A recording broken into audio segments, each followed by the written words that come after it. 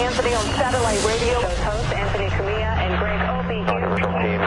And Anthony apologizing for yet another raunchy comment prophetically last. Is this the last straw for the raunchy radio duo? Shut up! Get us back to the funny. But first, let's play this. People understand we don't belong on radio, right? Satellite radio douchebags? I take that as like a compliment. Yes, we suck a dick. Sorry to everybody out there. This is fucking satellite fuck dick radio. Holy shit. What a great show. We heard you! I don't want to make everyone feel bad, but you know this is what old people sit around and do. Kitty porn, semen squirting, and shooting up the job. Oh, what the fuck? This morning has been, I feel like I'm on Jerry Springer. Enough of this palaver. Let's get the show on the road. Yeah! Morning. Hello. There's that fake energy for you. Yeah. Start the day. Phony Friday energy. All I ask from the listeners today before we start our broadcast, Yeah. just remember how great we were yesterday. Oh, exactly. Please, come on. Just remember give us a break. how great we were yesterday. Because how the fuck are we supposed to follow up yesterday's show? One for the can't, ages, people are saying. You can't do that back to back. It's just, No, and a belly to belly. It's impossible. Come on. There are some great ball players that have stepped up and just smashed the ball out of the park. Sure. Pulled some amazing fucking plays in the field. Absolutely. And then the next day, maybe they go hitless. They strike out 5 times. Or they get an error or something like that. Yeah. It's the way of the world. I like to look at movies. That's a good thing, too. Sure. You got the Coppola, right? Right. Does that Godfather movie? Oh, fantastic. What was the movie he did right after that? Godfather. Exactly. Godfather, and then right after that was... Exactly. It might be Godfather 2. I don't even know. But no one remembers what he did right after Godfather. Might have been great, might have sucked. Exactly. I don't know. So I'm just asking that you keep in mind how great the show was yesterday. Where we're sitting right now. Because we just want to start our fucking weekends. I could not fucking believe yesterday's show. Yeah, it was painful when I left here. Ribs hurting, throat was hurting. It was just like physically beaten. Yes. From laughing so hard. I would easily say one of the top 5 funniest shows that we've ever been a part of that we've ever did. The Yesterday's new show. and improved Angry Rich Voss Holy shit.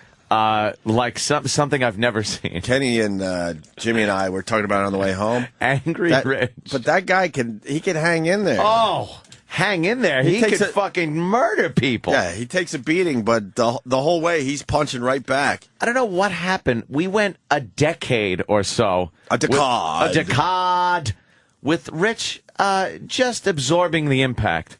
Just sitting there and taking the shit. Yeah. And within the past few times he's been on the show, he's decided, fuck everyone. Right. He is going for blood. Right. And it's worked. He finally had it. That started about a year or so ago. Was it? That long? But yesterday was the build-up where he's not going to take shit from anybody anymore. Nope. And then Bobby in just perfect form. Not his body, his act, his fucking, just hysterically funny, man. It's nice to know we could just relax today. We can sit because the listeners understand. I was on the edge of my seat the entire show. I don't think I talked for over an hour because the beating I took that started the whhole thing. I was scared to say anything. That's what I was officially scared to say anything yesterday on the show. I was talking to Bobby during the show, and we're just sitting there going, I'm afraid to say anything. Yeah. But then the fear is balanced out with, oh, I could smash this motherfucker right now. So you just jump in and smash someone. You hope it works, because if it doesn't, it all turns around on you. It's just fucking abominable. More than ever, I was overthinking everything. Yes, you start second-guessing yourself. And I'm like, I think this is a really good line, but I don't know. I don't know if I want to try this if right it now. If it isn't a good line, I'm fucked. Yeah. It really was, it made it a legitimate gamble every time you said something, whether you were going to get a great laugh or smashed. And you the just eyes, didn't know. the eyes in the room, everyone was just like... was looking around. From left to right, constantly just scanning the room. It's predators. It was awesome. It's fucking fantastically fun. And it all started with me telling the story from my vacation where I almost got paralyzed, which is for real. So I wake up... Paraplegic Opie. So I wake up this morning and I check my Twitter and some asshole... I can't believe I have to deal with what I like to call apes on Twitter. Oh, shit. Well, they all got computers now. And it, what? Apes in general. Oh, okay. I'm sorry. Apes in general. And what I mean by that, their intelligence level is nowhere near my own. That's what I was saying. Nowhere near yours. Nowhere near anyone else that does this radio show. But you have to deal with apes from time to time. I'm not talking about... most of the people that I enjoy interacting with on Twitter, but the apes are there too, unfortunately. Yes, and they're just stupid fucking people that don't get the basics of being a human. They don't understand the basics of this radio show. The guy actually writes, "Were you really bummed that no one took you seriously when you told that story about almost being paralyzed on vacation?" I couldn't believe I'm reading this tweet. Why? Well, it's a tweet from an ape. Yeah. You'll see it. You probably see it on your own Twitter. You have to deal with apes, unfortunately. Yeah. I'm like, are you fucking out of your mind?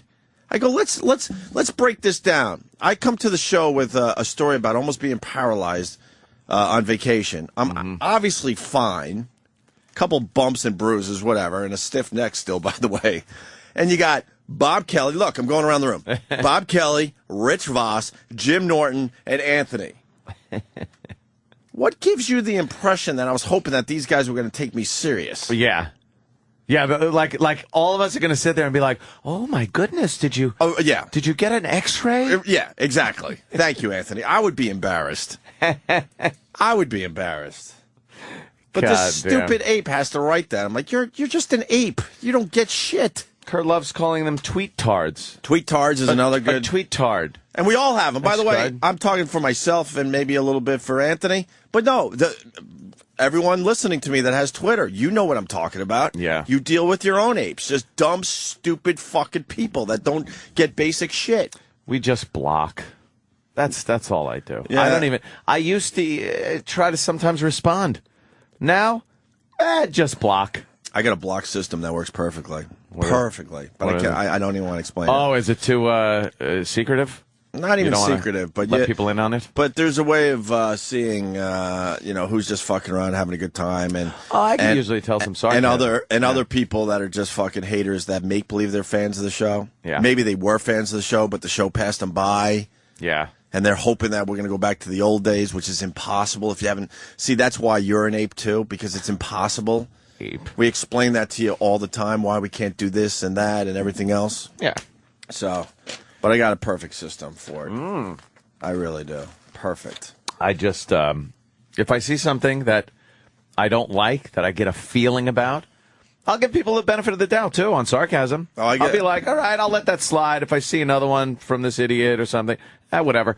But for the most part, I'll give them the benefit of the doubt. But if I see something I don't like or get a feeling, boom, gone. Right. No explanation. Right. No nothing. Yeah, this is a different world, because then people are like, you're all about freedom of speech, but you're blocking me. Yeah, this isn't a message board. This is my little world. Yeah.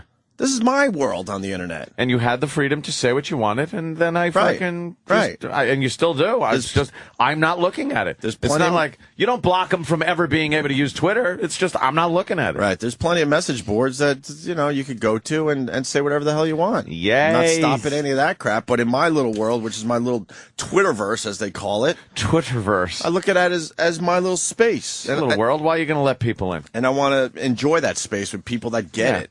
You don't want people coming in and stealing money from your room. There you go. Kind of a thing. Exactly. If that was a Twitter thing, that would have never happened. He would have blocked them. Right. Oh, boy. CokeLogic just wrote, paralyzed Opie animation will happen. Oh, thank God. People have been clamoring. Right. I used the word clamoring for that. I was reading some stuff there. Boy, did people enjoy yesterday's show. That's why we could sit here today, Opie, and not worry about giving them shit. Nope. Nothing. Nothing at all. Just go back to sleep. That's what I say. Yeah, let's not even promote the fact that this show's No. going to be, well, it's going to be mediocre at best. No, at best. At best. Jimmy's not here. Jimmy stop. knew. Jimmy's like, I ain't coming in today. Why do I need to come in today? Jimmy did the perfect thing. He went like, I'm out of here. Yeah. That's it. Yeah. And I'm out of here. And then I got like a text or some message that you were going to be like, you were stuck in really bad traffic. Yes, I was wondering, holy shit, am I even going to make it on time? But I did, of course. Thank you. I did, boss. I was sitting on that couch like I had my fingers crossed. I'm like, come on, man. How bad is the traffic today? We get to 6:30, 6:45. There's no reason to do a show if he's not here yet. Oh, that would be good. I should have just pulled over and sat there until traffic got real bad. You're dumb, too. Everyone would have believed you. I know. We had just an amazing storm come flying through the New York area yesterday, and everyone would have believed that you couldn't get to work today. You should have said power lines are down. That's all you would have had to say. Power lines down around my house. A big giant log at the base of my driveway. I'm waiting for the crews to come in. And these assholes down the hall don't know Nassau County, so they're not going to question where are the power lines down. Of course not. Just go, they're just down everywhere. Big storm down. My power was out. Right. My power's still out. Power's out. I got to wait for this guy who's going to show up and do something. You should have said I have a live wire laying across my Escalade. They're going to question you? Oh, my God. And I could have taken a video and then used After Effects and CGI'd in a power line. Mm-hmm. Would have been great. Yes, that's right. That's right. But we're here. We'll have a good show. Yes. I think Florentine's stepping up and doing the Jim Norton part today. Trading a Jim for a Jim. Jim is great. Florentine or Norton. Yeah, Florentine. Either rules. one. Norton got a last-minute call to go out to L.A. to do a Leno skit. Yeah. Which I got the inside scoop from Kenny today. You got the skinny? Well, Terry Bradshaw, this is kind of weird, but Terry Bradshaw was supposed to do some kind of skit for Leno and backed out. What? So Leno is sitting there in Hollywood, right, around his 800 cars, thinking, what am I going to do now? Terry Bradshaw fucking just bailed on me. Mm-hmm. He's in Hollywood. He could call, I'm sure, anyone. Oh, my God, there's so many people. But instead of calling anyone in the Hollywood area, he goes, no, I need Jim Norton. That is something. So Jim Norton got the call, and with this storm coming through, I mean, I had to listen to Kenny the whole way in today because Kenny had to get Norton on a flight pronto to L.A., and it was a whole thing. Kenny said it took him about 6 to 7 hours yesterday to get Jimmy on a plane to L.A. to do the skit for Leno, which is going down today, I guess. He was livid, from what I hear. Livid! Kenny or Jimmy? Jimmy. Why was he livid? It took him... Well, he gets mad when weather gets in the way. Like, I don't get mad when it comes to things you can't help. Yeah. Jimmy gets mad when it comes to things you can't help. Yes. Traffic. He fucking freaks out. Right. He was losing his fucking mind. Right. But what do you expect? There was basically a tornado that just took out half of Manhattan last night and half of Brooklyn. Of course traffic's going to be bad. Like, I think 3 hours, was it, to get to Kennedy Airport? And you know Jimmy. Oh, you know Jimmy. Yelling and screaming the whole time. Motherfucking piece of shit. Fucking. He almost missed his flight. When you're in that situation, obviously you're agitated, you're a little pissed off, but then you have to sit back and go, well, of course this is what's going to be the thing today. Yeah. Of course. But he left at like, I don't know, 6 o'clock or something for an 8-something flight. But cars were being washed away yesterday by the storm. There were cars up on the embankment, upside down. Of course people are going to be rubbernecking and whatnot. It's infuriating, though. Infuriating. Get out of the way. He was really mad, though. Oh, just fucking I read his tweet that he wanted to jerk some guy off. Yeah, he was sitting. That's the one I read. And he was next to some other guy that was so boring that the guy's phone wanted to commit suicide. Right. Then he was contemplating jerking this other guy off, not because he's gay, he's just bored, or I don't know. I don't know what the actual tweet was, but yeah, he was thinking about jerking off some businessman in first class on the way to L.A. It's like Jesus, and then he'll be on Leno tonight, the happy comedian. Funny as hell. Yesterday, he would have probably killed somebody if he had the opportunity. Yeah. Poor Jimmy. So, it was crazy ass weather though. Came through New York. Yeah. It's the big story, and they try to. Oh God, the fucking news. They try to perpetuate it. So they're like this morning's weather. When I woke up, I had it on the TV. Right. And they're like, so let's go to the whatever fucking asshole weatherman. And it's like, so these storms came through last night. We'll go to the weatherman and see if they're still in our area.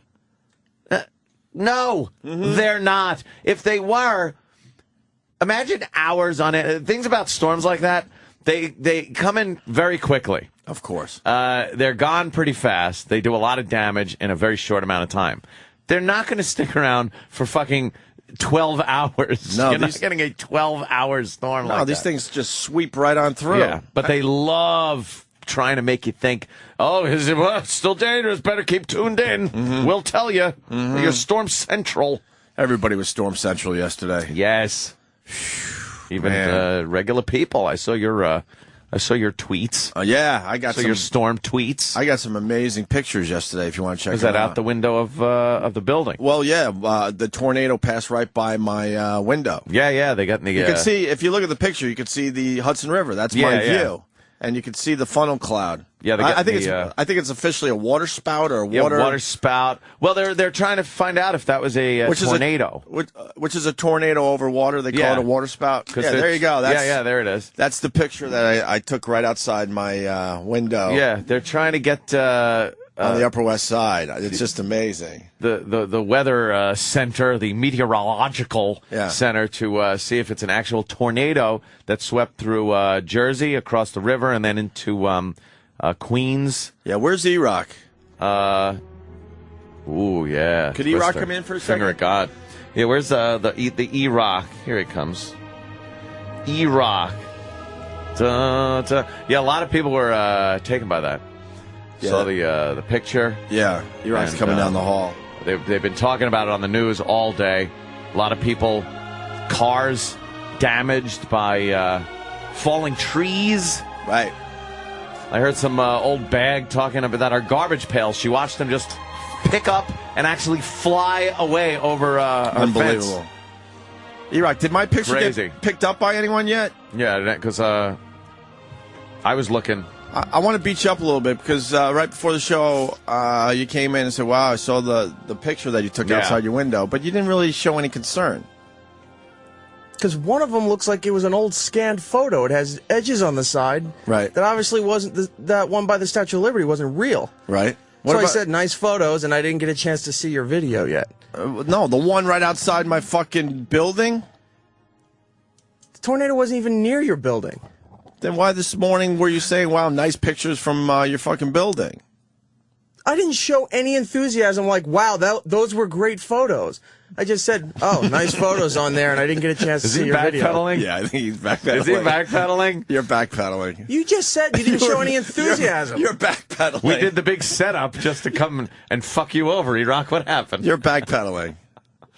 Who had to tell you the pictures were fake? Hold on. Hold on. Who told you the pictures were fake? You? Because you're so backpedaling. No. You went, holy shit, that's an amazing picture. You even said, wow, you've had a hell of a week. You had a hurricane down on in the Outer Banks when you were on vacation. Yeah, now you got this outside your window. Come on, E-Rock. Who told you? Who told you Nobody that wasn't a real told me picture? anything. Who told you? I mean, I fucked up the cursors in the goddamn picture. You can see the scan lines. No, not even that. The other one shows edges like it's an old photo from the 70s or something with the Statue of Liberty. Well, right. Well, some people even said that on the Twitter. But what about that picture? Yeah. Yeah, that's the one I was talking about. You can see the edges the right old there. Picture. I didn't zoom in good enough. Most people bought it though. That picture went everywhere. Yeah. That's a picture from 1976, Anthony. I know, it's from 76. And that picture duped a lot of people on Twitter and a lot of people in the media. Yeah. I was a part of the big scam. The Statue of Liberty picture. So now the other picture, E-Rock. You got to be honest, man. All right, give me a second. Let me tell you. Because you even said, I can't wait to see your video, because part of my scam was saying, look, this is a still from the footage I took outside my window. I'm editing the video as fast as possible. But as we sit here, 6:30, obviously there's no video because I didn't put it up on my YouTube channel. So now walk me through this and don't make me look like an asshole, because it sounded like you bought into this. No, yeah. Because a lot of people did, by the way. You're not the only one. one? I will tell you this. When I saw the first one, which was the Statue of Liberty one, you could see the edges. The second one, Yeah. when I looked at it this morning, I was like, oh. And I really didn't give it enough thought, but you kind of got me on the second one there. All right, so you're going to admit it now. And then I said, I didn't see your video. But see, And you went, yeah, I haven't edited yet. Right. I didn't bring it up any further past that. Right. Because you were waiting for the video? I honestly thought there was a video. Okay, there you go. All right. He's fessing. To the video, I definitely thought there was, because technically you do have a view from your apartment that can face that Yeah, way. but you didn't. Not only do I have a view, but it looks like that could have been the Hudson River. But don't you Right? see the scan lines? And that he's taking a picture of a monitor? You can see his reflection in it, I think, if you look It close. was early. I didn't look And I- close enough at that one. And I fucked up because the cursor's in the picture. Yes. That's I wanted to get it. No, I didn't even see the cursor till you pointed that out. Look, What it's do an you think arrow. it was? Yeah, a rocket ship? It's an arrow. Yeah, I fucked up because I wanted to get it on Twitter as soon as possible. But fuck, I got a lot of people. Yeah. Picture did very well out there in the Twitterverse. Twitterverse. Ugh. Oh, paint me red. Well, you are red right now. Who's got 800 gallons of paint? Yeah, so the two pictures I posted obviously fake, but E-Rock wasn't sure about the second one especially. Still waiting on the video. Yeah. Are you? Are you waiting on the video? See, that looks like it could be Jersey in the background, right? Yeah. It could be the Midwest in the background. There's no landscape or buildings. Well, or that's anything. because the clouds are covering up all the buildings on the Jersey side there. Finger of Claude. But the one from 1976 got a lot of people. A lot of fucking Yeah. people, man. Yeah. Is that a real picture from 1976? I would guess. Tornado approaching New York A little and water spout. going by the Statue of Liberty. Yeah, that's probably a real one. Yeah. It just looks old, too. It's kind of like an oldie look to it. Yeah, but when it's a storm picture, you don't know like because dark. everything's dark around you. Yeah, So you're like, yeah. maybe it's possible. Yeah, it was some fucked up weather, though. Huh? It was some fucked up weather, though. A lot of hail and, Thanks, E-Rock. like, downed tree limbs. Actually, what happened with to me, the real story, I'm an idiot because I saw I live pretty high up, and I looked out my window toward the Jersey side where the storm was coming from, and I see really dark clouds, and I go to myself, you know what? If I leave now, I think I can make a loop in Central Park What do you think? on my bike. These things move like fucking Yeah, slow? I do the big loops in Central Park as many days during the week as possible. So I'm like, I think I can get one in. So I jump on my bike and I go, and I'm about 3/4 of the way through my bike ride, Yeah. and all of a sudden that fucking thing hit. Dude, I've never seen rain as hard as yesterday. It was like a wave of water. I can't even explain it. I mean, Yeah. obviously we're talking to a lot of people that lived through it yesterday or whatever. And the hail, there was some hail, not a lot in Central Park. I'm not going to make it more than it was in Central Park because that wasn't where the main storm went through, but it was the edge of it, obviously. So I saw the hail. And then I'm under a tree just getting fucking pounded. At first, I'm like, I got a nice spot for this storm. I'm not getting wet. And then the rain was so hard, it didn't matter where you were. You just got completely soaked. And then the lightning is right above Central Park, or probably in the distance, but it felt like it was right over Central Park. And it was one right after another, too. It was unbelievable. I was stuck under this tree probably a half hour to 40 minutes as this thing went through. Man. Man. Yeah. Crazy weather. What did it do on Long Island? Knocked down some trees and shit and power lines. My power went out for like, I don't know, 5 minutes. I'm top priority, you know. Really? They get that shit turned right back on. They Really? know the people that pay their bills. Really? Some of the other neighborhoods, not so lucky. You think that's how it works? Oh, yeah. I think that's how it works. That's exactly how it works. They look and go, who pays the bills? And then they look and go, oh, good. Okay, that neighborhood. We'll take care of that. We'll leave these people in the dark for a while. Right. It is unbelievable what they do to the poor people. Oh, It really is. poor people. poor people. Hey man, I was poor most of my So life. was I. Most I of my know. life. When you look at a chart of my life, most of those years were fucking pretty bad. It's very, I mean, the graph really tails up right at the end here. You get that If you look at thing- the entire life on a poverty scale, Mine tails up very, very close to the end of the scale of age so far. You get that Social Security thing, Yeah. where they show you what you made. Yeah, it's what you made every year of your life that you've worked. Man, that is a weird thing to look at, Isn't it? I'm trying to explain what mine would look like. I mean, there were multiple years, where I didn't make more. There was than, no income. where I didn't make more than $10,000 a year. Dude, I have years where there's Multiple. none because I was working off the books installing pools. Well, granted, I had some off the books money myself because I Yeah. was a caddy, but Caddy. multiple. Yeah. 10, and then I was squeezing almost 20 for almost a decade, Mm-hmm. and then all of a sudden, whoop! You know what? That would be a good thing to do to show something without having to actually reveal finances, is to just do a graph, a little chart, like a stock graph. Right. From the time I started working till now, and just show how long that graph was at the bottom Right. before it tailed up. And- Because I was very poor for very long. And these motherfuckers around here are doing their best to try to get us back down to fucking ground level. They certainly want a big spike somewhere. They absolutely Then want that roller coaster to make its way back down. Fuckers. Enough of the chicka. Right. They want the part. By the way, I didn't buy into that face-to-face meeting yesterday. Pay us. The face-to-face stuff is cute and all, but it means nothing to me. Pay me. Pay us. I found that to be a nice gesture. Did you? Yeah. You haven't learned That was a nothing. nice gesture. You haven't learned nothing all these years. That was, you haven't learned a goddamn You didn't learn a goddamn thing. nice gesture. That was some horse shit thrown right in our face yesterday. Really? Really? I thought it was nice. Really, you like us and you like the show? Of course you do. Look at the numbers. We're producing. Now pay us. I thought it was kind of nice. Did you? Yes. Came in, end of the show, a little shaking of the hands and a little chit chat. It was We want to nice. work this out. Well, then just work it out. It was nice. That's what we say. Then just work it out. You have the power to work it out. I like the fact that, it got past the agent management kind of thing and got a little face-to-face Oh, really? kind of thing. You look into it that way and think, Really? that's kind of nice. Because that's how the corporate world works. That's kind of nice. Really? Did you give him a handshake? It's great. Dude, it's Ebony rules. It's just, it's so cool. Really? Why Yeah. are we on TV right now?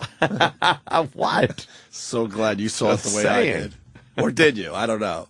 Okay, you did. It's fantastic.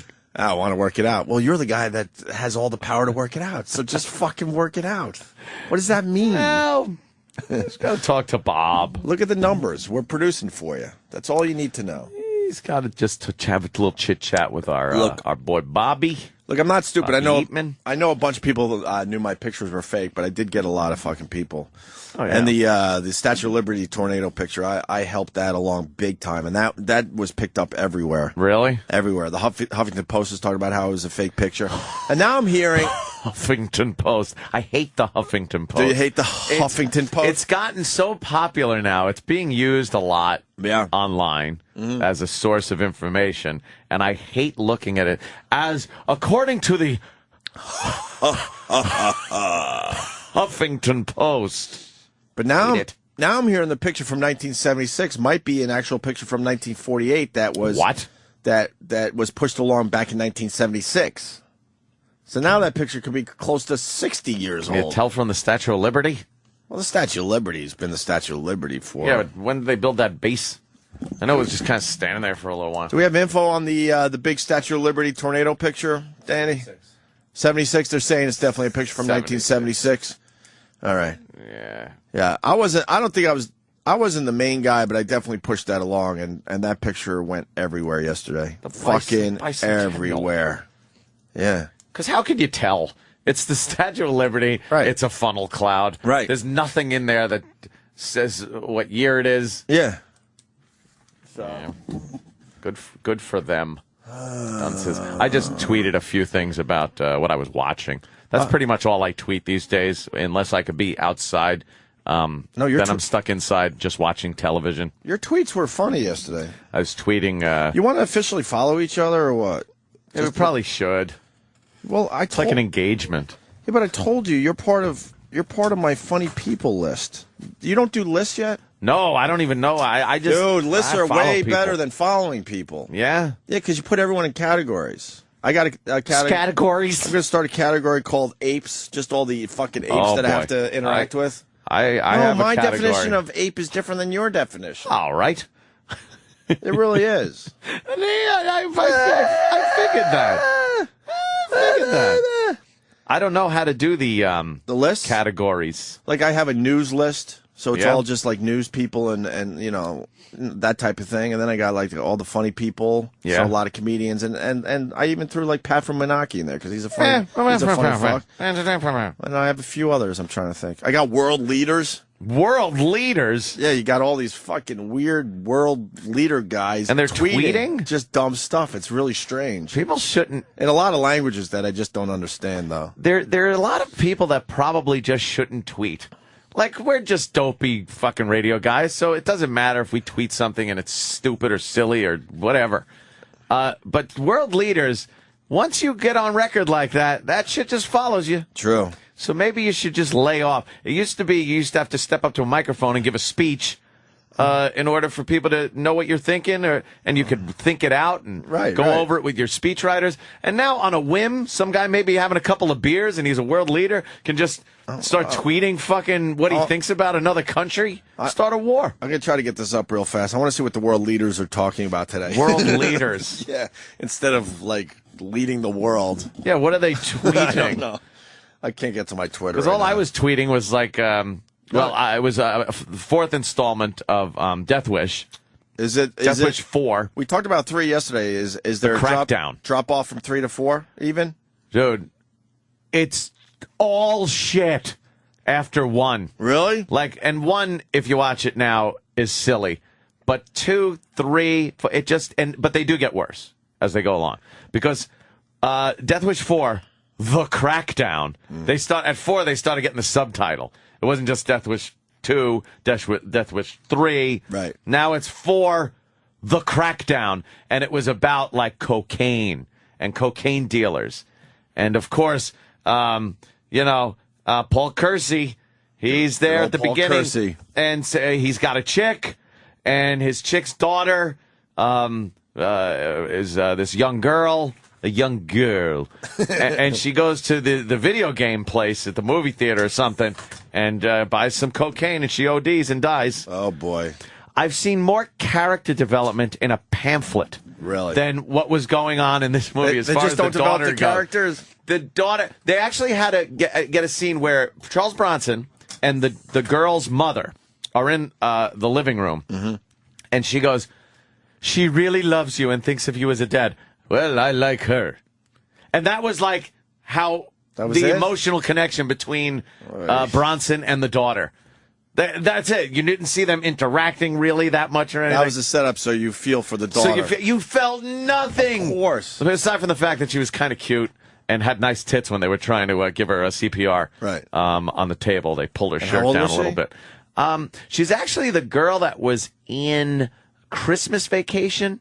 She played the daughter, the interchangeable daughters in the vacation movies. I'm trying to remember which daughter it was for Christmas Vacation. It was Obviously not the original one. Not Juliette Lewis. It was the original, right? No. The original was Dana something. She had some kidney problems and wound up dropping dead. What? I want to know that next time I watch one of these vacation movies. Sorry. That's why I can't watch Meet the Parents anymore. The girl with the bloody nose that gets hit in the pool with the fucking volleyball. Oh, dead! It's hard to watch Poltergeist, too, because you got two dead girls in that one. I think both of the daughters dead. That's Dana. Wait a minute. She's That's another dead? Dana Barron. No. Oh, Not okay. her. Wasn't she the original? Is that the original? No. No. I think Juliette Wait, Lewis what? was the original. No. Was it the I second guess one? not. I don't know. Hold on. I know one of them are dead. I didn't know this. Was it the second one? No, it was the first daughter. Isn't that the daughter? Maybe not. Audrey? Yeah, Audrey's the daughter. Yeah. Of course. Randy Quaid was in this. Audrey Griswold. European Vacation. The original Vacation. Are you on Dana Hill? That's the dead one. That's European. Who watched that one? No way. No one really? watches that one. Okay, then that's the third one you Then watch. it was the third one. Okay, she's dead. The original one, though, okay. You She was watch- the one in the original. You watch the original one, then you go Christmas, and then maybe European. Nah. Yeah. Nah. It's a kind of a drop off of that one. Big drop off. Okay, so original one was Dana Barron, and she was the chick in the movie in Death Wish 4 And then last the night. second one was Juliette Lewis, right? Was Juliette Lewis in the second one? Or she was, excuse me, she was in Christmas Vacation. Boy, they couldn't hold a fucking daughter in that franchise? Or a son. Or a son, is Right? Yeah, Rusty. Rusty was different. Rusty was casted. Because Anthony Michael Hall was many the different ways. original Rusty. Juliette Lewis was Christmas Vacation. Christmas Okay. Vacation. Right on. They just replaced the fucking son and daughter. Yeah. Who cares? Whatever. So that girl was in Death Yeah, Wish she 4 was in it, as the as the daughter. Right. The tragic daughter Right. that got Paul Kersey all revved up to kill drug dealers. right. But he was kind of bamboozled into doing it by another drug czar or another drug dealer guy. So, just tragic. A lot of people dying. And Paul Kersey, again, at the end, kills the lead bad guy. And, I mean, as he's still blowing up, because he gets him with a grenade launcher. Well, because the death's got to be more Oh, impressive. yeah, it's got to be that As the big, franchise impressive. He's like the Continues. the boss at the end of a game. Right. When you're killing like the little Right, thing, yeah, and then yeah. you get the boss at the end of the game and got to kill him. You got to get some shit to kill the boss. That's how the 80s movies were. Right. You got the big boss at the end. And the second, I mean, his body fragments were still hitting the floor, and the credits are rolling. They just killed him over. That's it. That's it. Paul Kersey again walking off to where tonight, Death Wish 5, my friend. And this is the Death last Wish one in the 5. installment? Yes, thank God. Last night was atrocious. I couldn't even deal with it. Death Wish 5, he's got to be fucking 80 years old in this fucking movie. What year did it come out? I have no idea. They showed him running in Death Wish 4 and climbing up a ladder, and it was just like, oh, he's going to hurt himself. You could tell his back's bad. Oh, it's just horrible. Now I got to watch all the Death Wish movies. I haven't watched those in years. Paul Kersey. Long fucking time. I'm the vigilante. Oh, yeah, he looks fucking old, man. He's just old. His face and- looks like a apple that was left out in the sun a little too long. He has a shrunken apple. Shrunken apple. He does, and just watching so many of these, I really want to shave because I'm just looking at his mustache, thinking I can't do that anymore. Why can't you do the mustache anymore? I can't. Because I'm looking at Charles Bronson and just going, it just doesn't. I can't do it. Yeah, but is there a picture of Charles Bronson without a mustache? I don't Because that might know. look really fucking strange, which means you might look strange without the mustache. I know, and if you remember, oh my God, is that him without a mustache? Yeah, you want to keep your mustache. Oh, no. You want to keep your mustache. There is a picture from the Hard Rock when I went to the Hard Rock and we met Cousin Brucey and took a picture with him. And we met Michael Moore for the first time that Yes. day. And I was clean shaven that night. Was that the Beatles thing? Yeah. The big Beatles tribute. We've never been anything. Let's just admit it. We've always just been shit upon. We've always been almost there. What is wrong with us? I remember that. Like, Yeah. we get a call. They're doing some. I don't even remember what the anniversary was. I don't know. The first time John Lennon picked his nose or something, they had a fucking Something. have a big party about it.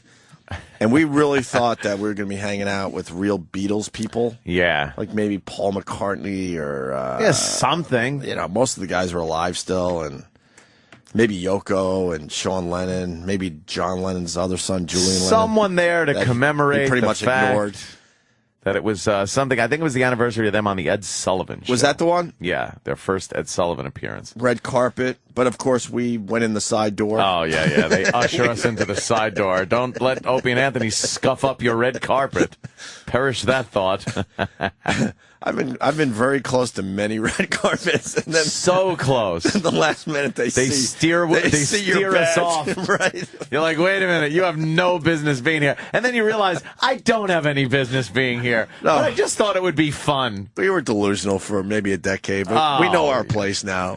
We know our completely. place. And they were sitting in the Hard Rock Cafe waiting for the big celebrities to show up, and there were no celebrities. And they didn't show up. What was the carpet for? I don't know. I was waiting. But I think Michael Moore got duped. He was there. Yeah, he was there. He got duped into showing up, and Cousin Brucey was there. So we took a picture with Cousin Brucey, and that was mustacheless. You should retweet that picture. Yeah, it's somewhere. It's laying around somewhere. I see it every once in a while. But that's also now. Here's the other deal. That's a bad picture too because it was very pre-workout and very post me losing a lot of weight. So the AIDS jokes were just abounding. Oh my God! Look at that.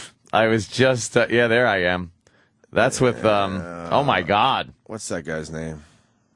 Is that Dave? Not we talked about Pat St. John. Pat St. John, thank you. Pat St. John from the old days. Look how you're a little happy to be there kind of guy. Look at the smile on your face. Jesus. You look like a little bright-eyed boy. I lost a lot of weight too. Yeah, I was just like I went through an anorexic phase when we got fired. Yeah, that was when we kind of came. I lost. I don't have the body type to lose this much weight either. I lost 25 pounds. I was like pushing 140 something. Not good. Yeah, we were like emaciated. Oh yeah. I got a little like my pencil neck, and I'm trying to push my chest out to kind of look bigger. That was the it was awful. That was the we just fucked it all up diet. Yes, we were on our way to fucking something huge and just fucked it all up. Just crashed and burned. Some people say never really got back to that level. Whatever. And wow, how many pounds did you lose? Oh fuck! I'm trying to remember. I was down 175. So yeah, figure. I was pushing just under 150, which was just not a healthy. I was closing in my level. I was closing in on like high school weight of like 135. Jesus Christ. Yeah, just we're really radio guys. We're supposed to be fat. Not good. I know. Fat and stupid. Yeah. That's what we're supposed to be. Now it's all about fucking protein and exercise. Protein. That's it.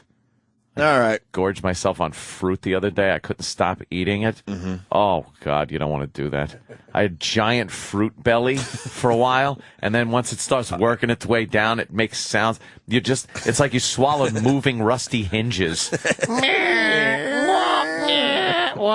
then you're just a salad shooter. Above the waterline? Yeah, a little bit. Yeah. A little bit above the waterline. Nothing better than a dump that goes above the waterline. Yeah, above the waterline. That's tough to do. It is. It happens, though, from time to time. I don't like the splashback when you know that there's just a world of hurt going on in the water. That's one of those, don't even pull your pants up. No. Right to the shower. Yeah. Hit the showers. Yes, Dan. Well, what I find to be the worst is when you have solid in front, and then there's air behind, so it just shoots into the bowl like a fucking potato launcher.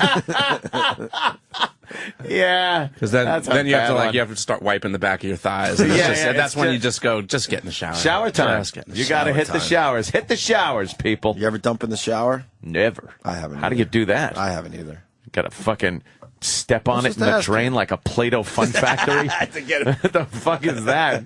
I remember making spaghetti, being a very small child, and I had to get ready. We had to go somewhere, like with my family, whatever.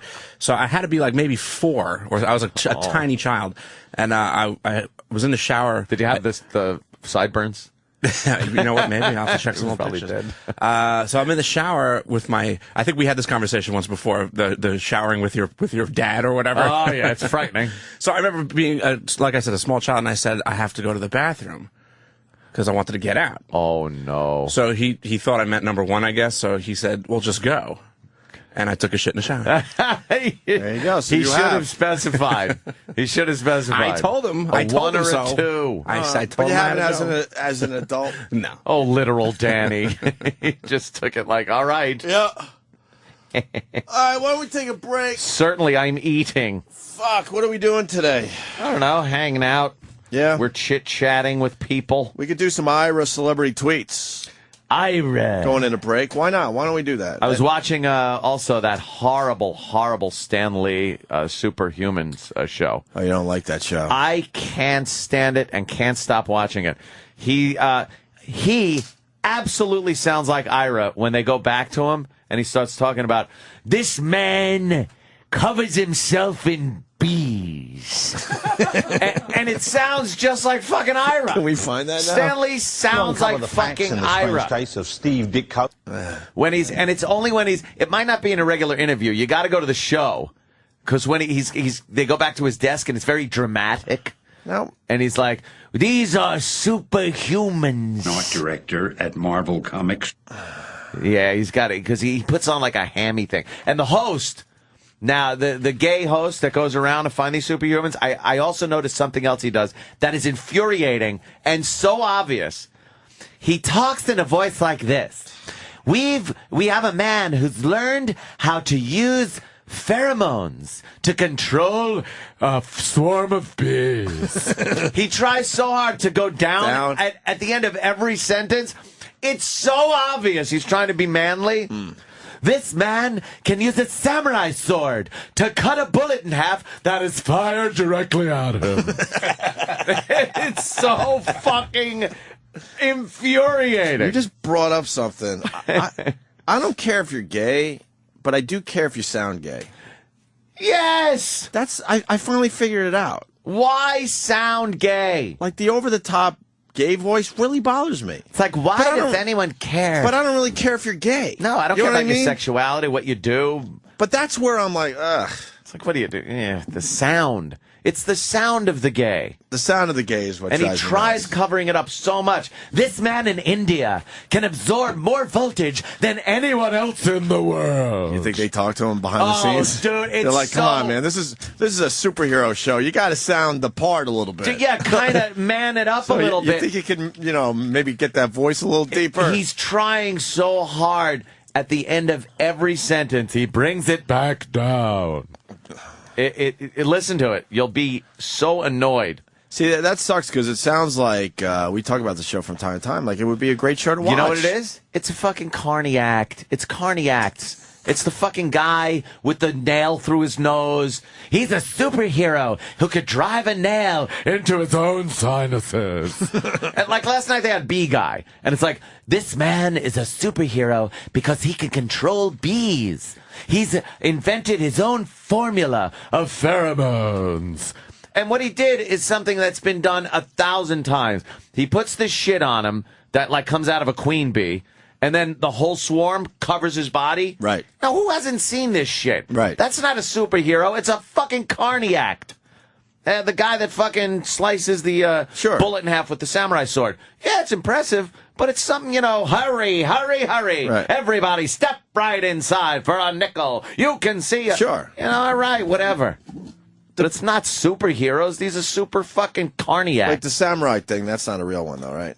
Yeah, the guy actually was firing some kind of weapon. What show was this on? It was on Superheroes. Oh, it was? Yes. He fired a gun and the man had a samurai sword and he sliced the bullet in half. It's the worst. Can't stand that guy. That fucking rules. Traveling the world looking for superhumans. And the bee people, do they get stung?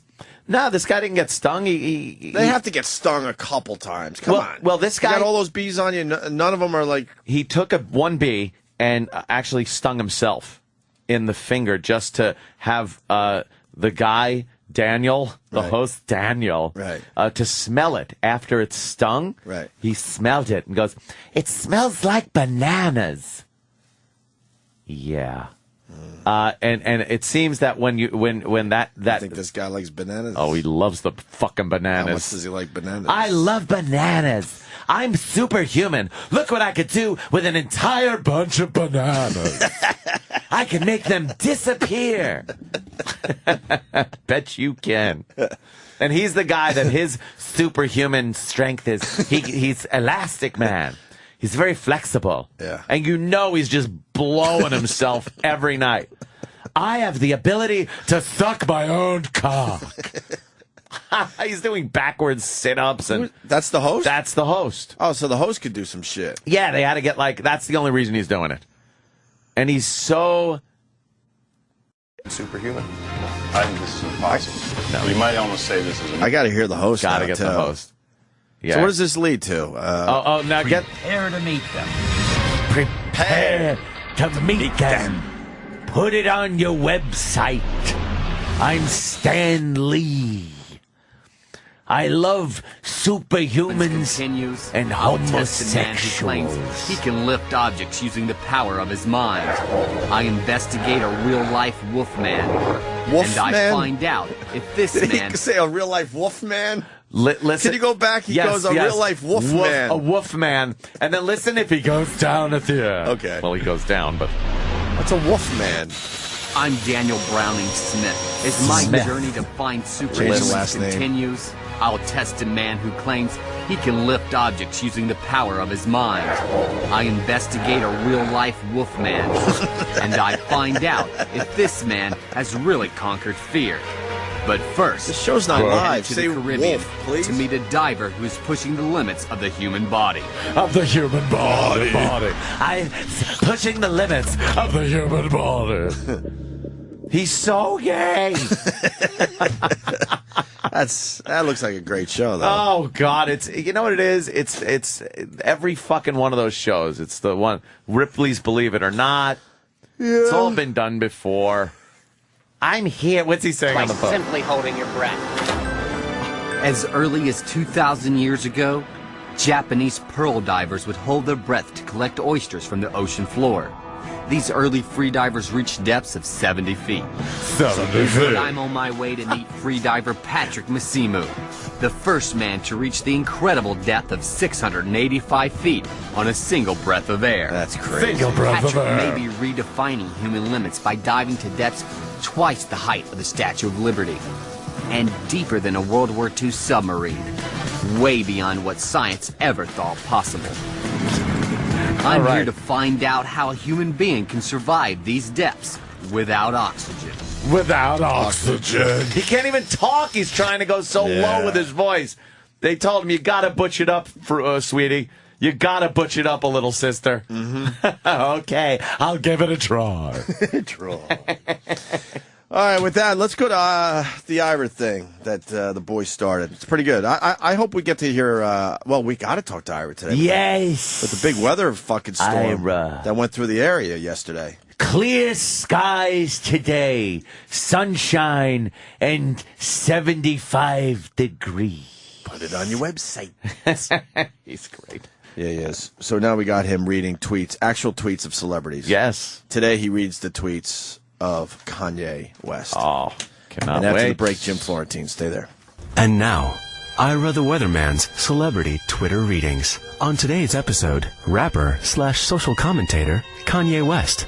When people ask how many shoes I got, I tell them I got a shitload of shoes. This has been another celebrity Twitter reading from Ira the Weatherman. Opie and Anthony Show on the Virus, Sirius XM.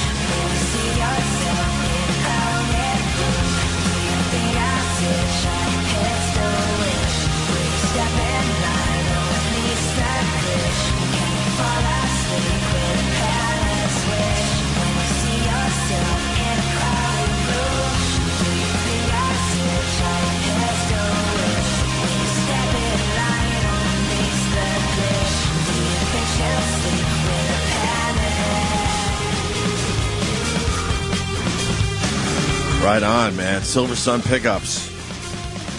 Friday. Opie, Anthony, and Jim Florentine. Florentine. I feel honored to have Jim Norton's chair. Yeah, right there. Make sure you fuck it up. Now, what do I have to do? I have to sniffle? What other things I have to do? Eat in a mic. Blink a lot. and then just fart relentlessly. I think he eats into the mic more than any of us, yeah. Yeah. Yeah. I used to not be able that. to wait.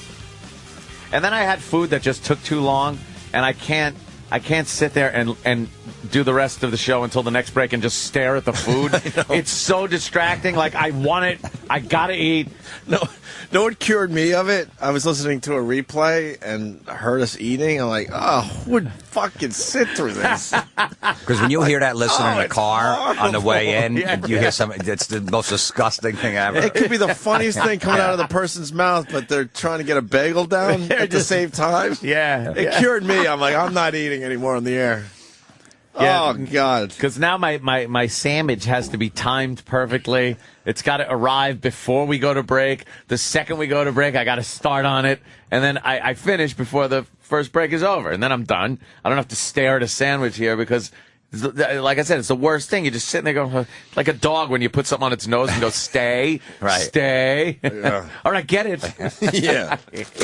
The tortured dog trick. And especially those early, breakfast sandwiches. If you don't eat them right away, they're disgusting. Oh, everything coagulates. Yeah. And it sucks. So you got to create your own moisture in your mouth to get the sandwich down, which makes it even worse to listen to. Horrible. Yeah.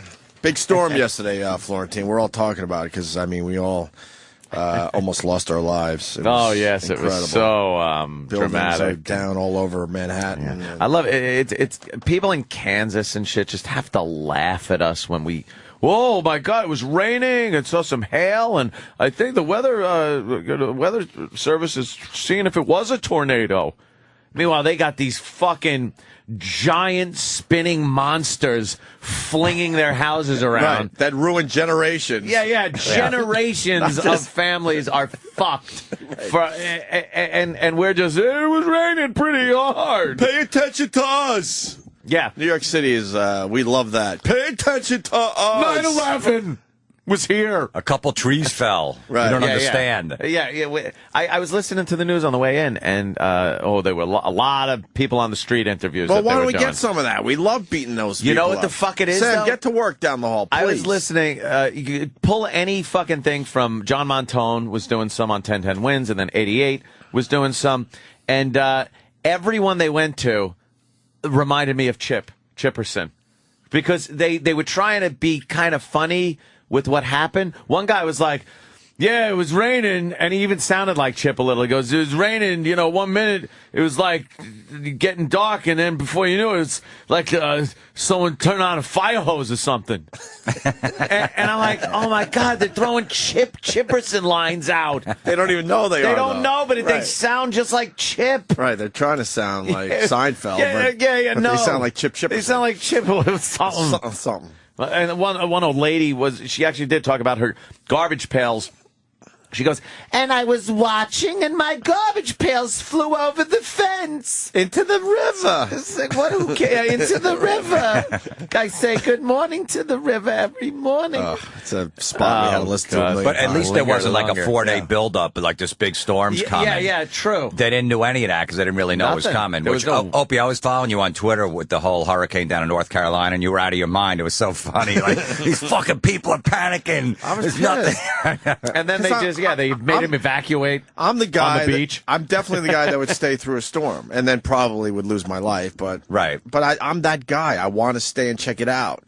But we were in a house with 20 people and we were divided. And I lost in the end. Civil war. And they finally said mandatory evacuation. So now you don't have a choice. Now you have to go. And I'm thinking, I've talked to a few locals. That's what's great about Twitter. You talk to the locals. And they told me, just put the car behind the house. You'll be fine. Right. Because they come looking to see who stayed. Yeah, I know. They'll knock. But they're not going to, they'll knock on the door. You don't answer your door. Yeah. And they're not going to go around back to make sure you're actually gone That's how I to used see to be where with your the- car is. With the landlord when he used to come over. Like, oh, fuck. Mandatory rent? What the fuck is that? I'm, I don't know. I'm like George Carlin. George, when these things hit. Slow down. Well, no, yeah, I know. I don't mean it like that. I know. Sorry. But I mean, as far as how he looks at shit, that's what I meant. When I see these storm things, I want to see fucking devastation. I think everybody does. You think everyone does? Because I wonder Yeah, about that. yeah. Then why doesn't anyone else talk about But it? that's why the news pumps it up like they do. You don't want to. You don't want the devastation to happen to you or anyone you know, obviously. Yeah, But if you don't wanna know the see some people, who devastation. gives a fuck? You want to see some horrific fucking video. Whenever they say something like, thank God the hurricane took that last-minute turn because could have done some real damage to the area, back to you in the studio. Yeah. It's like, no, they're like, they wanted it. They wanted a direct hit. They want to send all their reporters out to fucking trees down and wires fucking jumping, electricity and shit, and dead people. Know what I say at that point? What the fuck am I going to watch this weekend now? Yeah. Because I is there planned anything on that. better than watching a disaster unfold on TV right in front of your eyes? People really do love Fucking disasters. love it. I know. I don't know why. Even when but- they like CNN, they keep showing that same footage over and over again, and you still keep watching it. Yeah, you watch it. Wow, look at that. Fucking remember the earthquake in L.A. and they had one angle. It was kind of bad. This is going back fucking 15 years ago, I think. But they had one angle down one road where there was a fire, a broken water main, and some downed wires, and a busted up house. Yeah. And it looked like fucking Armageddon. Right. And then if they turned the camera a little bit, there's nothing. No damage, Yeah, nothing. They picked a fucking perfect angle to make it look like L.A. was fucking falling off into the Pacific. Sure. When I was watching the Hurricane Katrina, because that's the 5-year anniversary just passed. Oh, as soon as they said, God we got bless the levees under control. I'm like, all right, what else is on TV? Yeah, click. I was bummed. No, I'll be next. honest, I was bummed. Next disaster. Have fun with the cleanup. I'm going to go watch Always Sunny in Philly or something. How many times did you watch the tsunami videos where people are on the beach and you just see like the water pull out and then fucking comes back in and all the videos of people in restaurants and the tables start floating? It's like, oh, this is fucking great. I'm just going to watch this. But every hour there was brand new footage. Yeah, You're like, there oh, was this new is someone else's footage coming in. goddamn. It's like, oh, I'm watching this. This is great. But those people are stupid because you see the ocean sucking itself out to sea. Yeah. And these idiots like, oh, let's go see No if there's some one knew. cool shells we could pick up. I think everyone knows now, but no one knew back then that was Really? a tsunami coming. They just thought, oh, look at low tide's coming in 3 seconds. Goes back to the apes I was talking about earlier. Yeah? You're on a beach and you see the ocean sucking itself back out. Yeah. And you're thinking that's normal and you're not getting low tide. I'm not You're like, talking. that's a little weird. I never saw that before. No. But, But oh, cool. Let me walk out there and get some shells. Low tide takes 5 or 6 hours to Right. happen. When you see this happen within a 10, 15-minute period, But did you're you not know, thinking? But did you know that before Can't be good. Before this shit happened, did you know that the ocean pulled back before a tidal wave comes Honestly, in? I did not. I but, had no clue. But something in my brain would go, this I don't think is good. You think you should get the fuck out? Would you? You wouldn't want to leave the fucking hurricane. No. You'd have been I know, standing on I the know, beach now it going, sounds- why is the water going No, but out? let me try to explain. You're right, though. You are right. I would have And been you caught on the me- beach, too. You caught me being a hypocrite. But I would try to get to high ground or in an area go, all right, well, the ocean just sucked out. I got to see what fucking happens now. I'm not in my beach chair anymore. I is what I'm probably saying. would have walked down to the beach and been one of those people that got washed away because you'd be like, oh, way, wow, what's man. happening down there? But you Let me can't- see. Because that's usually covered up with ocean, and now I get to see what's under the ocean. Let me walk out there. Oh, really? Hey, So you're thinking, oh, the shoreline just decided to readjust itself instantly? yeah, I'm like, you I'm didn't on the know- other side of the world. Maybe that's how the oceans Maybe work that's over how here. the ocean- That's the way I haven't heard of Exactly. tsunami since 7th grade, so I don't even know how they Yeah, work. whatever. This video. You can All watch it of for these yourself. videos are unbelievable. Why some would of you the turn the camera, you sickest idiot? Shit. When that water just started going into the pool at that resort, Yeah. it was like the sickest shit. It just comes in, and people are like, yeah, we're on the 5th floor. We should be okay. And you just see the water coming up to the 4th Right. floor. Sure. You got models hanging from trees. Yeah, that model girl is hanging from a tree. Her boyfriend washed away. But because I talk about this too, and no one wants to discuss this shit. Because her boyfriend washed away, she became a huge star. Big star.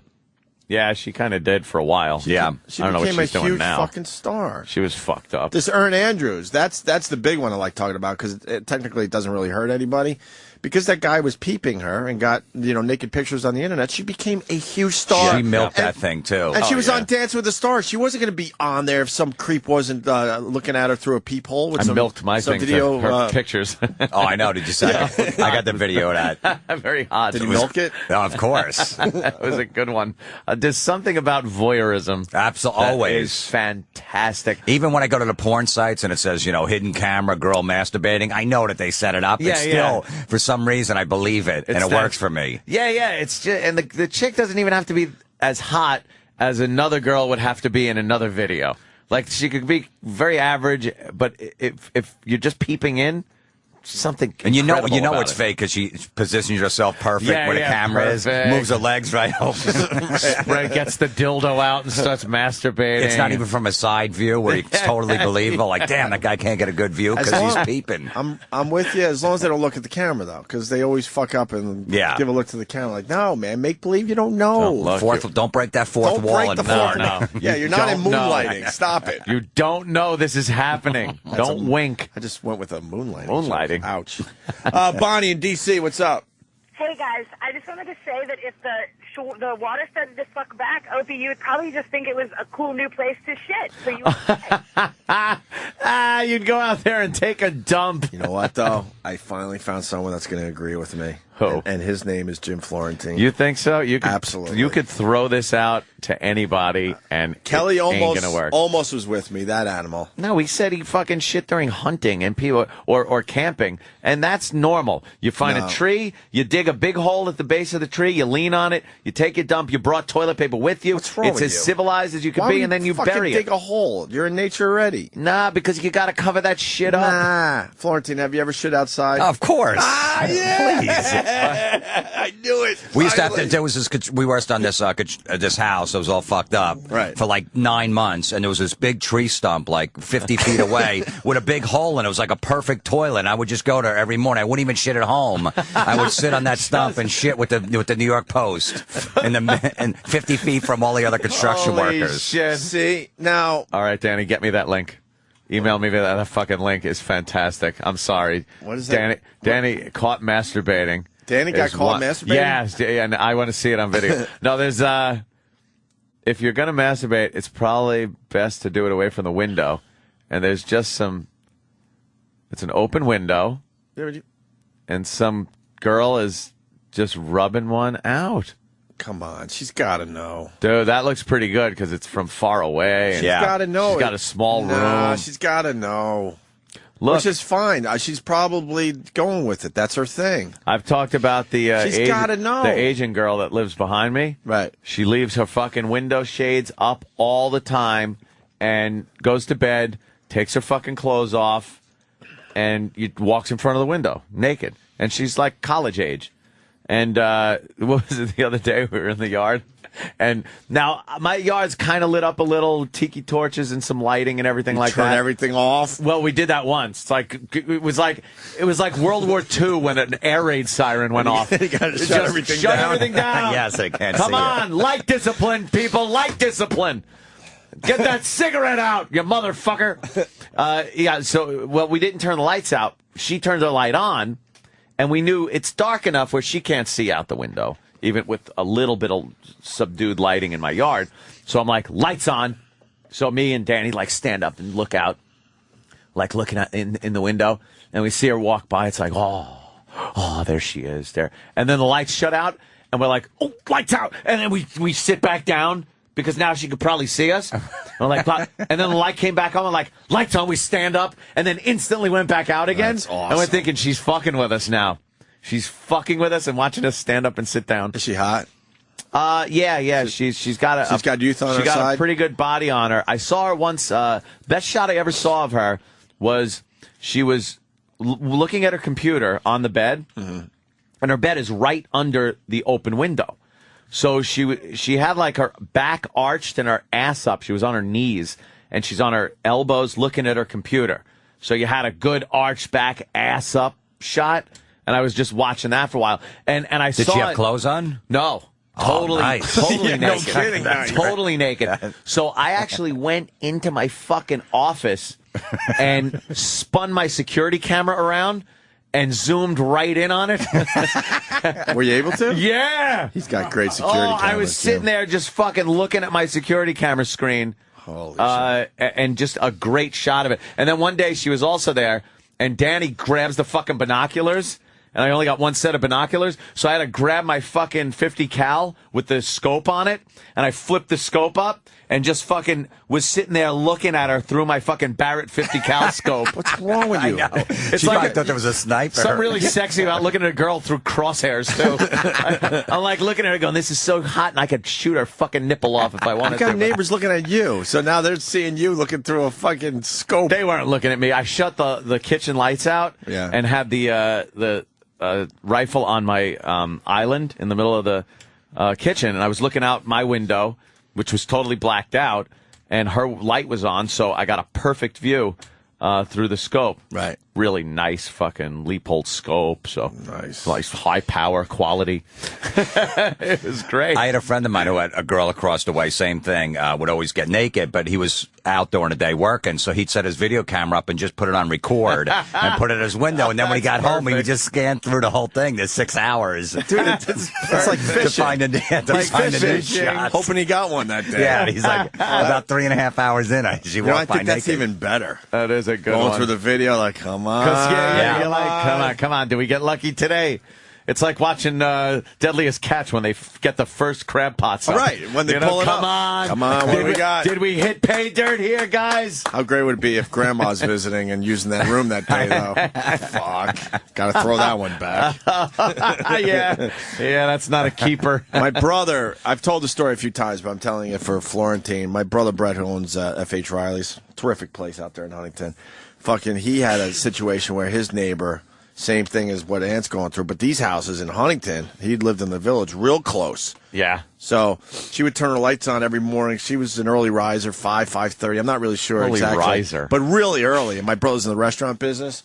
He would set his alarm. It got so good. She would get up every fucking morning, would be completely naked in front of the window, the whole deal.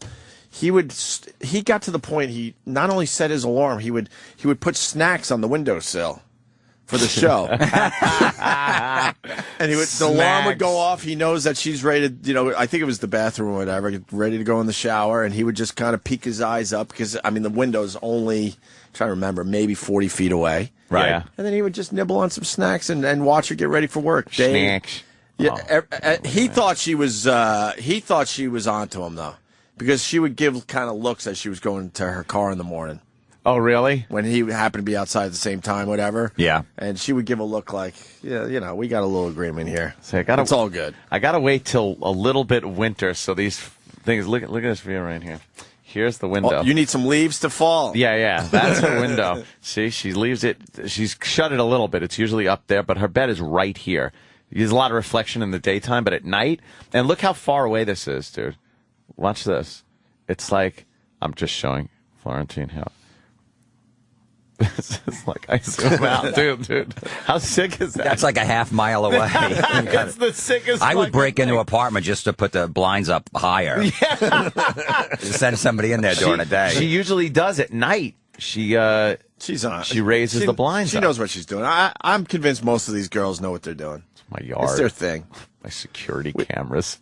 I'm very anal about my fucking. They definitely do. Living in New York City, you notice no one has blinds. And you see people walking naked in front of windows all the time. Yeah. All the fucking time.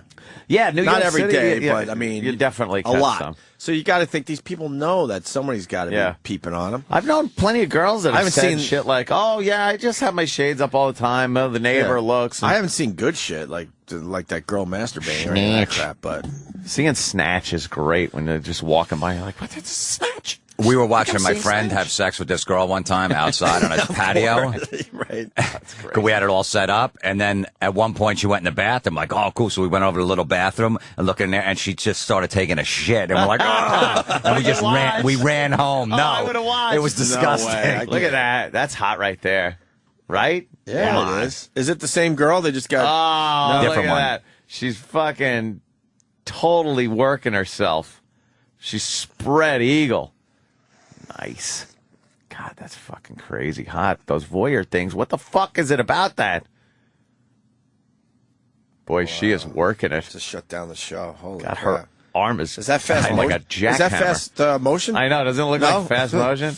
She's like, I got to hurry up. Someone's videotaping me. I got to get this done. You know what that is? That's a real fucking chick masturbating. That's not the girl slowly just, like in movies. That's a girl going, look, I gotta fucking just do this. Yeah, I got somewhere that to go. That hand's moving. Yeah, she had still had her hoodie on, so that's definitely real. Yeah, right. Yeah. Oh, man. Let me say hi to Stryker. Stryker. Good morning. Ah! Oh, wow. My What's God. going on there? She's humping a pillow? This is real hot. Shut up, Stryker. We're watching pornography. It's fantastic. Oh, my wow. God. What the? What Come an ass. on. She's got to know somebody's taping this, no? Yeah? Doesn't matter. Cares. She's not looking at the camera. She's not looking out the window. I guess she put something on the TV. Yeah, she looked like she's watching porn. And she's humping something, like she's got a pillow between her legs on. That was really... I could so jack it to that. Absolutely. I mean, right now. How about you don't? There's already a guy cleaning the windows here. Oh, shit. He might have to clean the inside. He's cleaning the outside right now. We should put a load on the window. Just one load. Stryker. Yes, sir. Yes, good morning, Boyd. Good morning, Stryker. The house behind me, the people that just moved in about a year ago. Was sold to... No, not quite. All right. Their daughter just turned 17 back in January, and I found out about mid-April that Sorry, Stryker. Stryker, sorry, you keep getting interrupted. What the fuck was that? Danny found a great video. This must be an at-work video. Some guy was going for the at-work jerk, it looks like. Yeah, but he's sitting in a stall. But the video's called Peeping Tom Fail. This guy goes into the bathroom with a camera, right. A video camera, puts it under the stall. You see the pants are down around the guy's ankles. It looks like he's taking a shit, but he goes further in, and the guy's just cranking his hard cock on the bowl. Why did I even watch that? When they're creeping in a men's room, it's probably not going to be a chick. Yeah, Thank you. Yeah, you see the urinals. It says Peeping Tom Fail. What did you expect in the I never jerked off on the bowl as I'm shitting. No.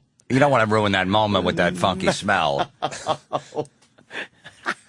That's hysterical. Stryker, 17-year-old. What do you got? Let's go. Let's go. Yeah. Okay, as I found out back in April, the 17-year-old that lives behind us is an exhibitionist.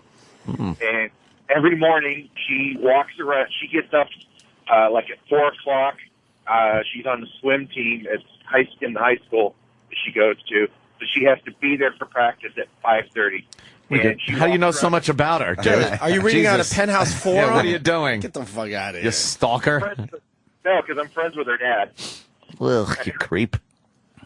Yeah, I'm calling you a creep. That's bad. Hey, at least I'm not fucking her, Anthony. Oh, I'm sorry. Why aren't you? What's wrong with Well, I should be. What are you,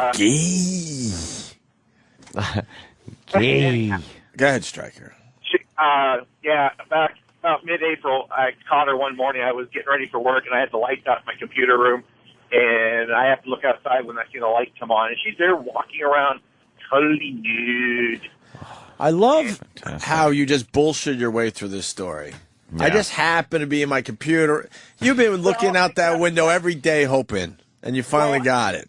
No, I mean, think about There's no coincidence involved. When you know there's a 17-year-old girl in the vicinity and she might be in front of her window naked, you're looking every day. Yep. Now that I've caught her, yeah. Now I caught her the first time, but it was I get up at odd hours every morning because of my job. I mean, mornings I start at 2 a.m., some mornings I start at 4 a.m.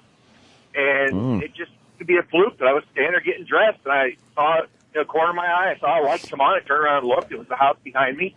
And all of a sudden, she comes walking in her room totally nude. And I'm like, hot.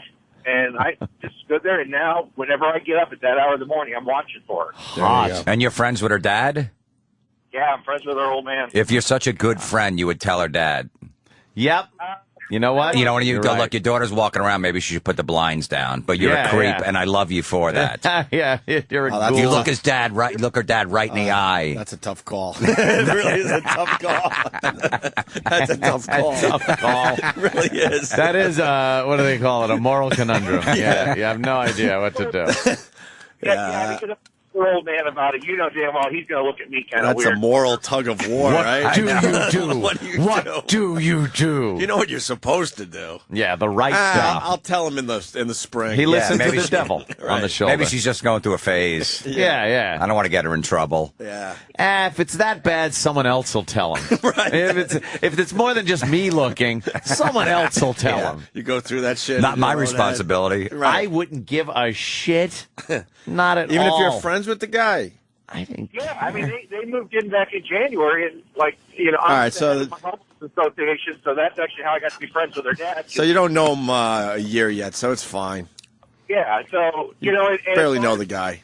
I was peeping in on my sister's friends when I was growing up. Thank God you added friends. Yeah, well, yeah, but sometimes I had to catch. Yeah. Like they would change together. The girls' slumber party thing. Yeah. So occasionally, So you had to I'd have to sacrifice see seeing your sister naked. naked Dawn. Jesus.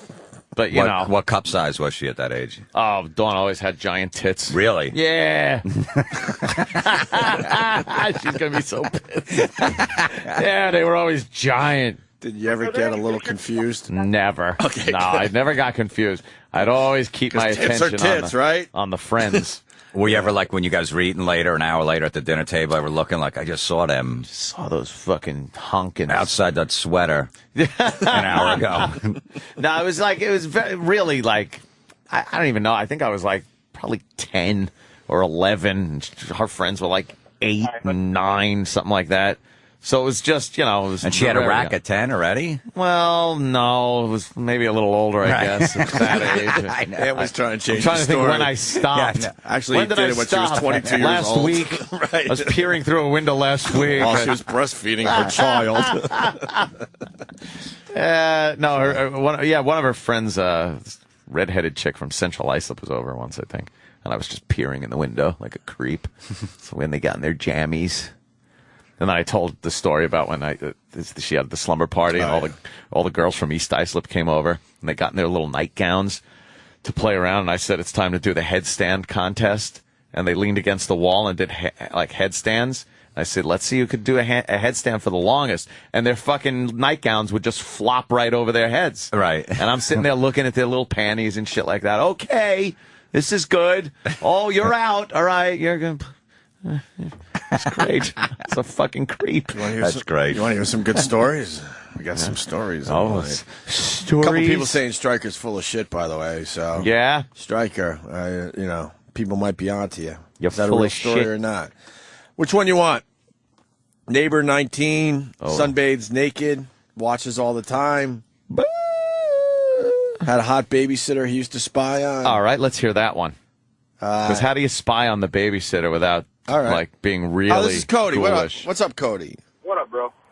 So I had a babysitter, and she used to live behind me. That's how I could spy on her.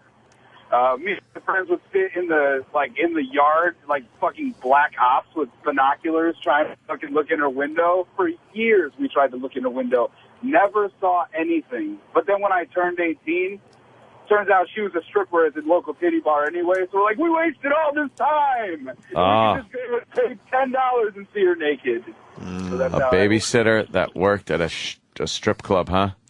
That sounds like a Penthouse Forum. There was a strip club in, I think it was Rochester when I was working up there, where their whole tagline was, where girls from your neighborhood strip, or something like that. Wait, I can't remember the tagline. Fuck.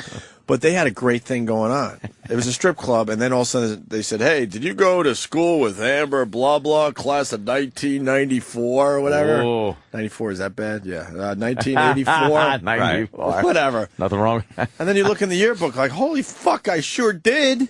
And then that girl would be dancing that night at the strip club. That's a good fucking... Absolutely. I always liked it when it was like bartender go-go night. When the Yeah, bartenders would get up like once a month on like a Monday. Because you never saw them naked. Yep, it was special. It was. Because you always hit on them because they weren't as crazy as the strippers. Yeah. Because you knew they went. But they were always clothed. But then that one, once a month they get up there. That's got to be kind of hot. This message just in from Dawn. Oh, great. heard that. She just wrote, heard that. That's it? So I'll be dealing with that later. Text her back. Ask she remembers the handstands. Yeah, she probably does. Yeah, I bet she remembers the handstands. Let's go to Jeremy in Cleveland. Jeremy. Like ghoul. Can't wait for Thanksgiving dinner at your house this so year. fucking uncomfortable creep. Jeremy. Hello, boys. Hey. At the beginning of the summer, I was doing some brake work, front end work on my car. I got up to go to the garage and get a tool. Went, took a quick glance into the garage and seen the neighbor behind me who was 19 and European sunbathing completely naked in the backyard. I want to buy these stories, but they're all too perfect. 19, European, naked, sunbathing. What my brother used to... I'd rather hear the stories of, grandma was naked. Yeah, my brother had the room next to me when we were growing up, and whenever he'd bring a chick home, we'd always watch from the window. We'd get like a 12-pack, and we'd have like a big ladder that like 3 people could stay. So we'd all be out the window. It'd be like 2 degrees out, like friggin' 2 o'clock in the morning. I remember one time my mother was cleaning the yard the next day. She's like, "Why is the ladder at Danny's window?" And I'm like, all right, I was trying to fix it. I think the screen broke. We left it there for the night before. We did the same fucking Right? thing. It was Get a party. 12-pack. I remember a party was going on at my house. These were the parties I used to have when, like, my mother would go off to work. She was a waitress at a disco back in the 70s, and she'd go off to work, and my friends would just pile over the house, and there'd be probably 15 guys in the house, and 3 girls would come over. It was one of those deals where it's like, all right, who's going to actually get one of these girls? You have to realize that you were out of the running after a while. Yeah. And it's like, all right, somebody's going to fuck her, though. And once one of the guys got the girl in a room, we'd all just run outside, get the ladder, put it against the window, Right. and then just a pile of guys on one fucking extension ladder looking in the window, drinking beer, trying to be quiet, and watching your friend just trying to make moves on this girl. Hysterical, just piled on a fucking ladder. That's awesome. I forgot about that. Let's go to Oceanside. Joe. Hey, what's up, guys? What's up, Joe? You know Lydia? My girlfriend, everywhere we go, every hotel we stay at, she makes me fuck her in the window so that everyone can watch. So much so that she'll actually, at one point, put her head out the window and be moaning out the window, hoping someone will see. Oh. Is that a turn on for you? Yeah, sure. Wow. I would imagine it would be. Yes, it is. Wow. Well, let us know when you come to New York. I live in New York, guy. Let us know next time you get a hotel room. That's what I'm saying. We'll have Club Soda Kenny hook up the one across the way. Right. Kenny will figure it out. He will. Okay.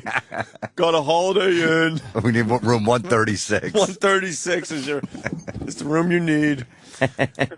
Great. When I stay in hotels, I'll stay in all the time. If I hear someone fucking, I'll stand by their door and listen. Oh, of course. Even in the hallway. Of course. But it gets a little creepy after a while. You're like, is the security cameras looking at me? Like, why is this guy hanging by his door? Right. Yeah. I pretend I'm looking at my phone. Like, I pretend I'm on the phone talking. I'm mimicking like I'm yelling with somebody. I remember a time where somebody was actually complaining, like banging on the wall of a motel I was at. When you're staying at a nicer hotel, like the walls are thicker and the beds are put in a room a little differently. When you're staying at a really shit fucking Holiday Inn or some crap, the walls are paper thin and the bed's right up against the wall that the other person's bed is back to back and a complete opposite. You ever think about that room? when you're in bed and your head is close to a wall? You're like, there's obviously a person right behind that wall.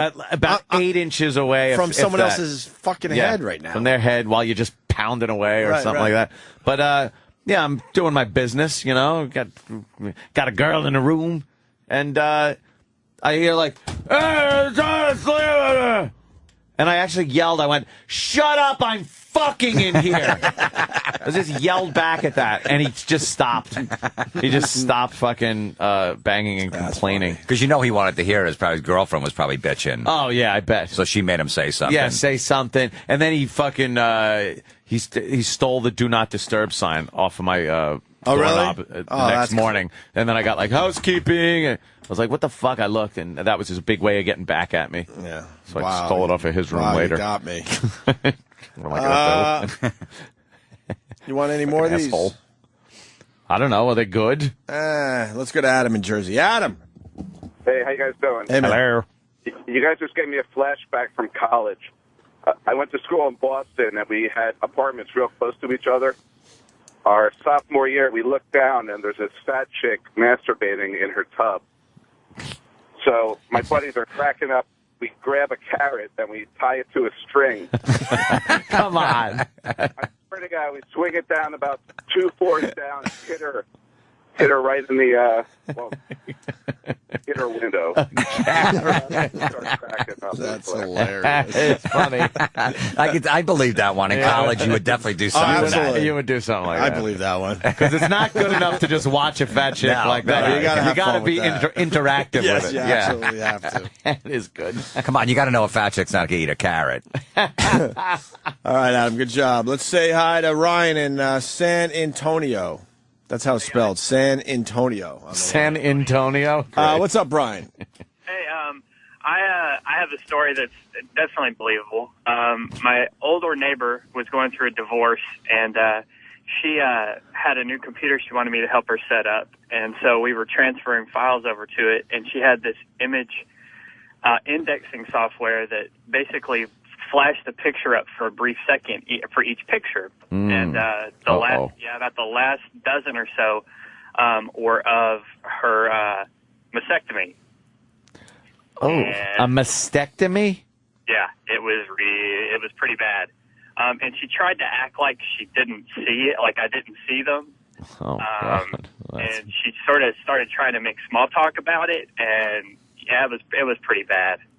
I thought these were supposed to be sexy stories. Yeah, what happened? Boy, dude, you just really put a damper on it. Why would you help her if she had no tits? Oh, my God.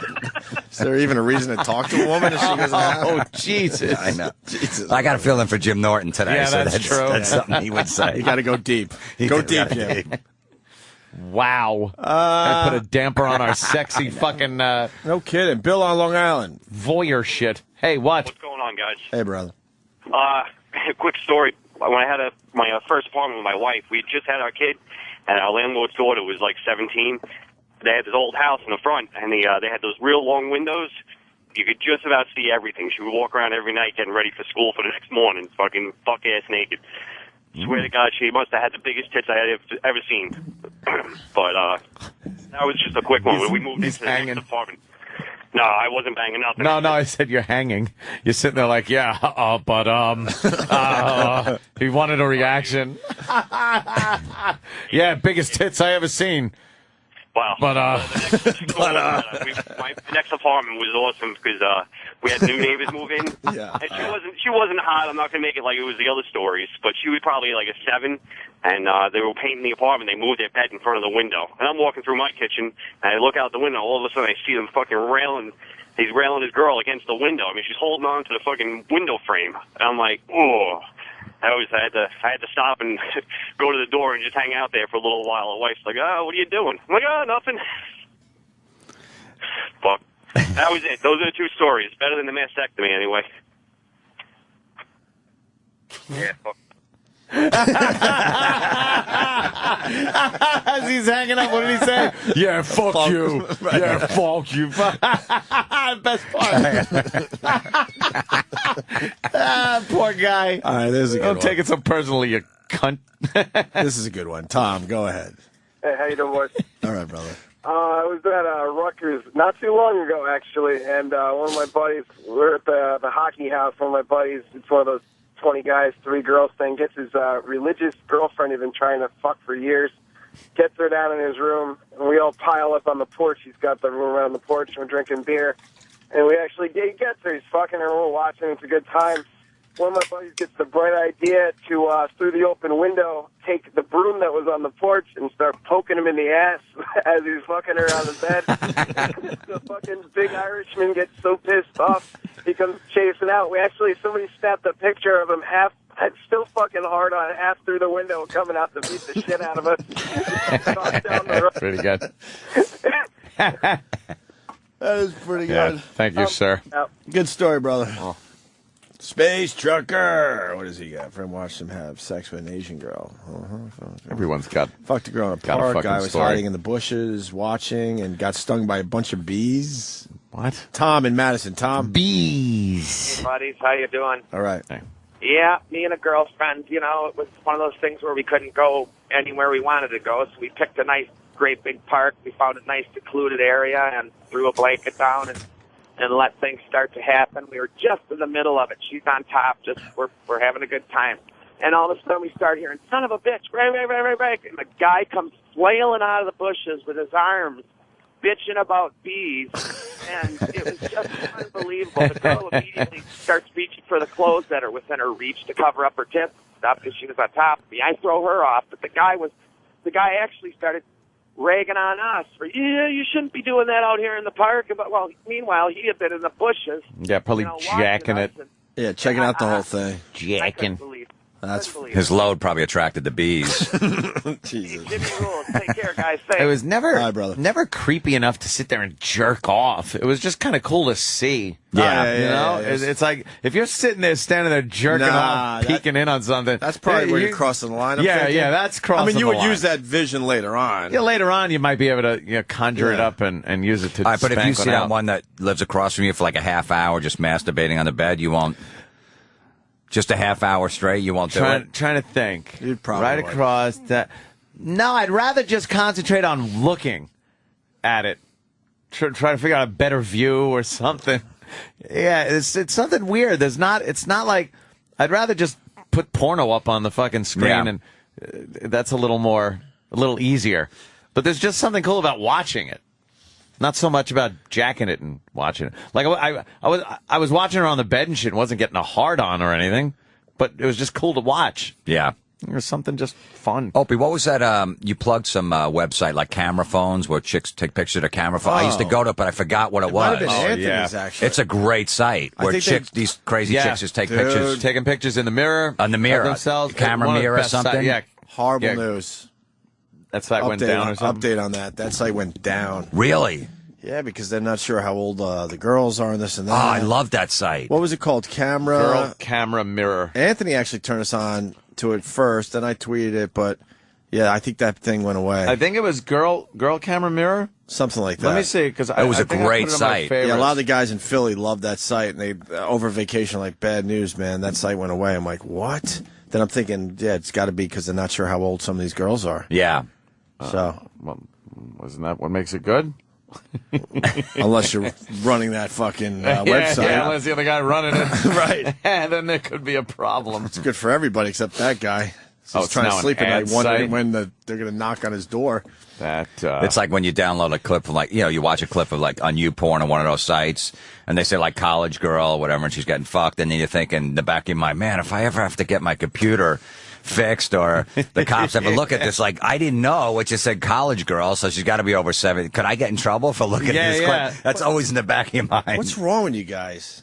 Who gets their computer fixed? No, you don't. No, I don't either, but I'm just saying. Do you get your shoes Gary fixed? Glitter does, and you see what happens there. Pete Townsend does. You get your shoes fixed? No. You go out and get new shoes, New right? shoes. And that computer breaks down. Oh, But time for a new computer. I don't have horrid porno in my shoes. That's what I'm saying. My So you Apple, throw your I computer away blew like my you throw away an old pair of shoes. Super Drive and hard drive my Apple, and I got it fixed one time. I gave them their computer, and then I was I was nervous. I'm like, what about that college girl thing that I looked at one time? I'm like, is this going to come back and fucking you just haunt me? shaking at home? I was, because I'm thinking, I dropped it off in Seattle because I was on the road, and they were going to mail it back, and I'm on a fucking plane back home. Like, what the fuck did I just do? Right. When I throw a computer out, the thing looks like it's been exploded. The way I take it apart, Take it down to the the hard range. drive's got to come out.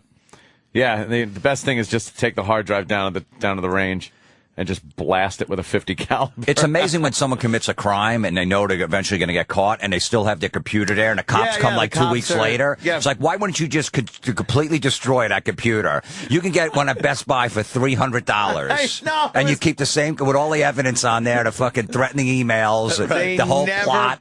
at least pull the hard drive. They never do that. I tweeted the other day. I was watching. I love that show. I Almost Got Away with It. Right.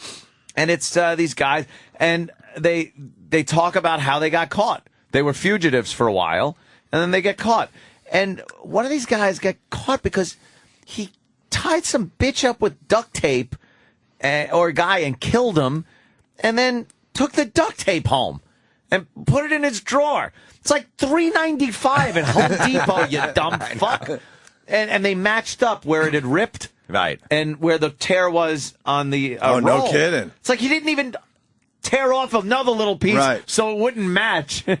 He kept the duct tape.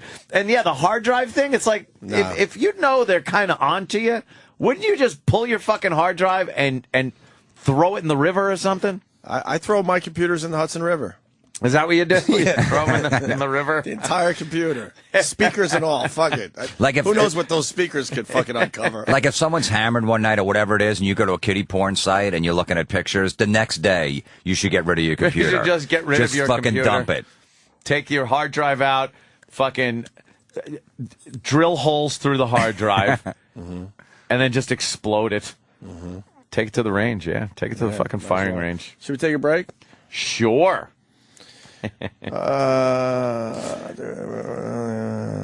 Full of shit. You get broken computer to broke brother. Now they have a shitty computer. Mike in Canada, it was just a dumb joke. You stupid fucking ape. I gave one of my computers to my sister and Patrick, and but beforehand I completely wiped it, and like the whole hard drive was wiped complete, and reinstalled Windows. Like, here's a new unused computer kind of a thing. But there are forensics guys, computer forensics, that could probably still pull shit I'm sure. off of that. But I'm sure. I don't have anything bad on there. That's why it doesn't bother me. I've never gone to a site that has anything illegal on it.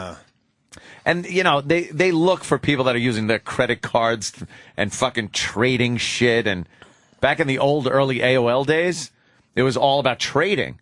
So you had to deal with other people, like, oh, okay, trade in GIFs? ? Bing. This is what you'd do. You'd be like, or you'd put one picture up.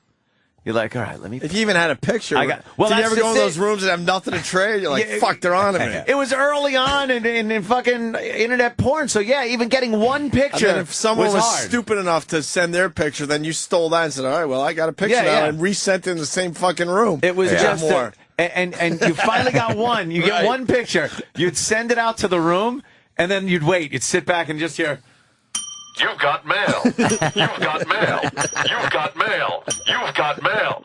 And you're like, oh, you get all excited, and you fucking start like downloading it. And people were cool. It's download real slow. But people were cool back then, because if you sent a really good one, then that fucking thing would be bing, bing, bing, bing. You got mail. You got mail. You got mail. You got mail. You got mail. You got mail. Holy shit, that was a great picture. Holy fuck, what a great picture. You got mail. You got mail. You got mail. Because they were hoping if they gave you something, you were going to, like, continue with your good stuff. Your good stuff. How fucking they old thought are we? you were like the hell of the guy in the room. Right. Like, install, man, you got to... If this guy comes in the room, he's got some great shit. Right. I love waiting for it to download. The little pieces come in. You're like, there's the tit. Oh, look, so far, so good. Top of the head. Yeah, that was it. You've got mail. You've got mail. You've got mail. You've got mail. You've got...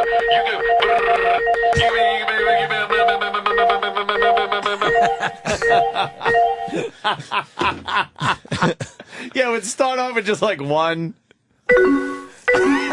That's when you sent, like, "You've got mail." That's when you would fuck with the room, like send some horrific picture, then you would get this. Goodbye.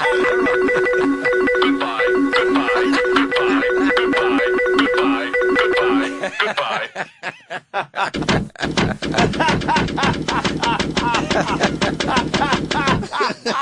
Remember that? Ah, shit.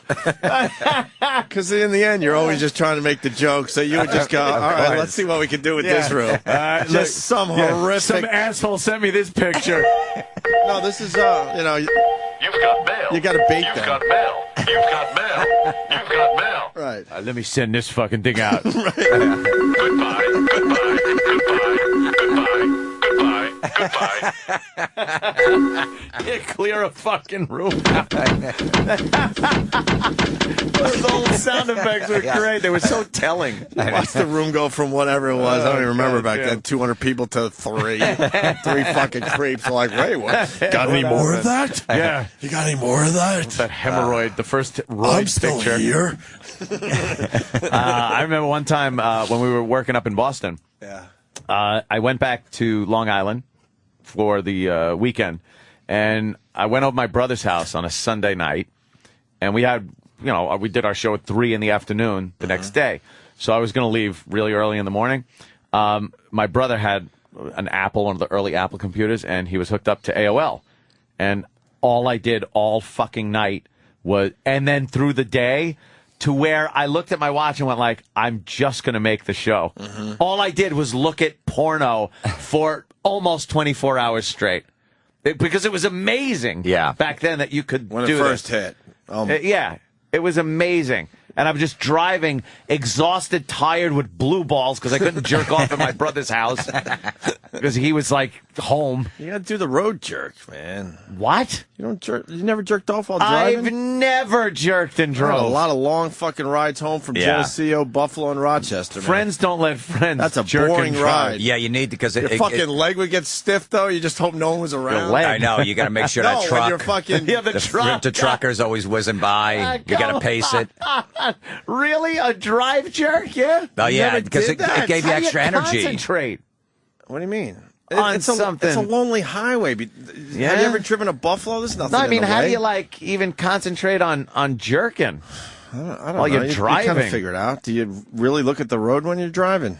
No, but All right. what, will you just conjure up a mental image? Oh yeah. And then when it was time to, mental image jerks, though, don't you got to close your eyes? Then when it was Jim knows. You figure it all out. And then when it was time to shoot some jizz. Sometimes you got to. Goodbye.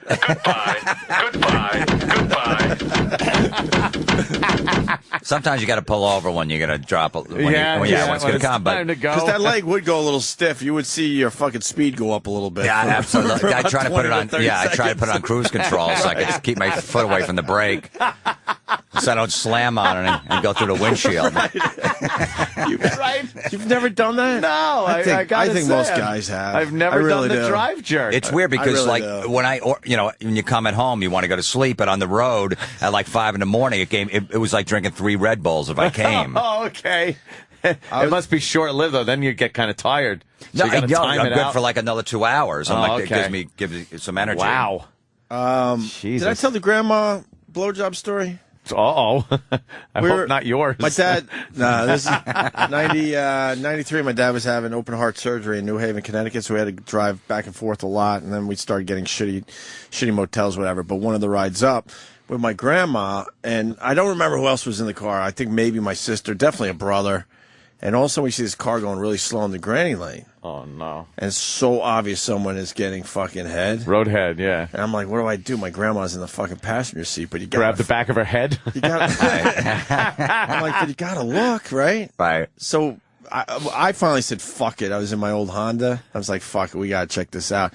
Turns out, make a long story short, my grandma turned and looked too. And I'm like, all right, what is she going to think? What is she going to think? Fuck. She turns around and gives me a big smile, like, right on. Man. Thanks for that peek of my past or something. She probably I don't know. remembered, like, a car that sounded like this. She had to crank the front of the fucking car. She remembers. That's when I realized Grandma lived, too, man. Because we kind of, in a weird fucking way, there was a little strange bonding going on. Like, she's like, that was kind of cool for me, too. Grandma I remember hits the that. horn with her head. It goes, Goodbye. Oh, they didn't like that. I remember story that in the rumble seat. a rumble seat. A rumble seat. Yeah, because those old cars, those back seats were so big. They were fucking back there because they weren't going to hotels. They couldn't do it in the house because everyone was too religious and strict. It was those cars with the seats that like had that giant footroom space between the front seat and the back. There could be an orgy in those back seats. Yes, giant. Yeah. Grandma knew. This guy jerked off in a combine. I can't believe it. You've Harvesting never done corn is that. Chris in St. Louis. Chris. Hey, harvesting wheat. Hey, man. Yeah, 15 years old, on the farm. Oh, okay. Central Illinois. And, not much to do out there in the field. Yeah, well, at 15, you'll jerk off anywhere. You will. Oh, yeah. I used to like a little breeze every so often, a little outdoor. So I'd walk into the woods and just crank one out. Yeah. I've done that. Yeah. But you haven't shit in the woods, but you'll jerk off in the I woods. never dropped a shit, but I've dropped a few loads in the woods. Glad Florentine's with me with the shit thing. So glad. The only problem was all I had to clean up with was like an old work glove. Oh, God. Was it leather? Oh, leather work glove. Jesus. Guys, thanks. Punching All out. right, man. That's fantastic. Friends use The other worker picked it. Hey, you left your glove in the field. Here it is. Yeah. The work jerk. You ever do the work jerk? When you have a shitty job and just fucking bored and horny, got to jerk off at work? No. I've done the work jerk. Yeah? Yeah. In the bathroom? Yeah, you just go in the bathroom, fucking crank a quick one out. And it was usually one of those places that there was porno laying all over the bathroom and shit like that. Back in the good old days. What if a guy's dropping a deuce like 2 stalls over? Can you still do it? It was one of those bathrooms that was like a single bathroom. Oh, okay. With a toilet and a sink, and you lock the door, kind of a place. And yeah, there's fucking stacks of. I think it was Wii magazine. And Wii was great. Wii was good. Good old Wii. They were the first ones to show pink. Yeah, it was great. Yeah. That was even dirtier than Hustler. The work Wii? jerk. I think you're Jared. just lazy and don't want to do anything the rest of the day. It's just like, I'm exhausted. And then you open the door and someone else is coming in. You feel like, you just know. Jared. Smells like bleach. Jared has something. Jared. Jared. Oh, look at that old Wii cover. Nice. Yeah, Jared, go ahead. That is. I used Great. to go into AOL chat rooms and pretend I was a girl in the lesbian forum to get all the lesbian nude pictures. Yeah, so you'd sit there with a bunch of other guys pretending they were fucking lesbians. There was nothing going on. No one was talking to a girl. No girls. Yeah, but you got the pictures. At least you got the pictures, but you weren't chatting with a girl. I remember a few episodes up in Boston with the computer.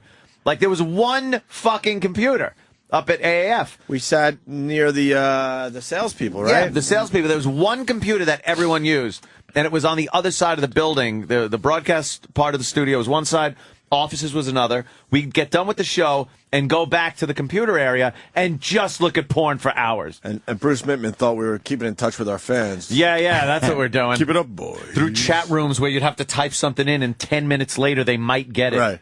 I see you're staying late again, boys. Staying late, boys? Yeah, just Yeah, we catching didn't up have on some computers at show home, you prep. idiot. Right. And it's like, all right, go to that room. Yeah, let's check out fucking Jenny Cam. See what that fat Jenny slob's Cam, up to. Jesus. It didn't matter. But we'd go back to it was one computer, and it was all about just looking at fucking porn. And, God, so much porn on that fucking computer. We might have to change gears. Lydia, who we haven't heard from in a long time, is on the line. We got to take a break, but we should talk to Lydia. You want to do that? That dumb shrink. She says she's concerned about what has happened in her absence. What happened? Maybe our vacation stories got to her? What happiness and contentment and mental stability, fun. Shut up. All right, we'll talk Used to her to watch after. Mother-in-Law and ended up fucking her. Used to watch girlfriend's mother have sex. That is fucking sick. How do you fuck your mother-in-law? Oh, no. No, I don't know. Florentine gave me a look like, No. well, let me tell you now. No, I have a friend that fucked 2 mothers when he was dating the daughters. Really? Down in Florida. damn. Yeah, got 2 mothers. Wow. While he was still with the... With the daughter, yeah. That's fucked up. That's Yeah. fucking twisted. 18 years old. Mother was about 34, 35. That's fucked up. Girlfriend was 17. What's that about? Wow. That shit happens in Florida. Only in Florida. Only in Florida? Yeah. What part? Like Tampa? Fort Lauderdale. Fort Lauderdale Yeah, area? that's just fucking going on. Everybody's fucking everybody. What do they do in Clearwater? I don't know about Clearwater. Clearwater might be a little more conservative. You got Florida, Fort Lauderdale, Tampa, Right. all that. Yeah. Yeah. Go Daytona. Orlando, Daytona, out of absolutely. control. Panhandle, they're control. fucking their cousins. Yeah, totally different. That's probably Fucking what's Panhandle is the South. All right, well, a lot of calls, good phone calls, so maybe we'll go right back to the phones after the break. Yeah, we'll see. All right, whatever. Lydia, hang in there, and we'll see what she's so Yeah, fucking sure. concerned with. Jim, what's going on with you? I'm doing a TLA in Philly Friday, October 22nd. Fucking A. Right on. Yeah, it's my first theater gig. Before I did one in Long Island too, but I got a wedding that weekend. I would love to see you in Philly. oh, you got it. Yeah, I fucking got a wedding. Ew, you still going to weddings? Yeah. Jeez. I think I'm past the point. No one I know is getting married. It's like, fuck it. Well, my wife... when you got a young wife or girlfriend. Well, my wife's... All right. I'm in the same boat as Opie. Yeah. All right. My wife is Makes sense. slightly younger than me, so... Yeah, my girlfriend Slightly. is too. So I'm already booked Memorial Day weekend back to back, Friday and Saturday. I never thought of that. Yeah. man. Yeah, You're slightly younger. Yeah, slightly younger, and I just got over the whole wedding thing a mere 5 years ago. Now I'm back in. Now you're again. back in. Yeah, I'm You're back all in again. Remember those days where every weekend was a wedding? Your whole summer was a wedding? Yep. Yeah. One long wedding? I'm back in that world. Damn. We have I didn't even weddings. think of that. What day is today? So, yeah, I got a wedding almost every weekend starting next weekend for about a month and a half straight. I got 2 cousins and then 2 weddings in Philly. Yeah, I got 4 weddings in the next month. I'm in a month and position half. where I have to go to a lot of proms. There you go. There you go. TLA, though. Fuck, Florentine. That's great. That's a great theater for comedy. Who's working with you? Anybody? I'm not sure yet. Not that it matters, because they should go just to see your... Yeah, I'm not sure. Maybe see Don you. Jameson, maybe Joe Matarese. I'm not sure. All right. And Mr. Jim Florentine on Twitter. I follow Jim. He's a good one to follow on Twitter. And the Jägermeister thing, that's a little later, so we'll just not promote that right now. More with Jim Florentine. Stay there. The Opie and Anthony Show on the Virus. Sirius XM.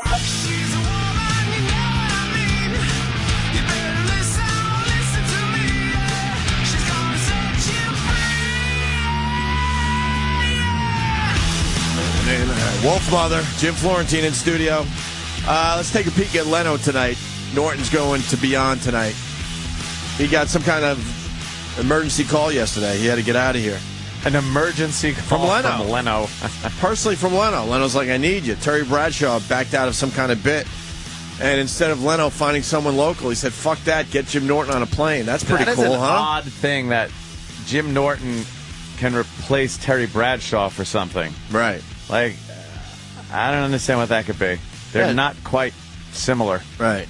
And then we all know our pal Norton. He was out of his mind yesterday. Yeah, I heard there was a big crisis. Pretty much yelling and screaming at God because God decided to throw a storm our way when he needed to get to an airport. I know, because we have the same agent and manager, and I had some shit going on yesterday. I need to talk to them about it. Look, there's a Jim Norton situation. Yeah, I got to call you back at 3 hours. And both of them said that. I'm like, what's going on? Is he okay? Like, he's trying to get to the airport. I'm like... If and his I flight can't was talk to you delayed. about this thing in my career. They're like, no, we got We have a situation. Yeah. Jimmy was losing his mind. If his flight wasn't delayed, he would have missed his flight. Right, exactly. Yeah. He was that late. I laughed because I thought you said to your agents, I got a Jim Norton situation to make them drop everything. No, they did. That's what you should do. I From should. now on. I got a Norton situation. Now, we're having Bill Ward on that metal show we're taping in like 2 weeks out in L.A. Very cool. Jim has this big Black Sabbath picture. The only autograph he doesn't have on there is Bill Ward. Oh, you're so involved. This whole thing is it's out of control. That's all it means now. That's all it's about now. So is him getting that. He's been trying to get this anything. picture. He's been trying to get this picture out to L.A. so we could get it signed for him. And he had Kenny checking out flights to make sure there's like a closet where they could put the picture in because he can't put it in the overhead compartment. It's a whole thing. So he's calling the airlines to make sure like a 777 has the closet, but the 7067 doesn't. He needs a special plane. Yes. Just Get for Kenny this in here. picture. He's out of his mind. Here comes Kenny. Wow, he's out of his mind with this stuff. Right? Well, first of all, take us back to yesterday because this was all last-minute shit with Leno, and Kenny had to take the brunt of it. You know, my home office was the command center for 7 hours yesterday. 7 hours, Kenny told me. I had 3 phone lines, my 2 home phone lines and my cell phone going between Jim, his manager, his agent, the Tonight Show, the car service, the hotel, and while I'm talking, the internet when I'm checking every airline, every airport, every flight, tracking the weather. This, by the way, I got to tell people, is not a joke. Yeah. This is what Kenny has to deal with Yeah, when there's a yeah. Jim Norton situation. Yeah, and getting text messages every 5 minutes from Jim, all right, who took 2 hours and 15 minutes to get from his apartment in Manhattan to John F. Kennedy Airport, which should take a half hour tops. Yeah. All right, but he just left in rush hour traffic during that tornado yesterday. Right, and thank God his flight was 25 minutes late, or he wouldn't have made it. Yeah, he'd have missed his flight. Yeah, And you would have had to hear it, right? Yeah, I'm calling the Port Authority police to try to get him an escort to the airport. Jimmy knows how to get escorts. Yeah, through Don't worry, you don't need Help any. him with that. through TSA security. Oh my God! Right, and then he's got this picture that I'm surprised he didn't have an armed guard or me accompany with him, because he basically has his manager has to like get an armored car stuffed with pillows to transport this picture. Yeah, it's got to be on pillows and and because my manager is not going to be in town or something tomorrow, so he's freaking out. Like, who's going to pick the picture up and how are they going to transport it to your office? Wait, where's the picture now? Well, Jimmy brought the picture with him on the flight. He made sure that there was a closet. Was there a closet on this flight? Well, he's cursing me because the dumb people that answer the phone don't know the closet dimensions on the plane. Dumb people. He's punching up. Kenny, punch up the specs on a 777. I need to know the dimensions of the closet. Florentine, you're so involved. He's not going to ask you how the taping went. None of that. It's going to all be about, did he get it signed? Ladies and gentlemen, want you to buckle your seatbelt. We're going to have a little turbulence now. No bumps. I got a picture in the closet. He's going to freak out if there's a little turbulence. Yeah. And the picture is double poster size. It's not It's like huge. Yeah, it's not an 8x10. It's a double poster size. Is it really a double poster It's in a size? frame, too, right? Yeah, I've seen the with picture. museum glass, so it doesn't get no like... joke. Yeah. Oh, This my is the real God. deal. Yeah. And this is the Black Sabbath picture. Yeah, of him. Right. at With the- all of Sabbath, and it's one last signature he needs. The drummer. Bill Ward, to complete the autographs. I'm amazed he took it out of his apartment to Something LA. happens to this fucking thing, because it's got to travel 6,000 miles. Yeah. There and back. Oh, my God. But if anything happened to that. He's freaking out because my manager can't meet him at the airport or something, so he's like, who's going to pick this picture up? How is it going to get transported to your office 20 minutes away from LAX? Who's taking this? Like, what, do you think they put it on the back of a flatbed and not tie it down, and you make one turn and it's going to fucking roll over on the 405? Oh, shit. So who's taking it to your I don't manager? know. He was trying to work that Manager's out. He was in such a crisis last So night. why wouldn't he take it there? No, they hired somebody. I don't know, because... They hired somebody to take his picture. Yeah, because last time, his manager... He's fucking crazy. Yeah, well, you know him, Jonathan. You know he's nuts. You know, he travels the world No, to like... Jimmy's fucking crazy. Everyone's Jonathan, nuts. too. But he for Jimmy's birthday one day, he got him like an autographed poster of Woody Allen, right? And Jonathan had like his secretary like ship it to Jimmy from L.A. to New York. It was Jack Klugman. Oh, was it? Yeah. I thought it was the Woody Allen one. Jack Klugman. Yeah. She like wrapped it in a sweatshirt and stuck it in a box. And by the time it got here, it was in pieces. He hasn't talked to her since. When he calls, he just calls a different number to get connected to Jonathan. He won't call He won't call his personal secretary, because he will not talk to her. Oh, wow. Wow. You know what would be the greatest thing if we get on set at that metal show and Bill Ward's like, nah, I don't want to sign it. Oh, man. I'm not in this. I don't know if you're going to put this on eBay because you got all of it. How? Nah. Imagine that. Nah, I don't. I don't sign with those guys. There's like some problem. Yeah. Do you got the that'd special be pen, great. too?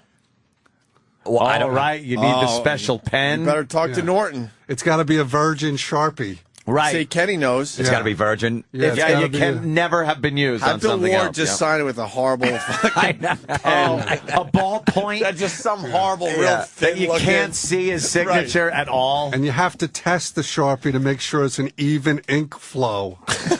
Really? So as not to make a blotch. Yeah. Are you kidding? Beforehand. E-Rock's got a life or death assignment today, Oh, too. shit. What's he There's doing? two going on? Well, Philip Seymour Hoffman is coming to Sirius today at 11 o'clock to do interviews. Okay. Wow.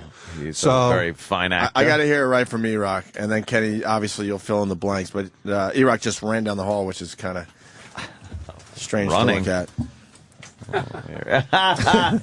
This is can't nuts. What? With this Philip Seymour Hoffman thing? Oh, man. A lot of people have been working on I this. don't envy Well, you. Jimmy gets everybody involved and expects everyone to drop their duties. Everything. You know what's amazing Drop about this everything. whole thing that's going on, the Bill Ward and Philip Seymour Hoffman? The guy's doing a bit on the Tonight Show Yeah, tonight, yes, and he's I know. worried about this other shit. Like, you'd think you'd be in your hotel and totally focusing. This is a big night for him. He will focus on this other stuff way before Focus, the bit. obsess. Obsess, right. He'll obsess on this. He's got 5 million people watching him tonight. Yeah, yeah, but that doesn't mean a thing. Nothing. He's going to be all over E-Rock and everyone else, making sure that's done. Where's my picture?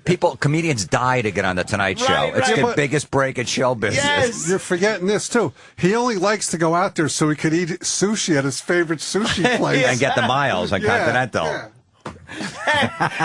And meet other people that are on Leno and get their autographs and pictures. Can we just go back to what was just said? Because this is the God's honest truth. Because some people get confused. Are you guys making jokes? No.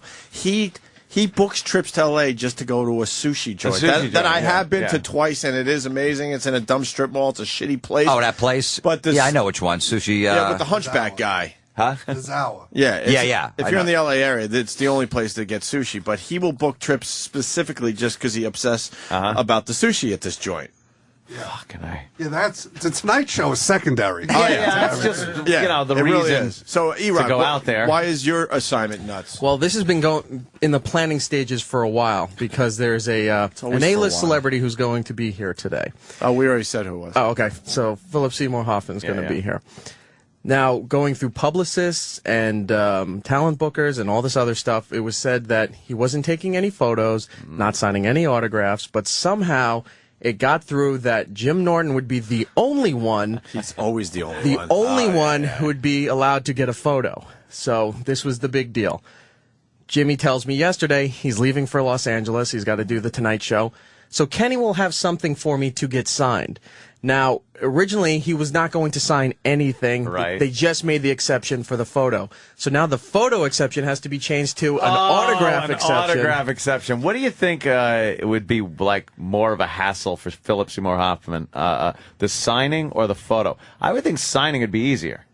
So I think it's easier, right? Yeah, because he's probably looks like shit. He didn't feel he's doing radio, so he feels like he doesn't have to. Signature's easy. have to look Oh, good, by the way, whatever. I just saw him right There he there is. up on the TV screen. Same guy right there. There you go. He's a fucking Philip good Seymour actor, Hoffman. man. Philip Seymour Hoffman. He's directing this? What movie is he in? Oh. This is the movie, though. That he'll be promoting today? It's, Not on our show, obviously? Not on our show. Why What would show it is be he on doing, our by the show? way? I'm not 100% sure. I got to go check the Should we just start the ripping listing. him apart to ruin this whole thing for Jimmy? Goes boating. Zach Goes Boating is the name of the movie? Well, that movie Jack, looks like... I just, All right, why is it Jimmy not- would hate me. So I'm now you not gotta get gonna an say autograph? anything. So now it got approved that now the autograph is acceptable. It's a go. So I have to make sure that I'm there waiting the second he's done to get it signed right before he leaves. If you fuck this up, what's getting signed, by the way? His copy of Boogie Nights that has several other signatures on it. Oh, wow. Did you have the special pen? Did he talk to you about the marker? Yeah, but Yes. with all the turmoil going on yesterday, right? He's like, don't forget to stop at my apartment and pick up the DVD. Oh, my God. So I go to the doorman. It's in a padded manila envelope that says fragile on it. Handwritten, fragile by Jimmy. He's so fucking funny, man. So- Is he a nut? But a DVD is never fragile. No, Never fragile. No.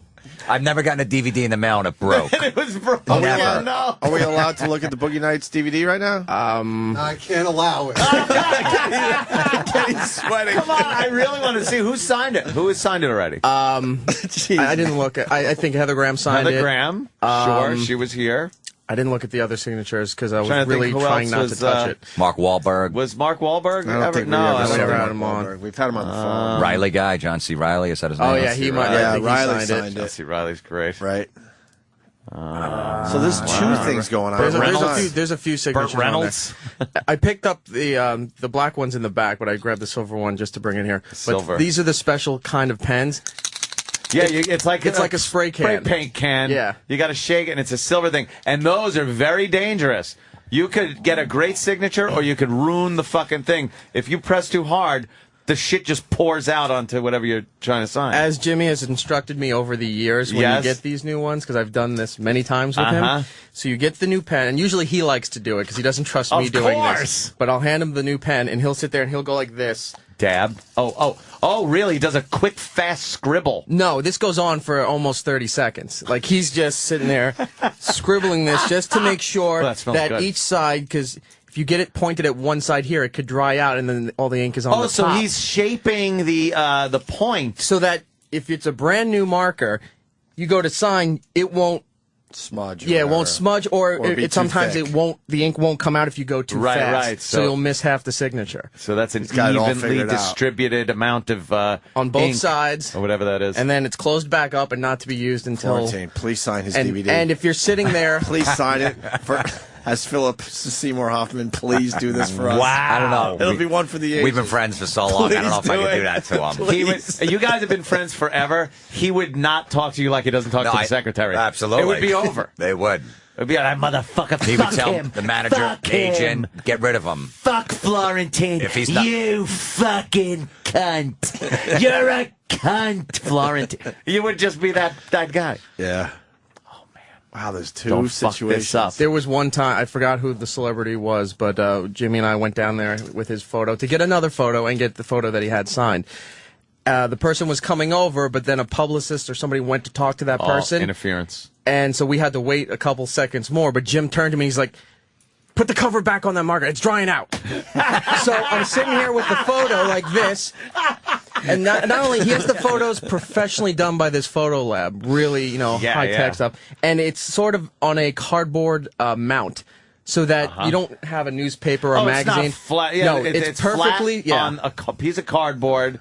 So when it's signed, it can be signed evenly, perfectly. No little bumps on it or anything. Yeah, so I would be standing there holding this while Jim goes to shake his whoever the person's hand is and say hello and what have you. So I'd be sitting there holding the photo and the marker. With the cap. If the person's coming over and then gets derailed for a moment, put it back on, put it back on. 2, 1, mark. Yeah. Not only that, when you're the cameraman for his photo, we've all been we've the all cameraman. had that pressure. you can't. You got to look inconspicuous. I don't know how you look inconspicuous. Well, when he'll tell you to do that. Yeah, though. you're stalking somebody, waiting to take their picture.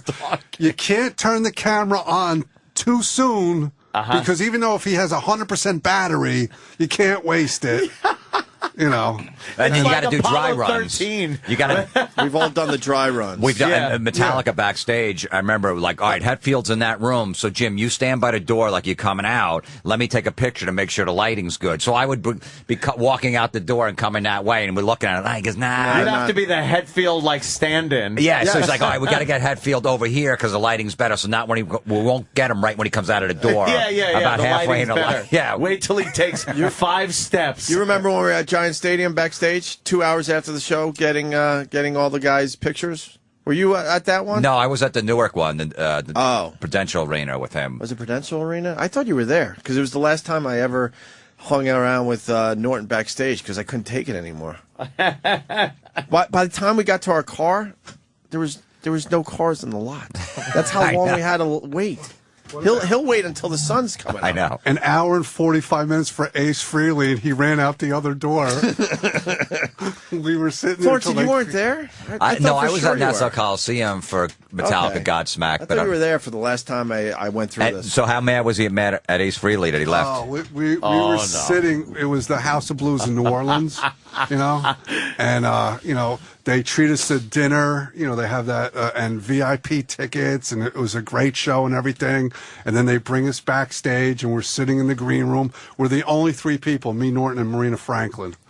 And, time's passing. Where is he? What's going on? Jim's like, he's taking a shower. Like, he's always got an excuse to justify how long the time is taking. Until you hit, like, the hour mark. Now he's starting to second guess, like, what a loser he is. And, he's waiting and he's never going to come. And I go, now I got to try to get him positive and give him some hope and everything, And then all of a sudden they're turning the lights out and the security guards, like, kicking us out. And they're like, he left an hour ago. Oh, God. How was that night after that? How is that? The entire night's fucked.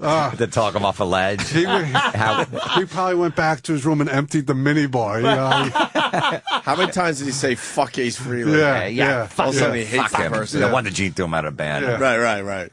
We went through this recently with Carol Burnett over at the Jazz at Lincoln Center. Oh, right. Carol Burnett. Okay, so Jim was so excited that she was doing another XM program that tapes over there. So we get there really early, and in that same area, they're also setting up for.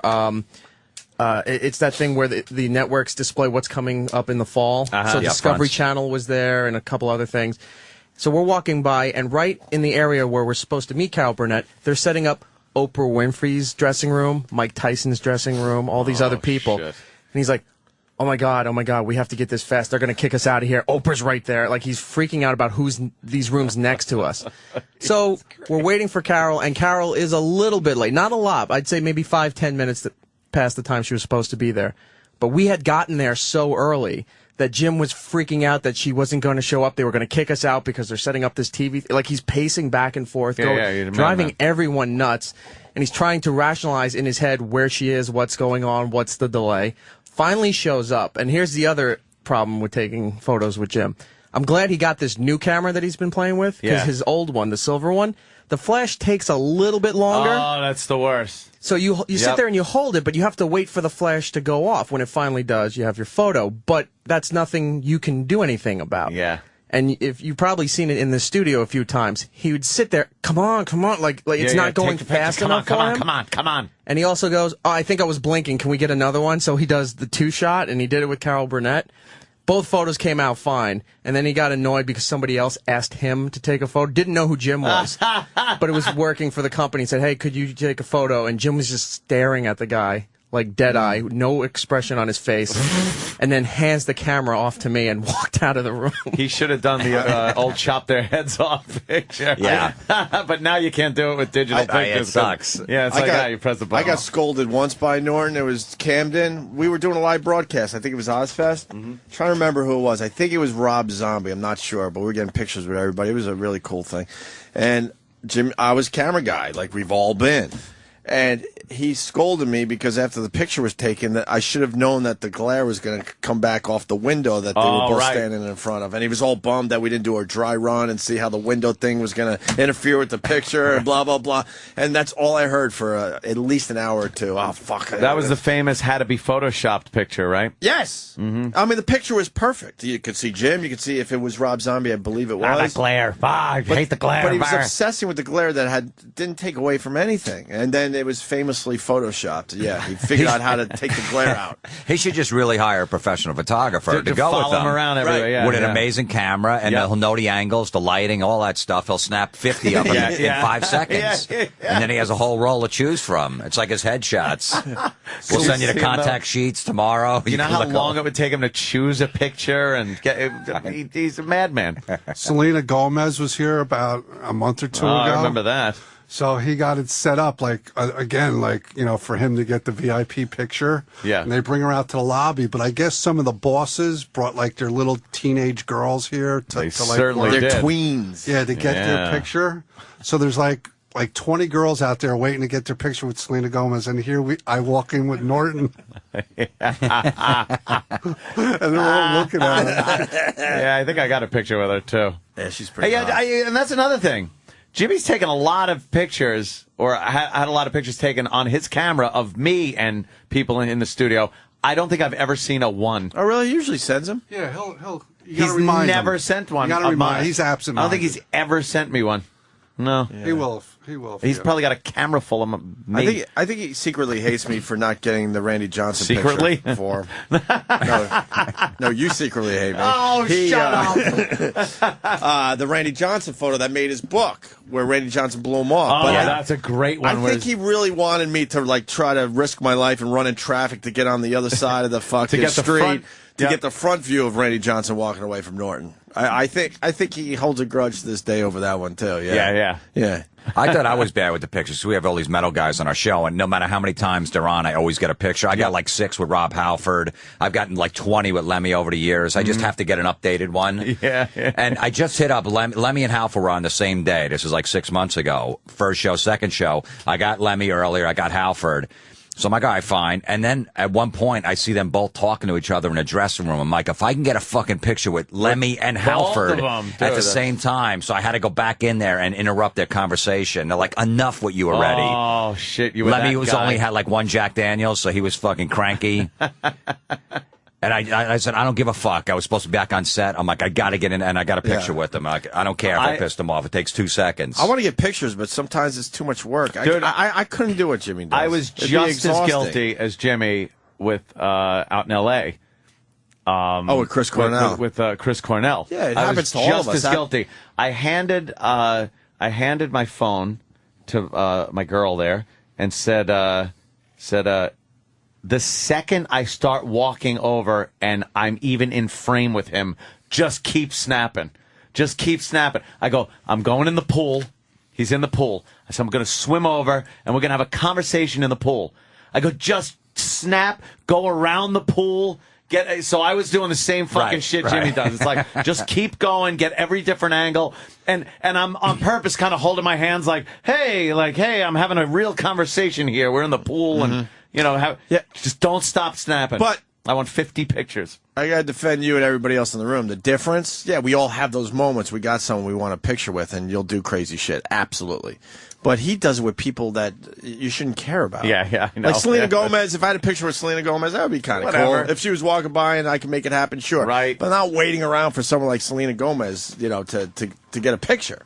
Yeah. That's the difference, I think. We all have people we really like, that you heroes really and stuff. want to get Like, fuck, I would love a picture with that person. That's why E-Rock, he's learned over the years. But the worst Are you a beaten thing... man by this? No, but E-Rock knows what I'm going to say. There is so much pressure put on you. It's worse than dealing with you two at times in here. Because he'll come in. He's right. He runs down the checklist and his procedure. He'll show you how to hold whatever he needs to get signed. He already knows, like, once he's in there, he scouted the location of where you're going to take the photo, unless he has to be brought somewhere else to meet the celebrity. Right. Yeah. So, which I think comes from the glare funny. photo. He's the guy. Right? We've all been the guy, by the way. Yeah. You're just the latest guy. Yeah. He bribes me with dinners and things like that. And he goes, look, that's a good you bribe can for come you. in here. I'll take it. Hey, steak dinner. Why not? Yeah. I have a stock of boxing gloves and baseballs in the office. Oh, yeah. Just in case. Yeah, just in case somebody comes. So he had a stock fucking just boxing gloves and baseballs, generic boxing gloves and baseballs. Baseball players so that if a coming boxer or a baseball player comes in, what about he footballs? can have them sign What it. about footballs? A lot of football guys coming through these days. He had me pick up a NHL professional puck, because at one time I said I was going over to the NHL store across the street. Oh, my God. He gave me money to pick one up and keep in the desk in case a hockey player came around that he might know. He doesn't even know hockey. It's locked in the drawer. He might know a little bit about it, but... Kenny, it's Jimmy. Could you pick up a Goodyear Slick? Don the Snake Prudhomme's coming in, and I need it signed. Pick up a Slick. I don't know if we could do this break if Jimmy was in, by the way. I know it's not cool to do this to him, but we've been trying to get this out for a while. But we're too scared to do it in front of him. He was nuts yesterday when NASCAR people were walking around. He never watched NASCAR in his Can you life. get me a big block Chevy engine? I need a big block. Just bring it in here, Kenny. Get a hoist. I need it signed. I don't think he can name one NASCAR driver. Wait till you see. His apartment's like a museum. He's got glass cases full of stuff, pictures hanging everywhere. It's like a museum. It's a museum. It's not a He's close to being a hoarder when it comes to this. He hoards, that's his hoarding. The only difference between him and the hoarders are he hoards cool shit. Right. It's like stuff that's cool, celebrity pictures. But we're going to find him under a glass case one day, There's dead. going to be a giant Sabbath fucking thing with the corner stuck through his chest. As everything collapses on him in his apartment. There's a new thing lately. If you want to watch him next time, we have somebody who has a book to promote. Jim now does this thing with books. If it's really important to him, because I learned this the hard way too.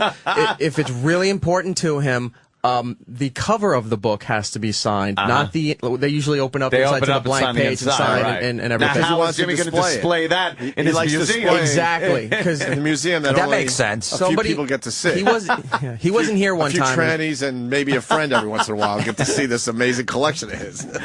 He wasn't here one time, and I forgot who was in the building, but it was supposed to get the book signed, and had the inside signed, and he looked at it and he grits his teeth and holds it inside. After he smells the pages. He grips and holds it, right?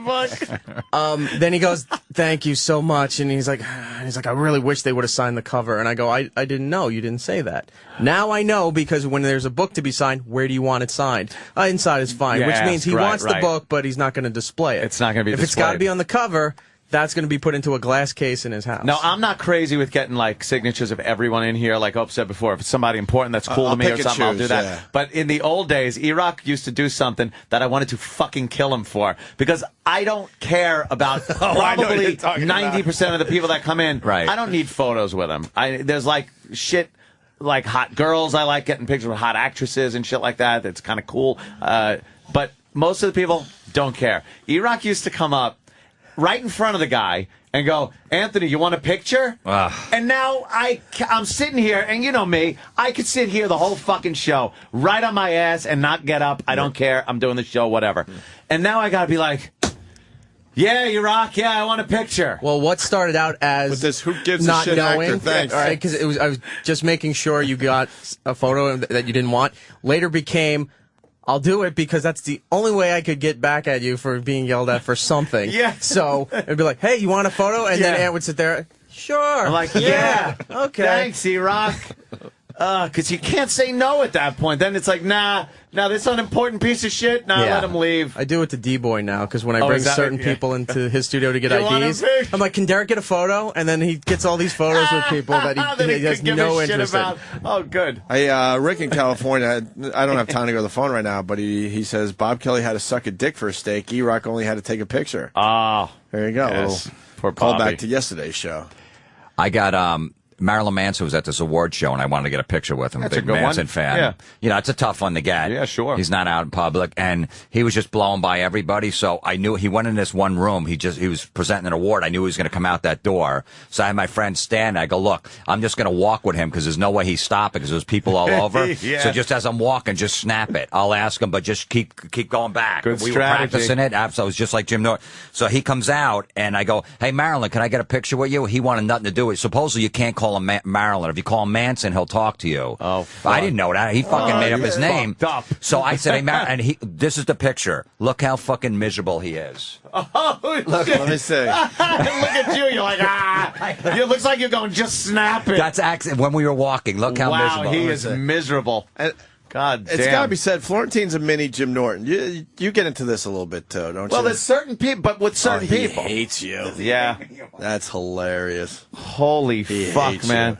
Yeah, it's only with people that you like, though. And I was like, you know what? I wasn't even mad. I go, look, he didn't have to break a stride. Fuck him. Yeah. You know, He didn't even have to stop. It's just So as he we was were still walking. walking He during was still that, yeah. walking. Absolutely. Just I just looking stuck my mug miserable. in there. We make fun of him, but Norton's probably got one of the biggest collections of probably? anyone. Of anyone. Of course he does. He's got to be right up there with anyone in this country.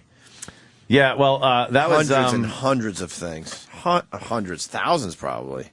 At this point, well, right? from what I heard, and talking to Keith and Ange, because Keith the cop's wife, Ange, did my whole house. Decorated the whole fucking thing. It's beautiful. The thing is, my house was completely empty when she came in and said, "All right, clean slate." I didn't want to, because I had sat there times with my girlfriend at the time, looking through swatches and of material for one couch. It took I sat once for 3 hours in a fabric store with this woman just babbling and talking about materials, and it's for one couch, and it was a maybe. Right. And I'm like, 3 hours? It will take years to furnish a house at this rate. So I get Ange in there to take care of it, and she did a fantastic job. And Jim has been over the house and complimented my house and stuff and said, "I'd like Ange to come over and, hook up my place."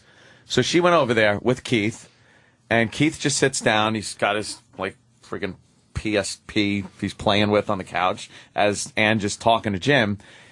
And she's going, "Well, Jim, there's certain things that I think, because it's not empty, it's a museum, like we said. Yeah. In order to make it more of a home, we'll have to take some of this stuff and that." And Jimmy's like, no, this can't go. I need this. This is good. I'm willing to. And the things he was willing to do was like, all right, I'll get rid of the coaster. I'll get rid of one, and like a hoarder. Like a hoarder. Yeah, there's not one feminine touch in his apartment. And now that Yeah. his girlfriend's over there a lot, he wanted to I don't know what he wanted to do. He wanted to, because I know what he wants to do. And Ange would come back to my house and just she was shell shocked, like she had just hit the beaches of Normandy. I don't know what to do. And she's a professional decorator. And she goes, I don't know what to do. He really won't get rid of anything or put stuff away or in storage. And yeah, that was something he said. He goes, this can stay right. It can hold lots of stuff. Like, that's his criteria. If it can hold lots of stuff. It's like, no, like, so she's like, all right, let's start here with maybe your dining room. You know, well, no, it's like my office, right? Yeah. It's like his office. Well, okay, we'll get a desk. I don't want a big desk like Anthony's. No. We'll get a desk that'll suit this and work good. You know, let's start somewhere else. Did they give up? No, haven't given up. But she is beside herself. She doesn't know what to do. He won't give an inch. Yeah.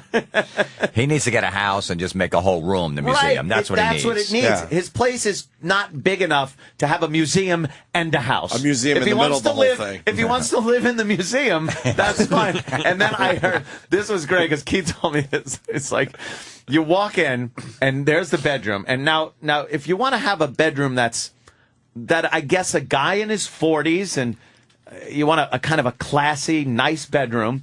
It's very hard when the gentleman that owns the bedroom has a wall-size Kiss poster I forgot about that. on the wall. I forgot about that. So it's hard to choose a nice bed and you know, fabric right. and light fixtures, a dust ruffle that goes with a Kiss, a wall-size billboard poster. Bigger is better with him. I forgot about that poster. I've seen that. His poster in his bedroom. And Ange is just like, I don't know what goes with a Kiss poster. You can't blow up anything bigger than that fucking poster. She's at my house and she knows because I just recently said it's a billboard size.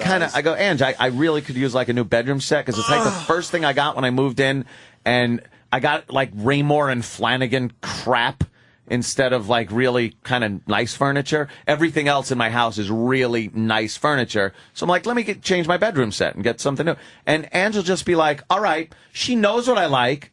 She'll come in with pictures, which she did. She lays them out in the kitchen. I walk in, I look, I go, all right, this is nice, done.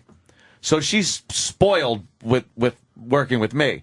With Jimmy, what goes with a Kiss poster as far as bedroom furniture goes? How do you fucking make some, like, what wood do you pick that when you got this giant Kiss poster on the wall?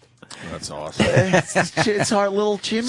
You know what the funniest is? After you wait 4 hours to finally get that picture, and it's great. You just got, everyone in Metallica, whoever it is, as soon as they walk away and he looks at I'm a fat fuck. Like a fucking Ford shit. What a fucking fat asshole I am. Yeah, he's never satisfied. No, he's never happy. That's fucking awesome. Let's go celebrate. You fucking fat piece of shit I am. Look at my chin. I have no chin. Look how pale I am. My head. My I'm a fat mess. Look at me. Ugh, look at this. Our poor little Jim. So you got to LA for the Leno thing? Yeah, that's where we were. That was the Thank situation goodness. yesterday. Yeah, 7 hours from start to finish. God. It was a full-time job yesterday. Yeah. People worked 7-8 hours. You did that just to get Jimmy to LA. Yeah. Oh, God. And wait till the picture won't come back to New York till Billboard's doing the show, I think, October 1st. Oh, so it has to stay out there for the next 15 days. Oh, he's going to be checking on it? In Jonathan's office, probably, because we're not taping. That's when we're going to see Bill Ward for the sign-in. Oh, my Before God. yesterday, he was flying a separate trip just to go out to get this picture signed. I told my manager, I said, why don't you just fly Bill Ward into New York and have him sign it? Cheaper and what safer. He said he would do it. Just fly Bill Ward to sign. It's safer for everyone. Yeah, just fly him in. Oh, man. Right. So now that's got to be in someone else's possession. For a while. Yeah. For a while. Yeah. Now, where is Almost it going to 2 be weeks. stored? Probably in the office, which my manager's office. Yeah. Now, isn't that the same office that fucked up You threw out the Jack his- Klugman and threw out the cigar Right, box his with the Castro. Fidel Castro thing? This has disaster written all over it. And then if Disaster. Jonathan, the manager, brings it to his place, is it a safe neighborhood? Right. Have there been break-ins in the neighborhood? Yeah. Because it's going to be there till October 1st. So, and then he probably won't. I don't know how it's coming back. Next time he does Leno, he'll probably bring it back. It's got to lie flat. Yeah. How is it going to get from the office where it's stored to the place where it's got to be signed? Yeah. Oh boy, this is a catastrophe. I can't wait to that day on the set when Jonathan has to bring it. And have him sign it. No, I'm not going to sign it. I gotta get my HD flip into his apartment. Oh yeah, I'm gonna do a little video. I have to. He'll do it too. Updated cribs. Updated cribs. Yeah. That's right. We did one of those. Yeah. Oh god, that was he used to have mold on his walls. Now he has Kiss posters. Now it's Kiss posters. Maybe the Kiss posters covering the mold. But he had shit back then too. Where was it? In boxes and stuff? Yeah, pretty much. Yeah, he had kept it mostly at his mom's house. Yeah. Oh, I gotta do an update. I gotta, because it's a sight to be seen. Yeah, I would love to see it because I hear it's just because he's close to being a hoarder. Collection. That's his thing. Instead of like newspapers or cat urine, he does that. Well, then also Keith texted me a picture. They opened up a closet, and it was just like those big Tupperware square containers, storage containers, that just said, and each one had a label on it, a handwritten label taped to it that said electrical cords. And they were everything from any electronic device he's owned in his entire life was wound up, coiled up, and put in these boxes and stacked in a closet. So he would have a power cord from like a fucking floppy disk drive from 1991. That's just, and it's like, and Keith just started laughing at him. He's like, what? I shouldn't have those? Well, I recently, he told me I had to come to his apartment and pick up this huge box. When you guys first started, fat broad. When you guys first started working for XM, they gave you like a bunch of free radios and accessories and all that stuff, right? Yeah. There must be 30 radios. He's a hoarder in this box, and he just wanted me to get rid of it. He's still got his cell phone chargers from like 1999. Oh yeah, from cell phones that are long gone and stuff. From his StarTAC. He's got the cords. I'm looking at this cribs that we with the did black mold years ago with Jimmy. Wow, that was our old apartment. And behind the picture is black mold dripping. That is black mold. Spores growing off of it. Yeah, because that was dark and moist behind those pictures. I remember we got that Chanel. To cover up the Yeah, we bought it at a garage sale for like $10. Wow, man, how things have changed. Oh, wow, that's my pretty cool. God. Where'd they go to see the old cribs, Danny? I'm sure it's on YouTube. Just put in Jim Norton cribs. Very easy. Nice. Very good. Oh, my goodness, look who's in there. Oh, that fucking asshole. The mold. How did you guys fucking not die? That shit is like toxic. With the ceiling that's caving in. In my bedroom, we put tinfoil on the walls. We covered it with tinfoil and like cardboard and just taped it over it. It was right next to my bed. I was breathing that shit in. Holy shit, that shit is bad for you, man. That is bad. What a shit Christmas light. What are those fucking Hello Kitty? Hello Kitty lights. Oh, there are the Tupperware little things and girl shoes. I don't know. That's about chess games all over the place and. Wow, that is something. I got to watch that later on. Yeah, right on. All right, we should take a break. We've been at it for a while. Florentine, we got the big TLA theater show in Philly, Friday, October 22nd. Get your tickets now, 215-922-1011 or 1011.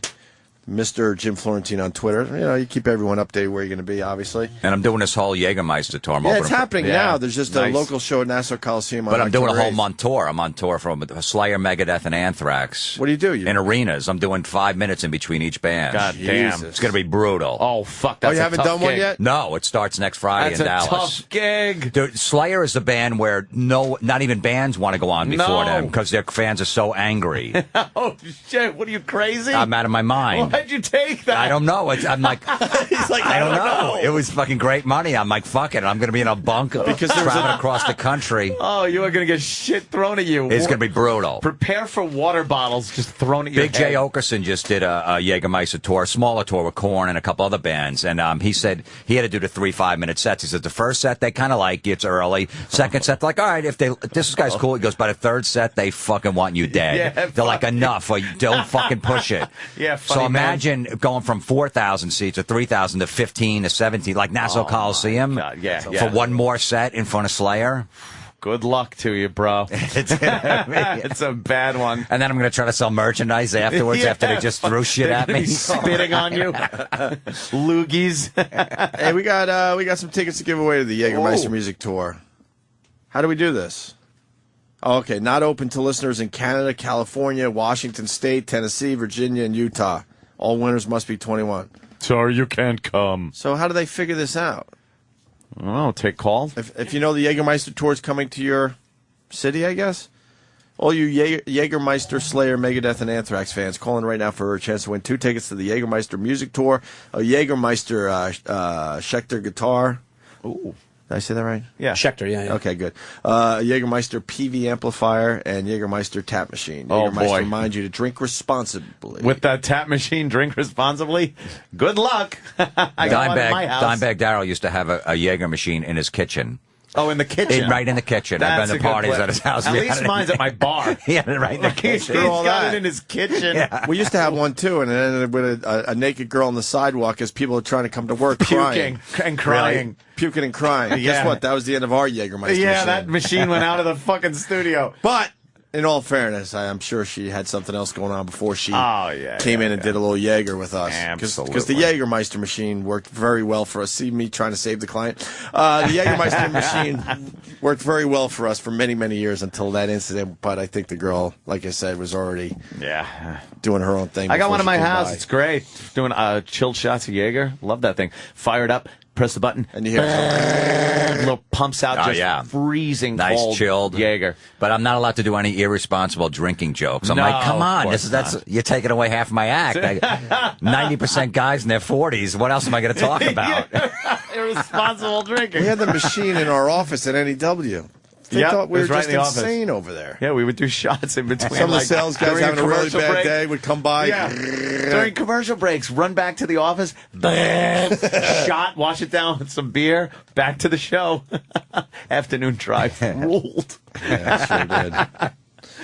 That's why we're going back there. So hard to drink. Oh, speculate. More with Jim Florentine after the break, but I don't know. If you're calling for the Jägermeister thing, we'll figure it out. We got some tickets. Yeah, to make give sure away. the call screener guy knows. They don't care. They just want the Bad. Jägermeister name said a few times. Jägermeister.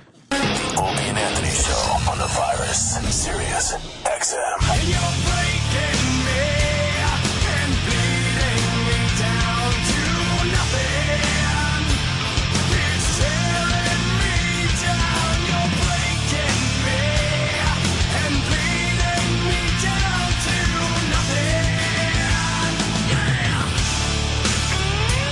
Love Godsmack. Florentine's a Godsmack fan, too. Dude, they were on the Crew Fest last year. Yeah. Blew away Motley Crue. Oh, yeah. Godsmack went on before, blew them away. I said this, and some people got a little mad, but they warmed up for Metallica at the Nassau Coliseum show a few years back, and I thought Godsmack had a better set. Had to be honest. Maybe Metallica had a bad night. I don't know. I've seen Metallica many times. Love Metallica. Yeah. I did the Snake Pit, man. I was one of the Snake Pit guys. So I go way back with Metallica. But that particular night, I thought Godsmack had a better set. Those guys are pros, man.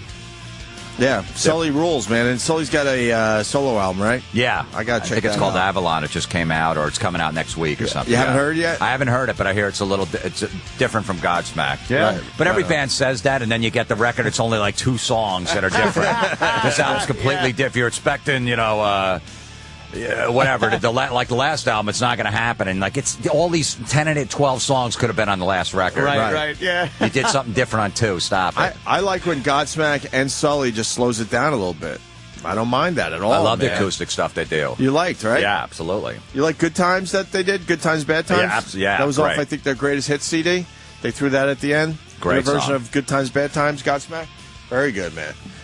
We have a situation. We always have a situation around here. Sam, what's going on? I don't know why I'm always involved in this situation. Yeah, I wonder All I saw why. was Blind Stevie, our new intern. I just tweeted a new picture of him trying to read, by the way. It's amazing. You really got to go to my Twitter it's crazy. and check it out. But I guess there's a situation, and as you and I were coming back from the bathroom, that was nice, Ann. We socialized in the bathroom. Yeah, like we that. took It was a piss terrific. together. It was nice. It's like the old days, just kind of talking and Talking, stuff. taking a piss, holding our cocks. It's weird talking to you when the mics are not on, and that doesn't happen. Oh, shit. That doesn't happen that often. You guys don't call each other? Like, not anymore. It's the age of the text and email. Who cares? I don't even get that, though. I would even take a text from you every once in a while. Join my family. Like if Opie was feeling like shitty, had a bad cold, would you text him later in the day, say how you feeling? No, probably not. I wouldn't want that though. No, a text from a guy. How you feeling? Well, you feeling better or something like that? If you, I swear to you, and I'll put my phone down right here if my sister's listening. Dawn, text me right now about how I keep in touch with my family. That's all. And I'll read her response. Okay. And that will give you a little insight on everyone I communicate with, or actually the lack thereof. Well, it's going to be less and less with your family now after you just told you we're peeping. Well, true. And so Yeah, peeping at her tits when her friends were 8 and she was 10. Right. Good point, Jim Florentine. I really have just sequestered myself in my house and just shut myself off from everybody and You everything. got the Asian girl across the way. That's all I need. I need the Asian girl in her window, my fucking .50 caliber with the scope. And your Jaeger machine. And Jaeger machine, and I'm set. Hey, Sam's in studio. So when we were coming back from the bathroom, man, Blind Stevie... He's blind. He's legally blind. Yeah, no shit. He came running right after Sam, and I really thought he was going to try to, punch you or a wall or something. Pointing his finger at me, going, you. We got a you from Blind Stevie. Because basically, I thought he was going to punch you. So did I. Like, he was huffing and puffing and sweating profusely, and he was like... You! The only thing I had working for me was he had no idea where I was standing, so... Yeah, he saw a blur that looked like you. No, because I sent him he was just looking for things to do around here and just kept asking and pestering people, so I sent him to get the morning mashups breakfast, and I guess they sent him down to Dunkin' Donuts, and they asked him if he knew where it was, and he said yes. And then 55 minutes later... 55 minutes. And how far is it? Really? Dunkin' Donuts is in the subway station under this building. So, realistically, for an average person, how long would it take to go down there, get something, and come back up? Even for an intern, and it's like his first week... Oh, boy. Like 7 minutes would be like a nice... long enough time to go and get a couple donuts and come back. 55 minutes. But why is he pissed at you? 55 minutes, he comes back with a Tim Hortons bag. Oh, shit. Well, he just smelled donuts, and he thought it was Dunkin' Donuts. Yeah, his sense of smell is twice as good. This guy's going through life playing one long game of Marco Polo. He sucks. Well, we got the morning mashup outside the studio. They're not happy because they went hungry for the last hour or so of their show. Starving. Hi. There you go. There's Nicole. Tim Hortons. Tim Hortons. Dunkin' Donuts. No. And they're not the donuts I asked for. And he put the dirty money in with the donuts that I have put in my mouth. He put your change in with the donuts. All of it. In the food bag. Yeah. Oh, man. Listen, if he didn't know where it was, that was fine. That's why I asked. He goes, yeah, I know where it is. And I would have told him it's right downstairs. I wanted a specific donut, blueberry cake. The mashup doesn't abuse interns. They actually try to help them. They treat them nicely, not like us. And those dollars are all rolled up, so you know they were in some stripper's garter from Flash Dances about 2 hours ago. Exactly. I had Nicole all paranoid. I was like, he probably fucking walked into traffic, and now he's dead, and he's blind because of you. And she started like getting upset about it. I mean, it was longer than 55 minutes. I think it was over an hour. Oh, my goodness. What the fuck took him so long? I don't know. I refused to hear anything from him until I wanted a public hearing. Yeah, a public hearing. Yeah. Very good. He's sweating, too, like a... Profusely. Profusely. Yeah. And while you guys are in here talking to him about him on the air, he's out there huffing. He's like... Yeah, now, I don't understand why he came up an hour later with the wrong thing and fucking dirty money in the donuts, and he's pissed. And me! He's pissed. Well, let's bring him in. I don't get this. Here's Blind Come here, Stevie. Stevie. His father used to beat him. Terrible. Which is great. We call him I don't know what that has to do with anything. Stevie is such a... And the door hit He him. gets hit with the door every time. Stevie. What's wrong, Stevie? Why are you mad? I'm gonna kill Sam. All right, he's going to kill Sam. Why? What's up? Because I asked him to do an intern task. No. Here's what he does. He pimps me out. To the morning mashup crew. Now, I've just met these people today. Okay? Yeah. I've never met them before. Hello.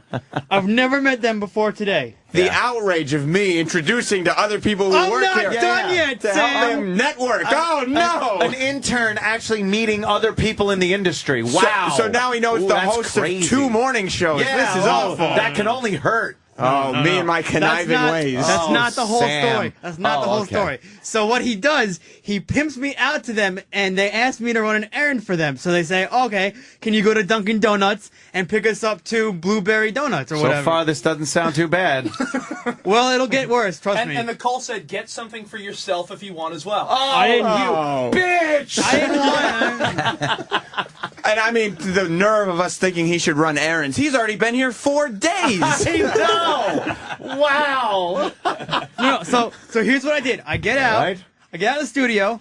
I go onto the street, and I figure, all right, well, maybe it's 2 blocks away. Wait. All right, first problem. Nicole asked you, do you know where it is? And you said yes. I didn't want to seem like a dumbass. But what were you in actuality? Now, that's dumb.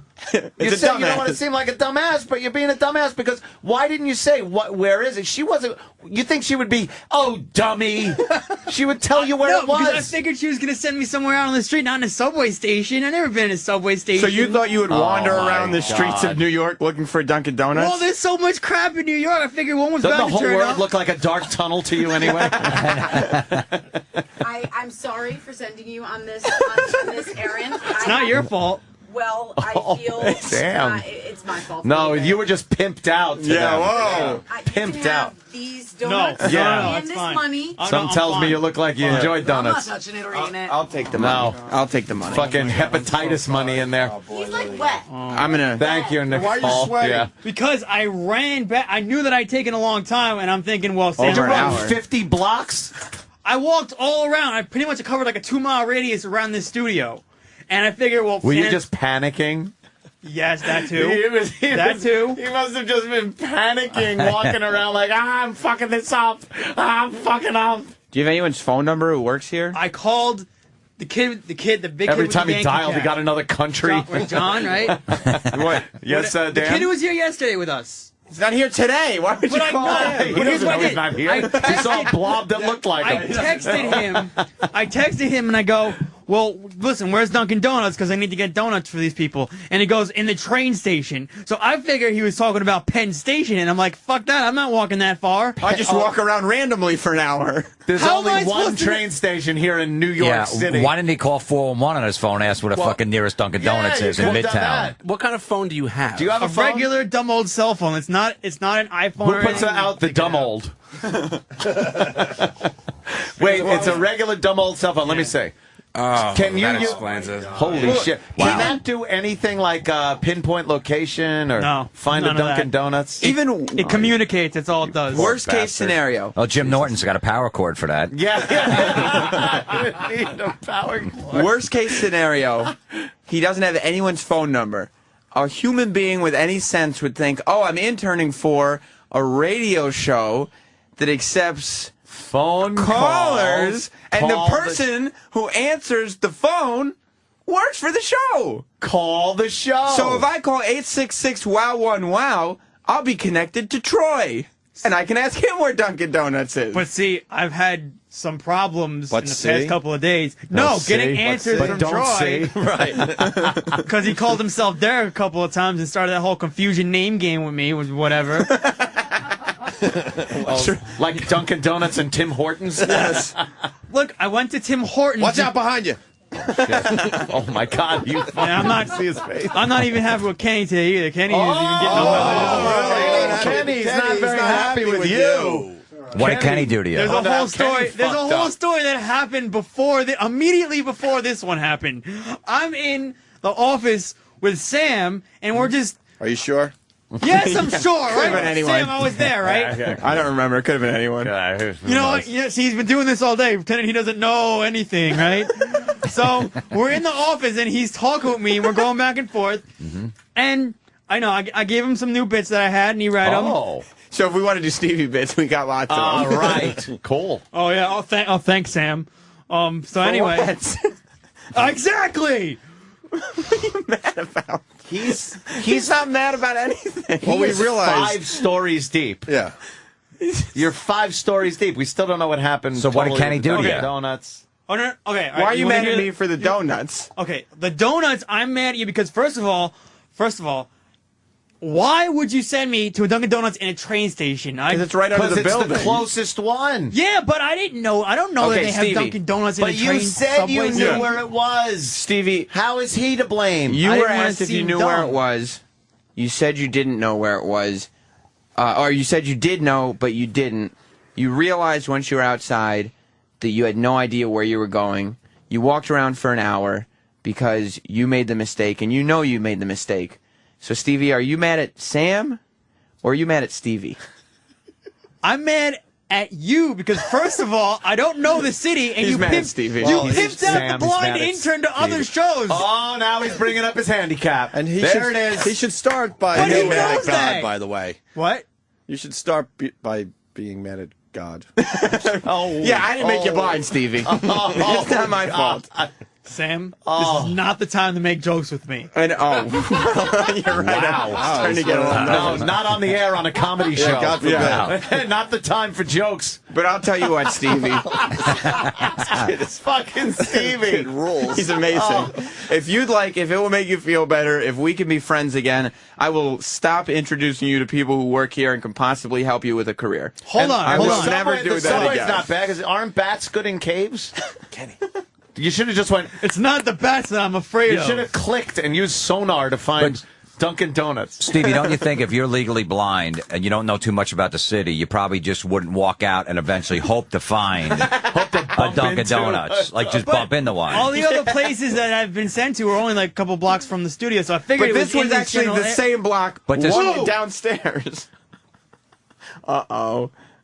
All right, so You're like reason Khan. why You're like Khan in The Wrath of Khan. Your thinking is 2-dimensional. We sent you to the You closest... had to go down further than the street level. And it just didn't process. See? Right.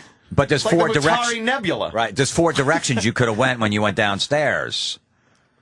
You know what I mean? There's not just one way to go, and you go, "I just got to be a Dunkin' Donuts this way because it's the only way to go." Up, down, left, right. I've never been to a subway station that had a Dunkin' Donuts in it, and I figured that there's no way that there's Dunkin' Donuts Well, underground. Stevie, you made an assumption, and what happens when you assume? Ah. Oh, yeah. You go what blind. happens? You go blind, that's correct.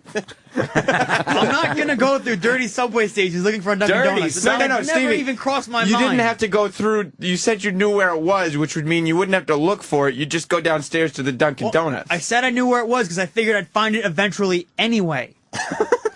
Good reason. Find it eventually. I know. Do you know That's in a terrible- you know how this is very timely. You got to get their food and breakfast. It's My God. They did a whole hour of the morning mashup hungry. hungry. Because of you. Because of Stevie. No blueberry donuts. Okay, it's not just this.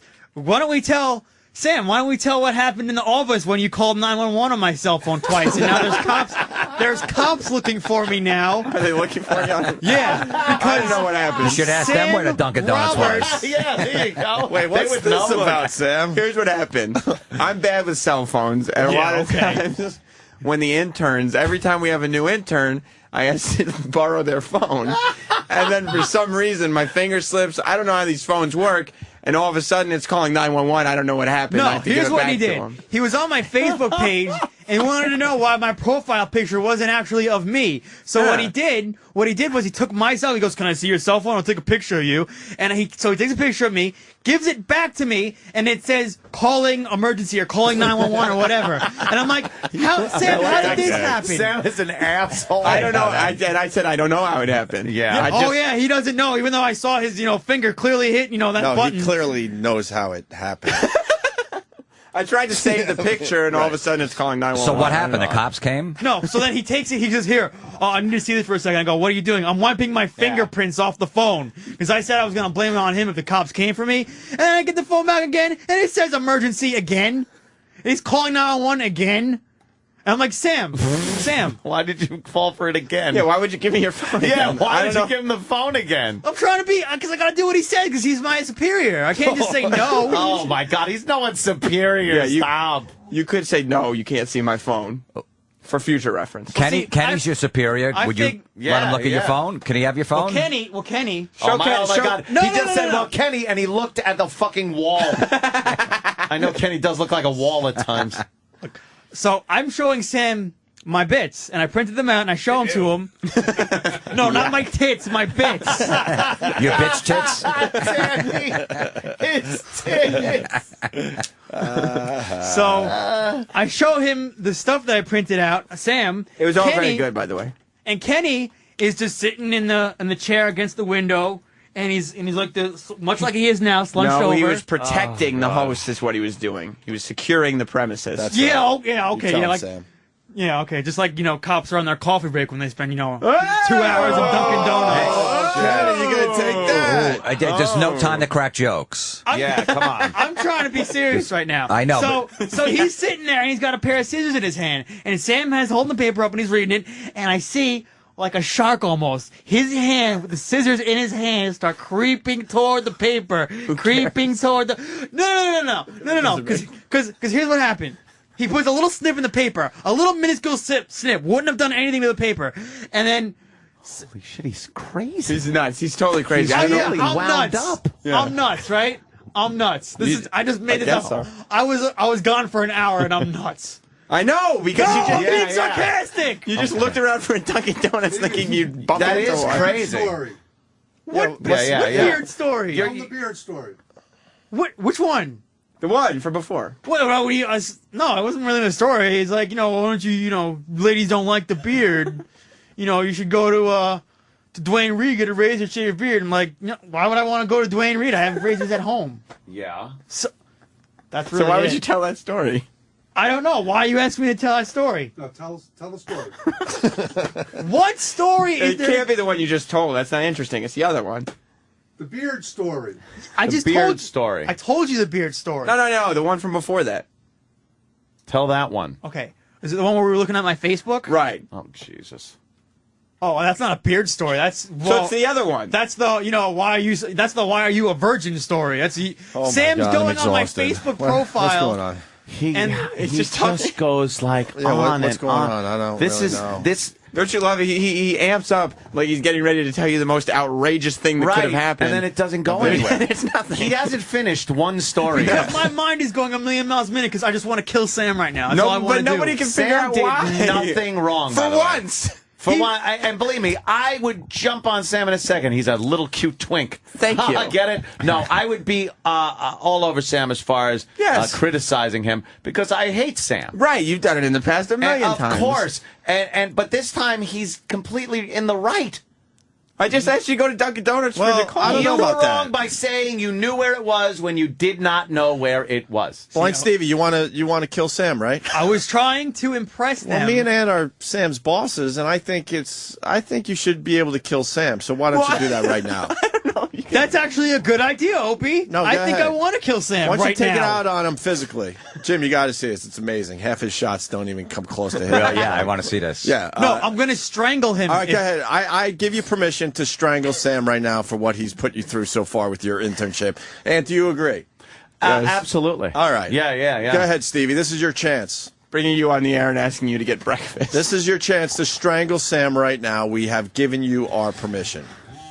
Go for it, Stevie. You'll let out a lot of rage and anger. Yes. You'll feel better after you do it. You Probably will. definitely will feel better. I would say I'm not hard to find, but the blind yeah, thing, that's he's true. yeah, I It's am. just crazy. Oh my Shut up! Oh, You've been totally playing. Oh, I don't know what you're talking about the whole day. You've been messing with my mind the whole day. You have been. Is this strangling him? Because I don't see Nobody- any hands when going you- toward when his you guys throat. were telling- you guys- Sam's even putting his neck out for Stevie When to you guys were strangle showing him. us the different places we would go to No, get enough food, talk, we do Stevie. food We runs. heard it all. No one showed us the subway station. All right. Stevie. All right, so where was the Dunkin' Donuts that they showed you? Nowhere. There All was right, no so, Dunkin' so do you know where Donuts. Dunkin' Donuts is? No. So then you why lied. did you say you knew? So then you lied to the mashup. You fucked up. You fucked up. You fucked I up. figured You someone would tell fucked me up. on the way You out. fucked up. You fucked up. You fucked up. You fucked up. You fucked up. You fucked up. You fucked up. Goodbye. Goodbye. Goodbye. That's what the listeners are saying right now. They don't give a shit. know. Are you going to strangle Sam or not? We got to move on. Wait a sec. Do you know where the Dunkin' Donuts is now? Yeah, now I do. Where is it? Where is it? In the subway station. Okay. Why didn't you go there? He should go and get me a coffee.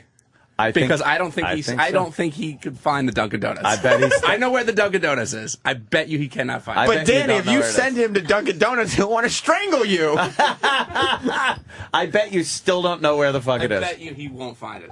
I bet you I will. But it has to be less than an hour, though. An hour. The we're first out time of here was in 10 less than an minutes. hour. It took 55 minutes. It's 10 to. It's 55 minutes. It's 10-2. Let's see if you could find and come back in 10 minutes. I think that's very fair. Yeah, because That's I a said very 7 fair before. estimate. Let's play Can Blind Stevie Find the Dunkin' Donuts? I bet you he will not find Someone that. just put a piece of cheese there, And no one sent him helped. through a maze. All right, well, let's do this. Yeah. You good, Stevie? Oh shit! Oh, he's choking. Ew, he's what is trying he to doing hug him? him, He's like kiss him. hugging him.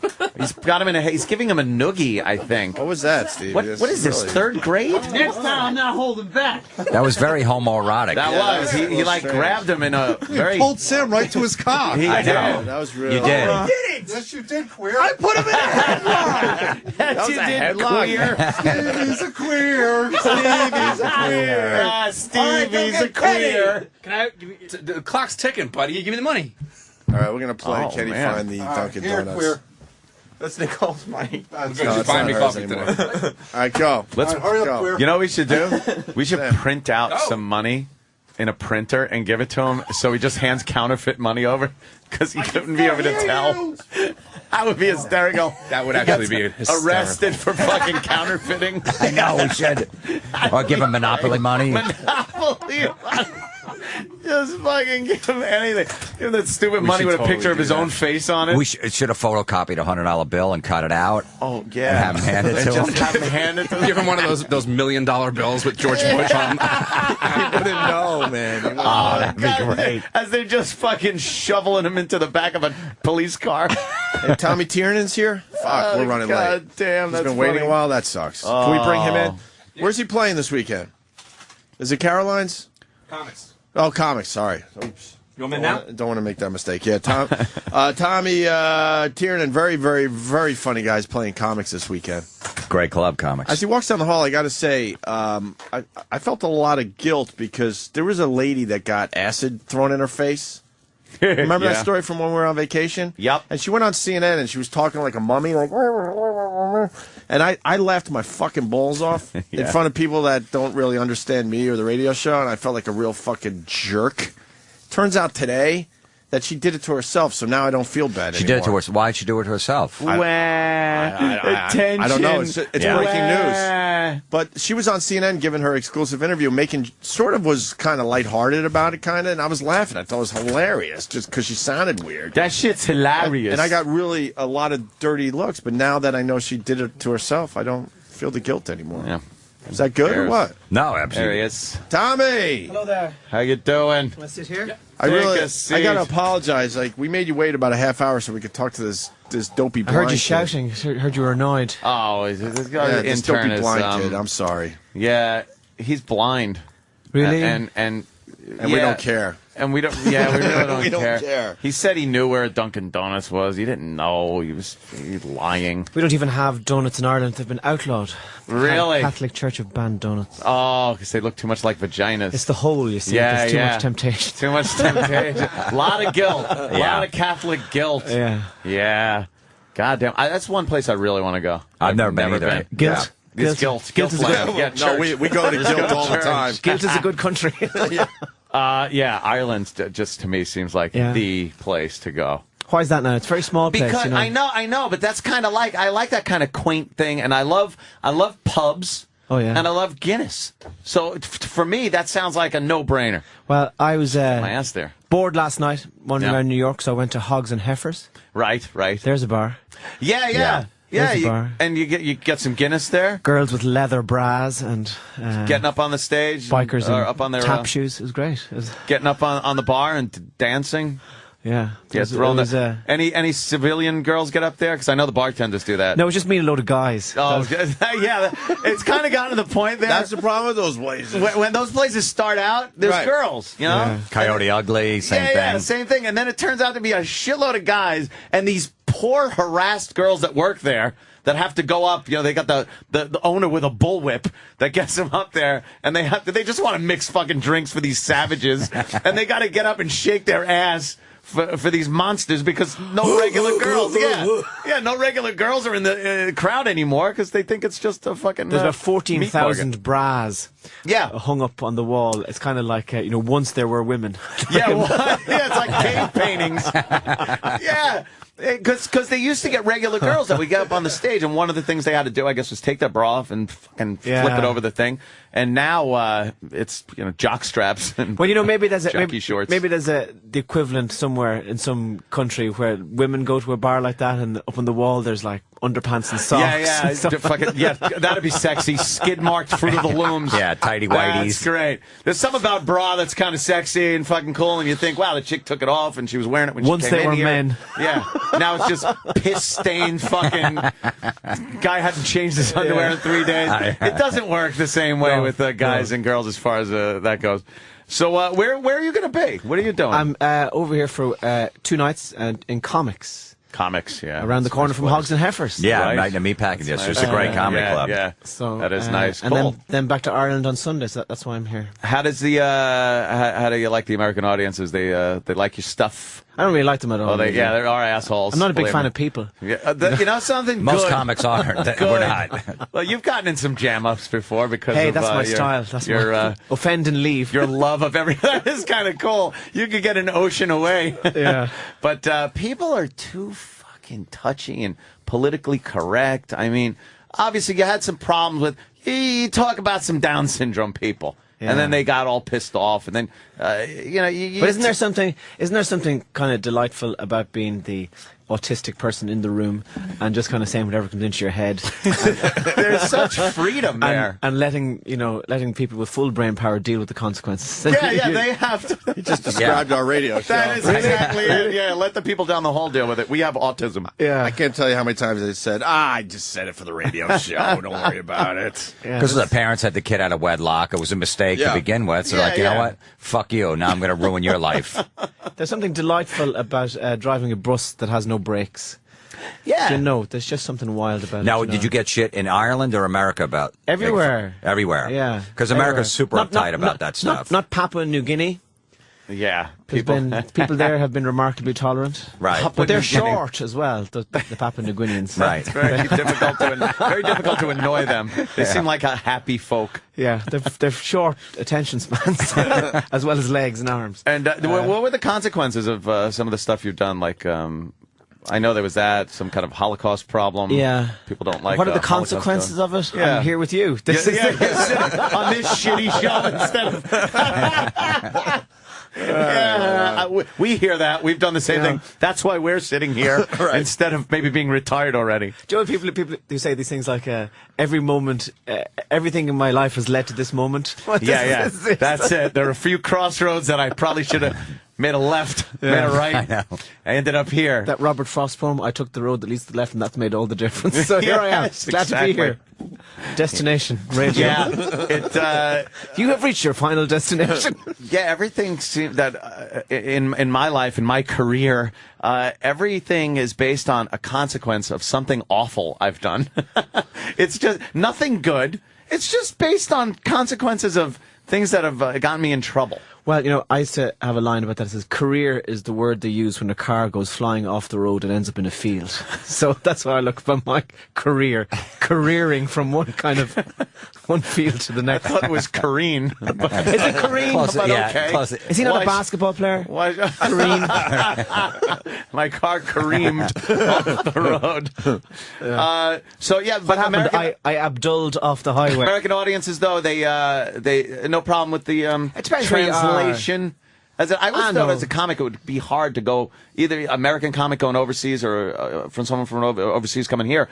Kind of because there are different cultural things that might not translate. Yeah, I have a guy that when every now and again a comic has a signer for the deaf and dumb. I have an American translator. An American translator that can stand there and let the audience in on some of the jokes. Yeah, there's no real difference. The main thing is not to make any compromises. So not to try and be American, or don't try to be understood. Oh, okay, I got you. So Do you ever get people just look at you dumbfounded, like, what is he talking about? Why is he talking so fast? Oh, is that it? Yeah. Well, that's something, because obviously your accent isn't as bad as some people, because some people in Ireland, I cannot understand at all. You watch your movies, I'm like, I have no idea what they're saying. Yeah, very fast. Like what? Like, can you remember an Irish movie that you watched that you couldn't understand? Maybe it was an English movie. Yeah, there you go. Maybe it was Train Spotting. Was that fucking Scots or that Irish movie? Mad Max. Yeah. Yeah, that one. The one about the famine, Mad Max? Yeah. That was it, No, Braveheart. Yeah, that was it. It's one island. I don't know what it's it is. not here. That's the main thing. Yeah, it's not here. I don't know. We don't really care. No, I just keep talking is the main thing, and whatever differences there are, you hope that they're interesting rather than a bar. Like when American comics come over to Ireland, or if I listen to American comics on CD and stuff like that, I don't want them trying to be Irish. Right, yeah. So I'm not going to try and be American. What was your biggest controversy? My biggest one? Yeah. I had sex with my sister. That's a big one. My dad paid me. So that was my biggest controversy. I have no idea. I'm so offended. We've had some doozies. You ever have a doozy you had to kind of work your way out of? I was on the front page of the Jerusalem Post, if that's a big thing. Yeah, that's that would be big. Yeah, that's probably a biggie. I can only imagine what that was about. I had a Canadian tour that was cancelled on me, and an American tour that was cancelled. American tour, though, I can understand Canadian because they're kind of crazy about their political correctness and they don't. Do you know what it really? Do you know what it was? It was that the comedy world now. Parts of the comedy world are kind of holding hands with the corporate world in order for comedy events to happen. Yeah, so the corporate side of things got nervous, and they decided to pull me from the show. And then I was supposed to do a tour of the West Coast, and that was cancelled as well. And but what was it about? Lawyers make fun. Why did they get nervous? They got nervous because I guess the people who owned the theatres were Jewish, and the people and they said we don't want it. What was the Jerusalem Post thing about? I don't know the Holocaust. That was Irish comic mocks Holocaust. So I send them an email, but it said the clues in the job description. Yeah, but it's within comedy, man. Yeah, people like taking comedy and putting it in the same context as a political speech. Right. It's like, no, it's comedy, and I don't think anything's off limits. In context, anything could be funny. So was it something you said on stage and then it got out there that you were making fun of Holocaust, or was it a TV interview or something like that, a big thing where... I wanted to record a DVD in Auschwitz, that was the thing. Yeah, there you go.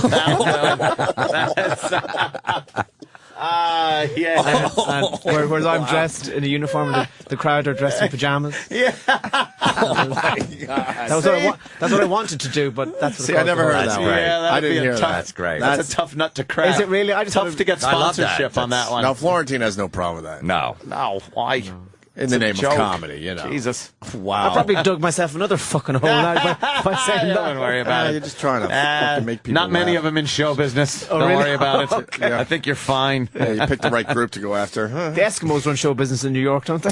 Yeah. Or the Inuits, as they like to be called. Those are people you can really there are people you could just unload on, the Amish, Eskimos, and you'll never get in trouble. Puerto Ricans. They're not really that Puerto Rican. The deaf. They're not the deaf. You could for the Asians for a while, but now you're getting some Now the backlash. Asians have a great power base. It's very hard to goof on the Asians anymore. Yeah. Especially on regular radio. You can't even make like the Asian voice sound. That got someone fired. Just that. Just going like that. You're joking me. No, Yeah, to this yeah, day Radio it Shack got drives me fired. nuts. And the guy had an Asian girlfriend or wife or something. And then there was some actor or something like that made the Chinese eyes in a picture, and he had to apologize. Yeah. He's drunk with his friends at a party. But don't their eyes look that way? Yeah, so he went like that and pulled them apart. So and why is that a problem? I don't know.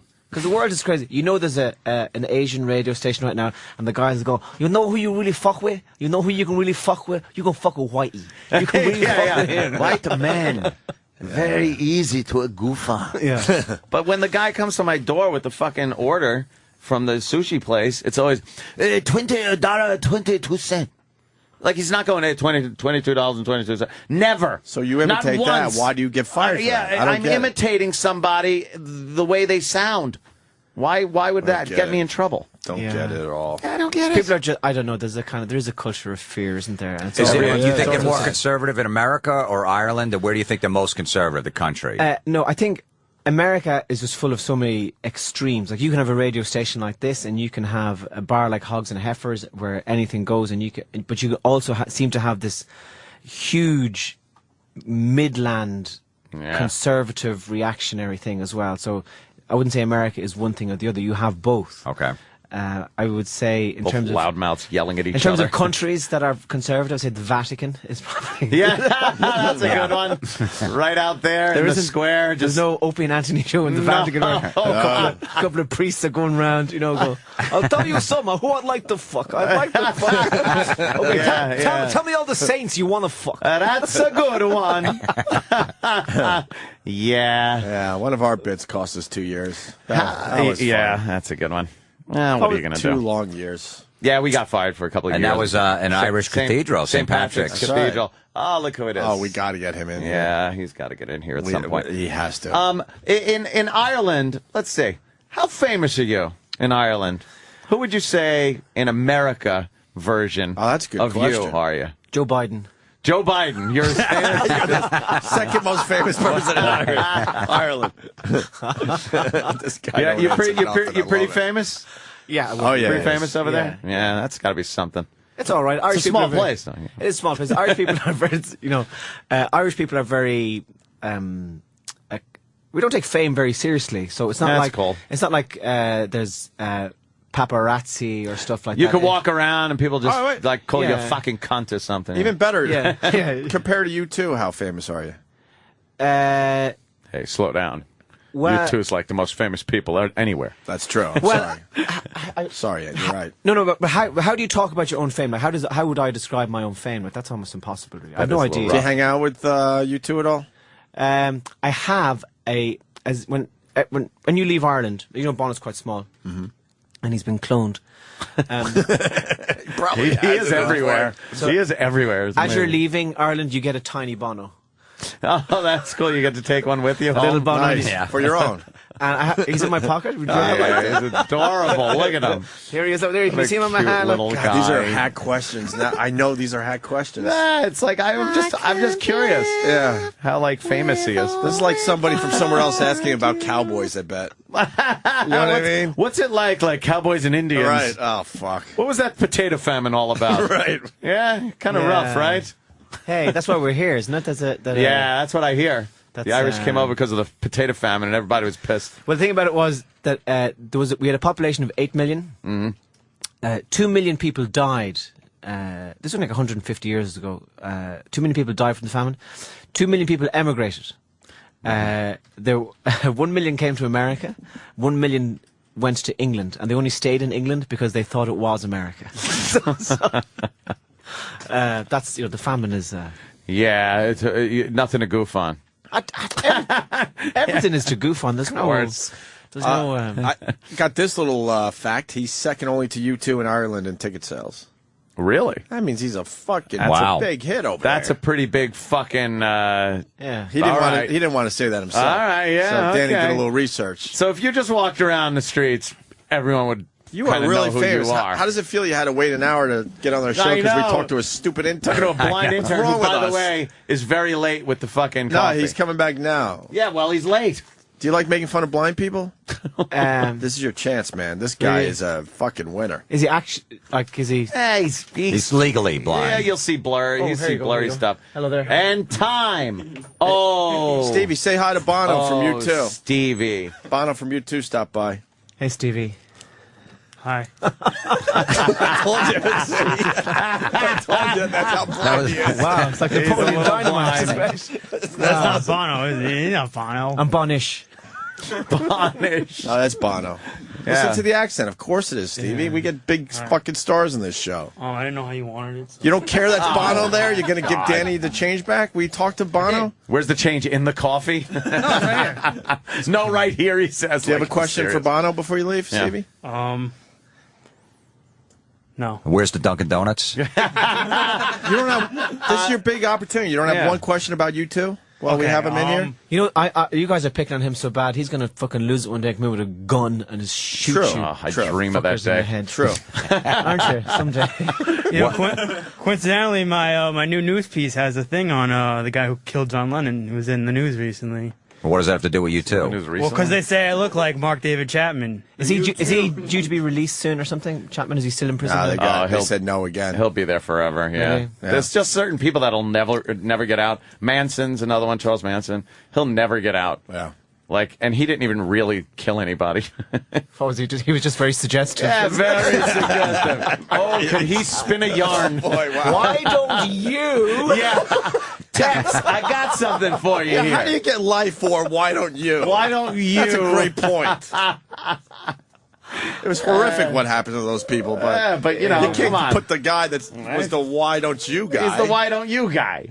Some The of guy's other got a people that swastika actually- on his forehead. He shouldn't be let out of prison. No, well, that's true, but some of the people that Well, he actually could- did it got out. Yeah, he could change Yeah. that to a Rubik's cube or something. You really could. Don't you want to see Manson walking windmill. around with that? You can make a swastika? windmill out of it. Just something. Kind of an origami cat or something. Yeah, come on. If you really Gentlemen, wanted it's to been get a serious. pleasure talking to you. What? You got to go? Yeah, I'm going to go. He's a now. busy man. Yeah, I'm going to go. But thank you for having me, and I'd love to come Wait, back. you don't like the direction the show's going in? or- I just need a Here drink. comes awkward. Oh, yeah, so do I, believe me. You want to go to Hogs and Heifers? Go back with to- Guinness, I want to man. bring a bra back to Ireland. The blind thing was too much, probably. Yeah. Yeah, I feel for him. Yeah, so do we. But he doesn't have Thank Down you. At syndrome. least It just somebody looks like he does. Oh, shut it. Yeah, really. It's not about you. All right. He has up syndrome. Well, I didn't know we only had a limited time with you. I didn't know we had a limited time with Oh, you. maybe we don't. Maybe I thought you guys were winding me up, so I said I'll say my goodbyes now. No, we want Wow. you to hang out. Oh, really? Okay. Yeah, we're fine. All right. I want to know what took him so long. He, number one, didn't have a fucking clue where Dunkin' Donuts was All right, when we so went you down lied there. again. He did not have a clue. He walked around. He went a full block out of his way. He was just walking around looking for a subway. And then once he got down into the subway, he hoped that was the right station. And he just looked around and smelled around, hoping he smelled Dunkin' Donuts. That's why I gave him the challenge, because I knew. You knew. He I didn't knew, know. even though he knows that it's in the subway, I knew he had no idea. He didn't have a clue, and he never Where it was even gonna be. asked. He didn't bother to ask. The intersection, which is directly next to the studio, was How do you know? Don't Walk. Okay? So I How do you know? figured. Someone told you that? Yeah. So walk. I figured I'd go to the next block because that was open, and I'd walk. How do I you walked know? across How do you know? because I didn't get run over. That's how I know. Right.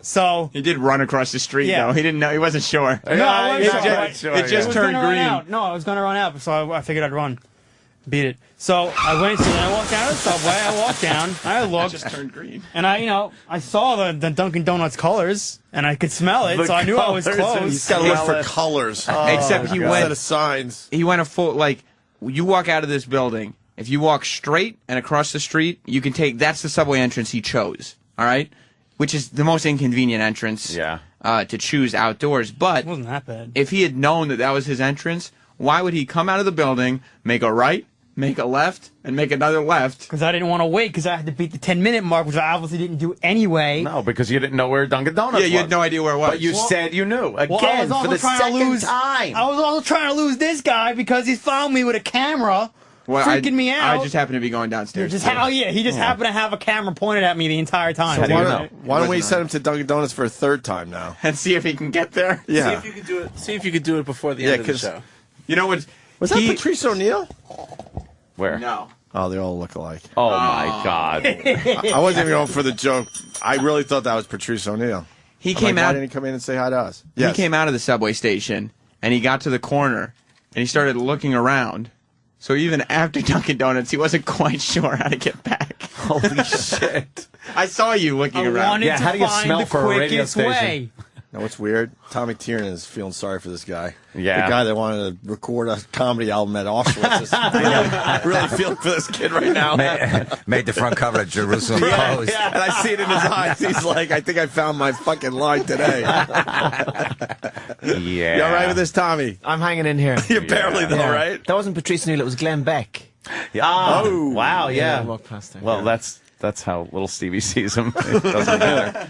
He All right. just sees a blob. Can we get him out of here? Stevie, out. Yeah.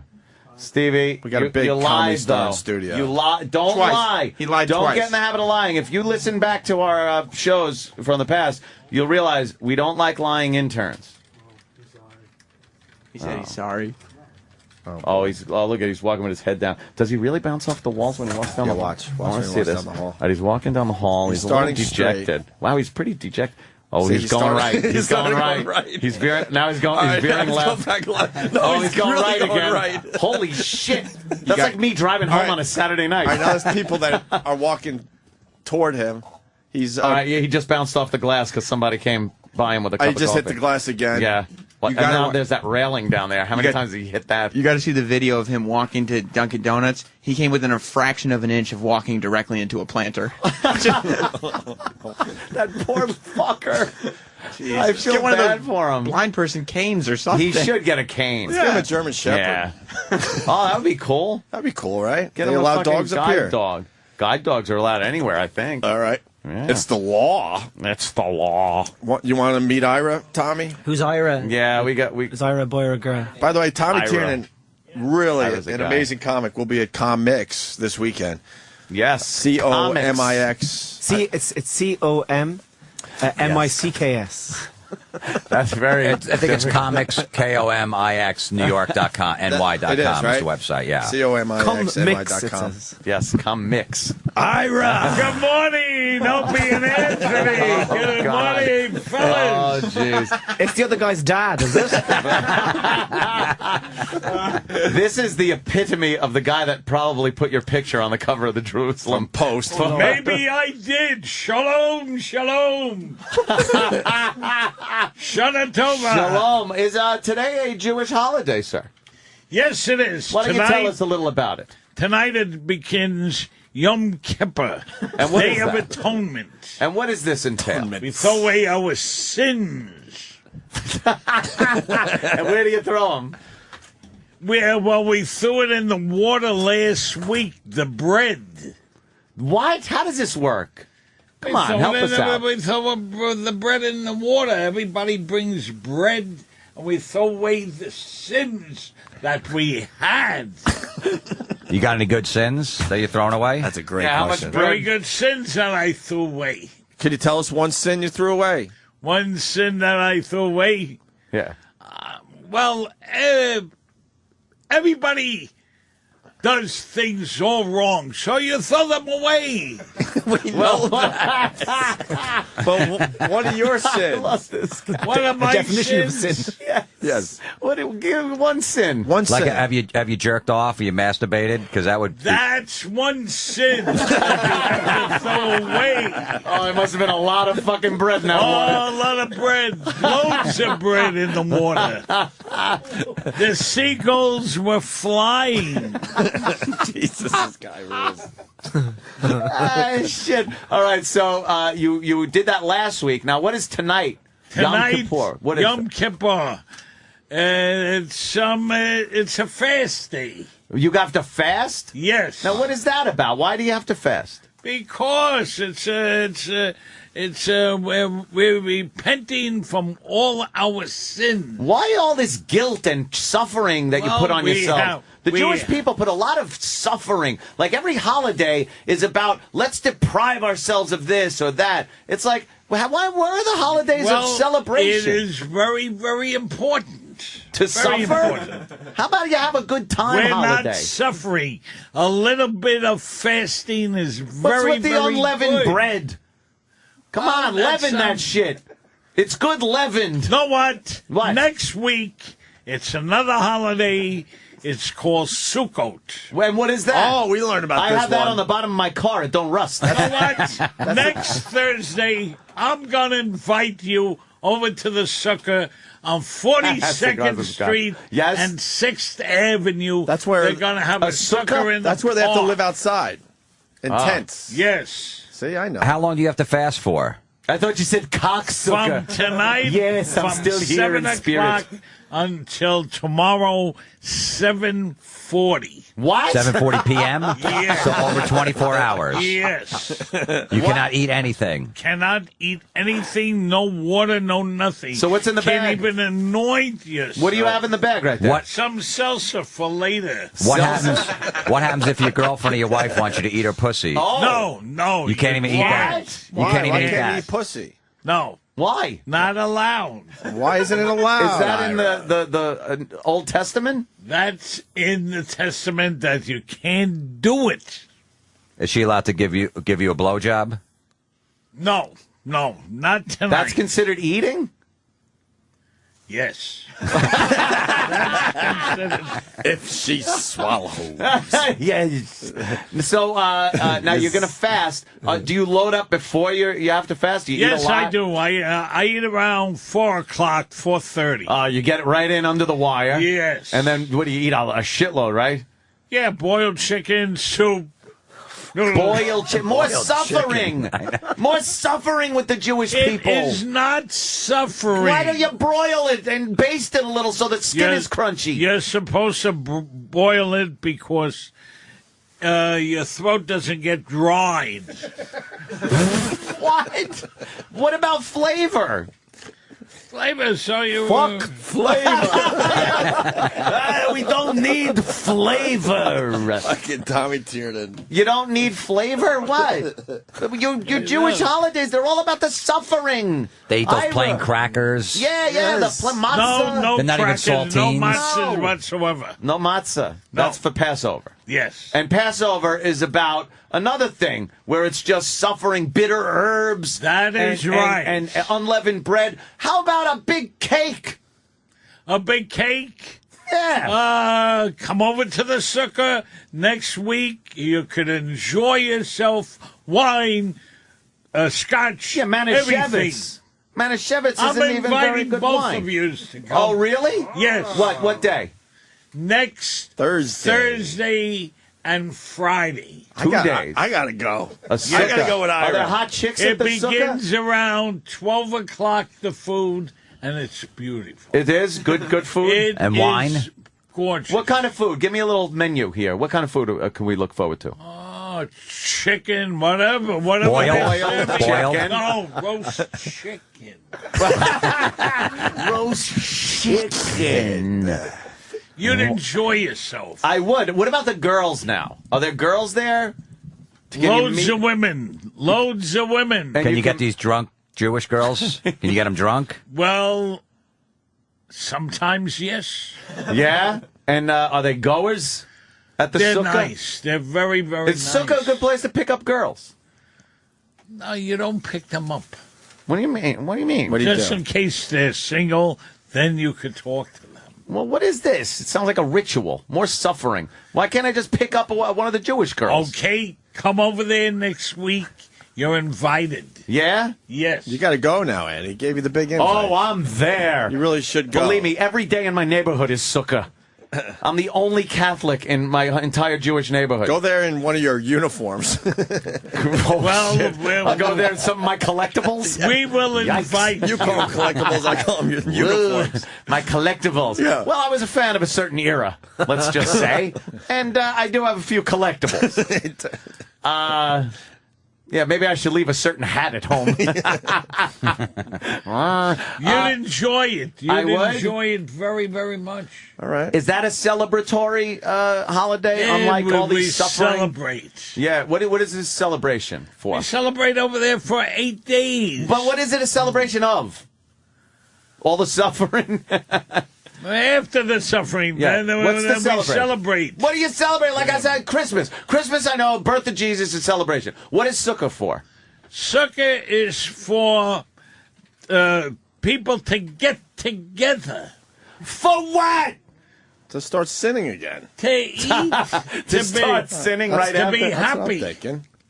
To be happy. We give thanks. All for right, so it's like Thanksgiving. Thanksgiving It's like a for the Thanksgiving. Jews. Okay. Yes. All right, I didn't understand. Yes. Now that makes sense. Yes. So you just all right, then that's a celebratory one. That is a celebration. Okay, so And I'll you're be there. invited You're invited. Now, Everybody is invited. All right, Ira, we got to ask you about something else. The weather in New York yesterday. Weather in New York. Wow, what can you tell us about what happened Heavy yesterday? rains with winds over 90-mile-per-hour. 90 miles per hour? Yes. And what happened? It was lightning and thundering, and the rains came down. It lasted My whole around an process hour. has just slowed down completely. I know. He's hypnotizing. I can't take it. It really is hypnotizing. It to listen ended to around him. 6 o'clock in the evening. In the evening. Yes, it did. 5 o'clock it rained, 6 o'clock. Yeah. The skies. What about the cleared hail up. and the tornado in Brooklyn? Well, that was something else. It was a bad tornado out in Brooklyn, but in the other boroughs, nothing had So happened. fuck Brooklyn. No, we don't. We can't say fuck Brooklyn. You just did. Brooklyn is very, very good. Now, what's the forecast for this weekend? This weekend it's going to be around 70 to 80 degrees on the beautiful, beautiful skies. In fact, this Sunday, I am plugging the African American Day Parade. That's shit. going to be on That's this Malcolm Sunday? X Boulevard. Oh, shit. That's this Sunday? That is this Sunday. All right. Are you going to be there? I will be there. He likes the African American women.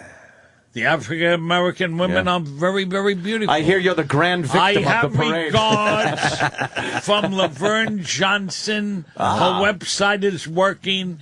Anybody that wants to get in touch with her, Well, why don't you please. explain to Tommy who she is? We know who she is. Laverne. Well, she likes cock. She likes cock, does she? That is right. Yeah. And she needs somebody to publish her book. On what? cock. On cock. So, is she going to be at the African American Day Parade? Maybe she'll be with me. Yes. Maybe she'll be with you. Yes. Is she going to be in the parade? She might be in the parade with me. Wow. Nice. That's Look at something. that, Write huh? down MLK or Malcolm X Boulevard. Malcolm X Malcolm Boulevard. X. It's going to be begin around 1 o'clock in the afternoon. So that means 4. And that is one of the best parades you'd And ever it goes until the want last car is overturned and on fire. Have you ever had sex with a black woman before? Plenty of times. Really? Plenty of times. Plenty of time. But now they're used to a big black penis, and then you come in with your little Jewish penis. Is there a problem? No, there is not. They love my penis. What do they love about it? Yeah. They love everything about it. Yeah. They Are you can hug it. good? Are you Oh, good? yes, That you satisfy yes. the African women? Oh, they all love me. Yeah? Yes. Do you go down on them? Because there's a rumor that black men don't like going down on black women. So if you go down on them, maybe that's the key as to why they like you so I much. go down on them. Oh, yes. you do? Yes. Oh, and they like it. Yes. You got the little tickler there under I'm you. not like Bobo. He's obsessed with hating Bobo. Oh, he does not like Bobo at all. No, not at all. Wow. So, well, all right. That's fantastic. So we could see you Sunday at the African Yes, American you can Parade. see me at the African American Day Going Parade. to be reenacting the Reginald Denny scene. Yeah, I from know. Oh, yeah. They're going to pull him off their float. Also, and throw a toilet on his head. Also, there is a car show in Orchard Beach. Yeah? Yes. And you're going to be at that? I might be at I don't know yet. Joe Corsi and Goomba Johnny. Oh, Goomba is Johnny. going to be over there. Ah. Yes. Yeah, okay. Yeah, we got that. Yeah, we know Goomba. All right, so we got to get that cock book published for Yeah, you. we'll get the Yes, comic book you'll published. have to. Yeah, okay. Well, that's sounds like you got a busy. Opie and Anthony. Oh, Jesus. I want to wish you a beautiful, beautiful weekend. Have a good Yom Kippur. Thank you very, to very you. much. I hope your suffering and goes well. it's a pleasure to come down to your show today. How bad is your stomach going to be growling? No, it doesn't growl. You could No, be it hungry. doesn't. And Well, then when sometimes it bubbles up, but still, And you then when have to do what you have to do. Ira, when it's over, do you just stuff yourself with food? No, just a little bit. What do you like to have after Yom Kippur? Coffee, juice. Oh my God! Jesus, whatever. That just might. His nice farts. His toilet. What kind of Feel gas you wrecked. get, Ira? A lot of gas, you right? get the bad gas when you fast. You No, get a lot of gas. More about no, gas. not necessarily. More about gas. Do you have to atone for being with black girls You have in your to Jewish tone, culture? Yes, you do. I never knew that. That's one of the rules. Why is that, Ira? You have to. You have to atone for having sex with black girls. That is right. And what do you But do? the black do you throw girls are toast in the very, water for that very- one? The black girls are very, very nice. They are. Yes. They're worth Good for atoning you. for, right? Yes. Yes. Pumpernickel. Oh, God. Okay. Ira, you are the best, man. Thank you. I love Ira. Thank you. Happy Yom Kippur. Thank and, you. And take care of yourself. And it's a pleasure to be on your show. Once more, I just want to know today's forecast. Today's forecast is going to be around 78 degrees on the beautiful, beautiful skies. Skies. Thank you, Ira. Thank you. There he goes, Ira. He is a gem. Love the Ira. How do you not love Ira? Oh, he likes taking newspapers. What do you need, a newspaper? Yeah. What are you going to do with that? What are you, a hoarder? No. I want to read it. Oh, you're going to read it? Yeah. Oh, okay. I thought, it's like 10:30. You haven't read the paper yet? What? Yeah, read that, too. Yeah. What about that? Just keep giving him Read stuff. that. Oh, he's handing him copy. It's commercial copy. You want this stuff, Ira? No, I don't need this. Well, give him the other paper at least. It's Jim. good said you wanted for him to read. Yom Kippur. He's It'll giving take you your mind off of being hungry. He's giving you stuff give to him a read. Carson's ribs read so he can just sit there and starve. Reading about wonderful ribs. All right, Ira. Paul Abdul in the building just went by. Did Really? she? Yeah. Why don't we have her on the show today? Opie, stop it. You know by now. What did we I do think to it was, her? I'm 90% sure it was her. Yeah? Yeah. I'm exhausted after listening to your song. I know. He It's is just exhausted. Doctor's show? What? It wasn't Paul Abdul? No, it was the doctor's show Oh. with Martha Stewart. God, you're not even close. No, but the girl that was, maybe it was a publicist then that looked like Paul Abdul. Yeah, she looks. Your Jimmy Norton's coming out. Where's you're my camera? You're showing your Norton. I think I was Paul Abdul. I gotta go right now, guys. Why don't we wrap up? Yeah, this let's get weird the Friday fuck out of here show? and start the weekend, right? Nice Guinness. Tommy Tiernan. I'm so on it. I have a tap in my basement. I have a basement Guinness. bar. Really? Have a Guinness on tap. It's so wonderful to have. Is that a bit like the scene, the scene in The Shining where Jack Nicholson goes into the hotel ballroom and it's packed full of people? Lloyd, All from his Hair, imagination. the dog that bit me, Lloyd. That's all me. I just sit there all day. Best damn bartender from here to Timbuktu. It's packed tonight. Getting hammered and trying to chop up a little boy.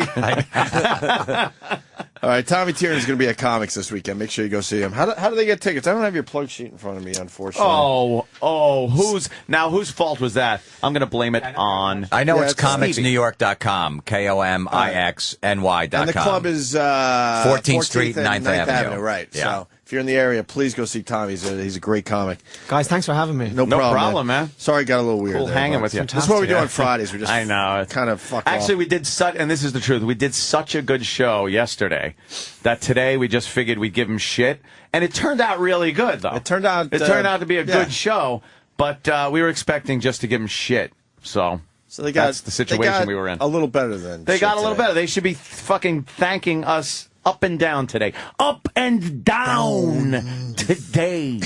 I can't stop imitating him it's after he great. comes in. I'll be all day just, yes. What are you talking about? I'll be on the phone. Danny, come over and drink some beers. For Yom Kippur, under bright sunny blue sky. Have you ever heard anyone say cock better than Ira? That's great. He is a fucking pisser. Love him. All right, so we got Tommy's plug out of the way, and Florentine's got a lot going on, but the big one, TLA Theater in Philly, Friday, October 22nd. Make sure you give Jimmy a nice crowd down there in Philly. I'm going to need tickets, you know that.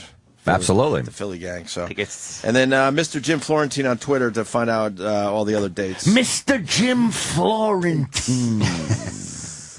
All right. Love him. We're going to start our weekend. Yes, as should you. All you Jägermeister, Slayer, Megadeth, and Anthrax. Are you guys going to start the Loverboy working for the weekend? Hey, we've been working for the weekend, everybody. It's Friday and you guys are done. I know. We should do the You're whole... talking about having beers. Working for the weekend. We certainly could do that, Jim. Oh, You're right. wouldn't have take this You're job right. and shove it. We're not a radio play show that until one. we do that, right? Right, yeah, of course. You're You know, absolutely right. It's Friday. You got to get your audience pumped. Woo! Oh, God. Yeah! All right, everybody. Hope you have a good weekend. We're going to have one. You know, I'm going to go home and start drinking beer right away in the morning like a fucking alcoholic. Yeah, everybody. We're working for the weekend. Hope you are too. He nailed it. Call in right now for a chance to win 2 tickets to the Jägermeister Music Tour, Jägermeister Schecter guitar, a Jägermeister PV amplifier, and a Jägermeister tap machine. We've had the tap machine. That thing rules. Jägermeister reminds you to drink responsibly. Not open to listeners and pretty much everywhere. So give us a call and we'll see if you're eligible for these tickets to the Jägermeister Music Tour. All right? Yeah. With that, one more thing. We got Ira reading celebrity tweets. Oh, yeah. What was this one? This one, it's real tweets from 50 Cent, but you got Ira reading them. I want to hear them. Easy bit to do, so enjoy this. We'll see you guys Monday. And now, Ira the Weatherman's celebrity Twitter readings. On today's episode, Ghetto Philosopher 50 Cent. I'm sorry, y'all.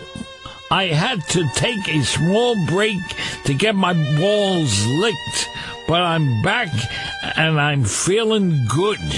This has been another celebrity Twitter reading from Ira the Weatherman.